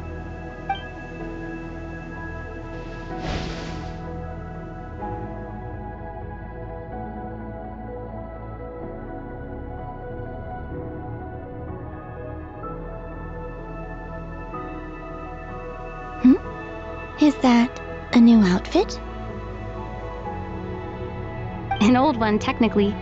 It's been in a cabinet inside the ship this whole time. It's a matching pair with Ether's. He always liked this set more. I don't think there's a huge difference. Really? Yes, it's still the same you. You're the same person, no matter what clothes you wear. Only Columbina would make an observation like that. Traveler, do you consider Tevat your home? Home is wherever ether is. But then, after all the time I've spent here and everything I've been through, yes, I'd say it's my home. Would you change your answer if Tevat changed appearance? I mean, if the truth about Tevat turned out to be different than what you thought. I don't know. But I don't think so. The truth is not what matters most to me about Tevat.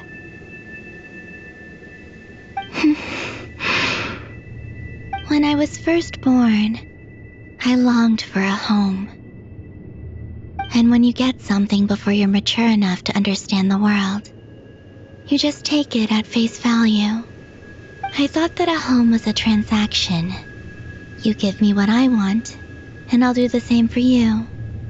But you and your friends taught me what a true home should look like.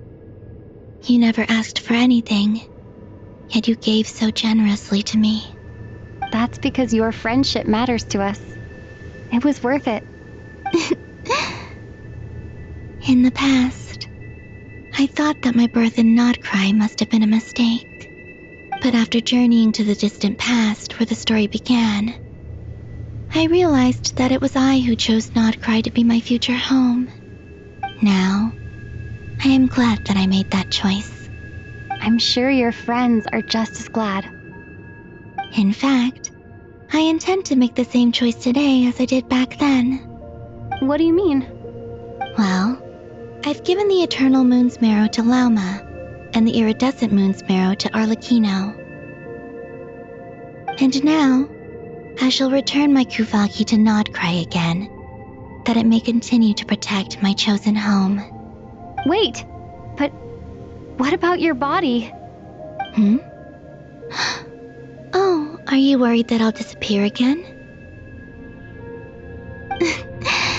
I won't. Not this time. The Frost Moon has now entered the false sky, and I am the Trilune Goddess. I am only returning to Notcry the part of me that it needs. I am giving what I can, because my home is worth it.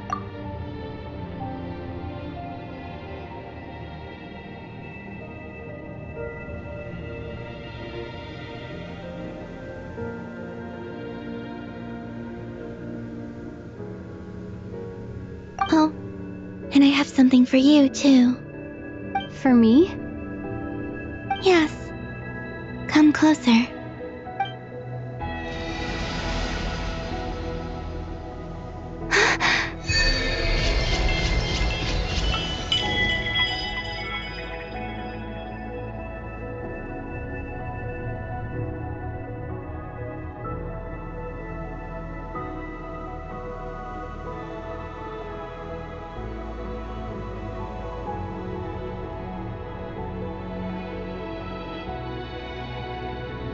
What was that?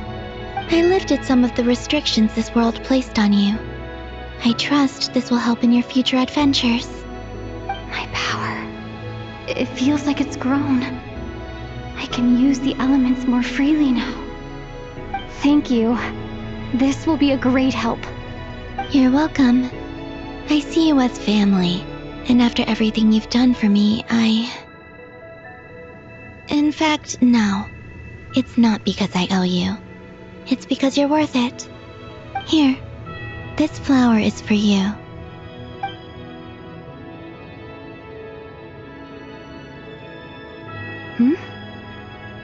Isn't this a moon prayer blossom? Yes. Don't worry. You will never see these flowers lose their color again. I'm finally discovering the joy of giving. How I wish I'd learned this sooner.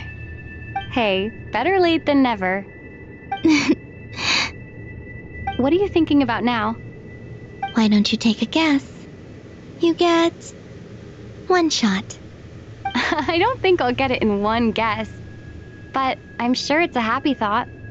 That's kind of a sneaky answer. I can't say you got it wrong. Down in Tevat, The moon seems so far away. I felt it might always lie beyond my reach. But on the moon, everything feels so close by. The haze that once enshrouded the skies has finally been dispersed. I feel like a traveler on a winter's night, starting a new chapter in my tale by the warmth of a bonfire. I don't have a lot of luggage, but I do have a lot of hope for the future. Well, what's next? Next? To start with, I want to stay here just a little longer. After that, let's return home and continue our journey.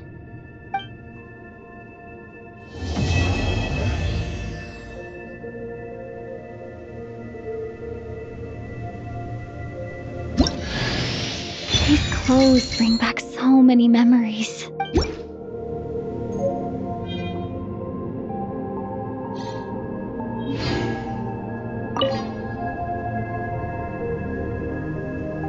The journey goes on, for you and for me.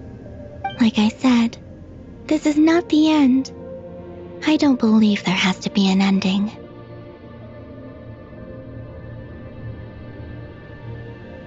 Oh, is that your next destination?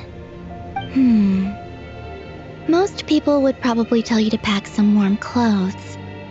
But I experience things differently than most people, so I can't know how cold it is. In fact, it is home to quite a wondrous heat source. I think they call it Kreshnik's torch. Every city in Snezhnaya is built around one of those. I sensed the energy it gave off as I was passing by on a railway train. It felt grand and distant. I also recommend the Korolievsky troupe in Snezhnograd. They give performances quite regularly, and entry was free for harbingers.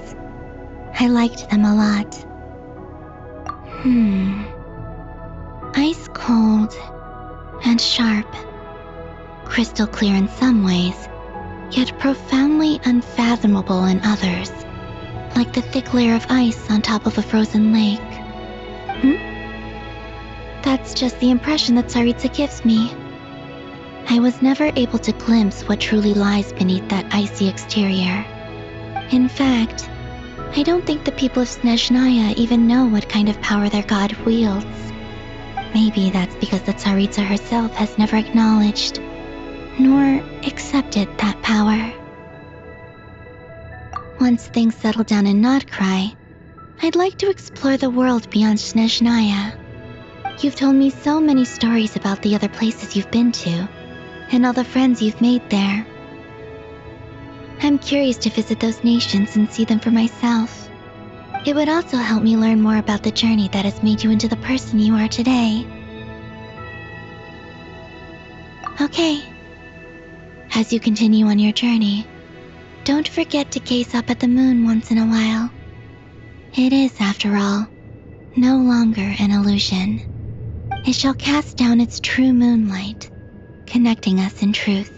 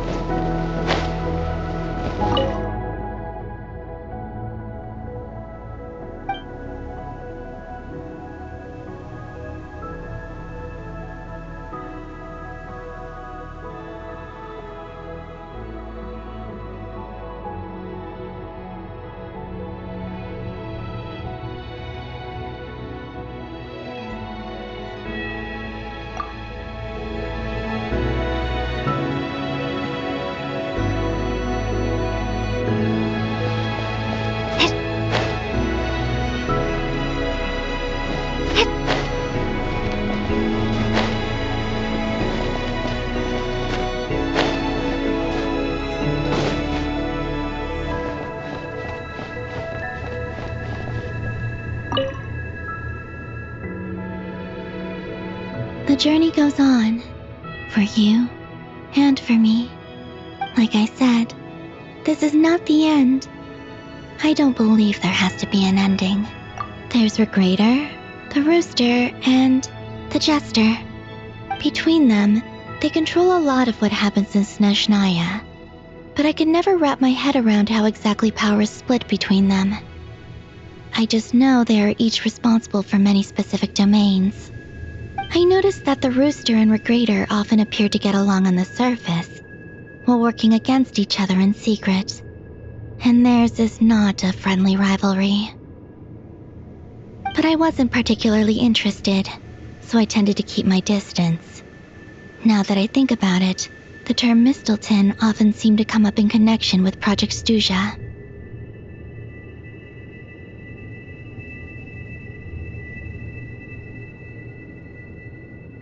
Okay.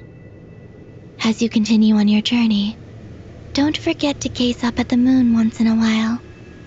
It is, after all, no longer an illusion.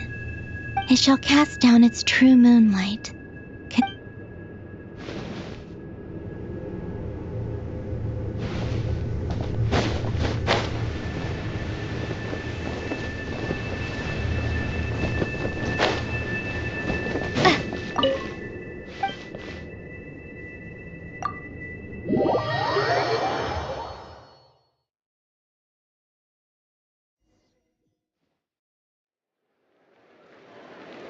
To Jean, acting Grand Master of the Knights of Favonius.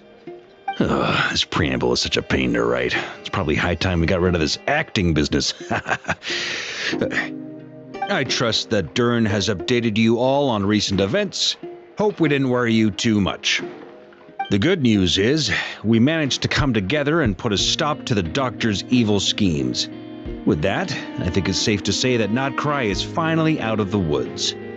As for the Fatui, not counting the Damselette, aka the Moon Goddess, who has left their organization, we found ourselves allied in this instance with both the Knave and Marionette.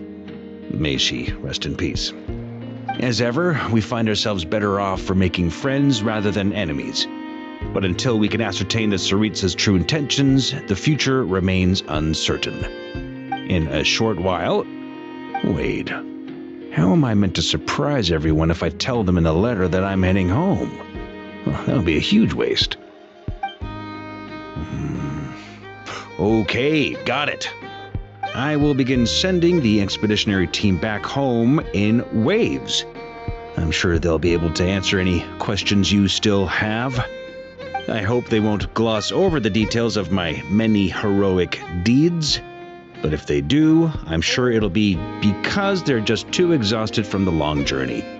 I think of Mondstadt daily. Please give everyone my best regards. P.S. The honorary knight went above and beyond this time. Are there any other honors we can give her? I'll leave it with you. P.P.S. Please be extra nice to Klee for the foreseeable future. I cashed in on the last favor that the Hexen Circle owed us, so we need to earn some more goodwill. If there's any serious problems, feel free to stick me in solitary confinement when I get back. I'll do the time for her. Whew. And that, as they say, is all she wrote. End of an era. And with the moon shining down brighter than ever, I think everyone is going to sleep well tonight.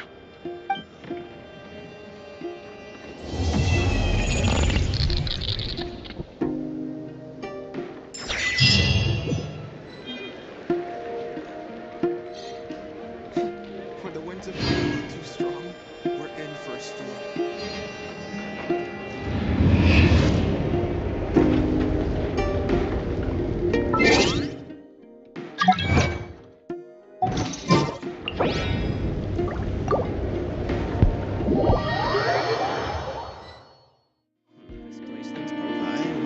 Trust me, when it comes to local delicacies and pyramida, nobody knows more than me. I feel much better these days.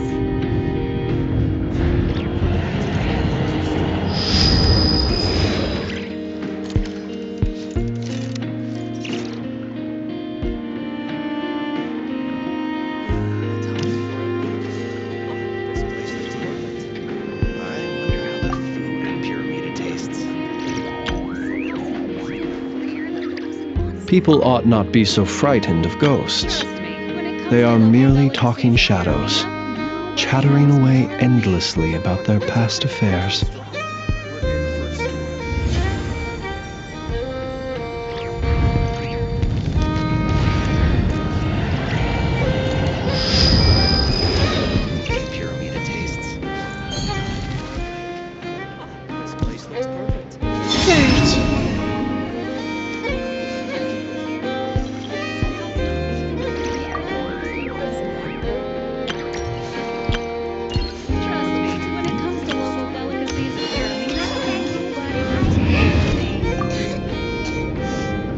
I feel much better these days. Nothing moves the soul like piping hot food. This place looks perfect. I wonder how the food in Pyramida tastes.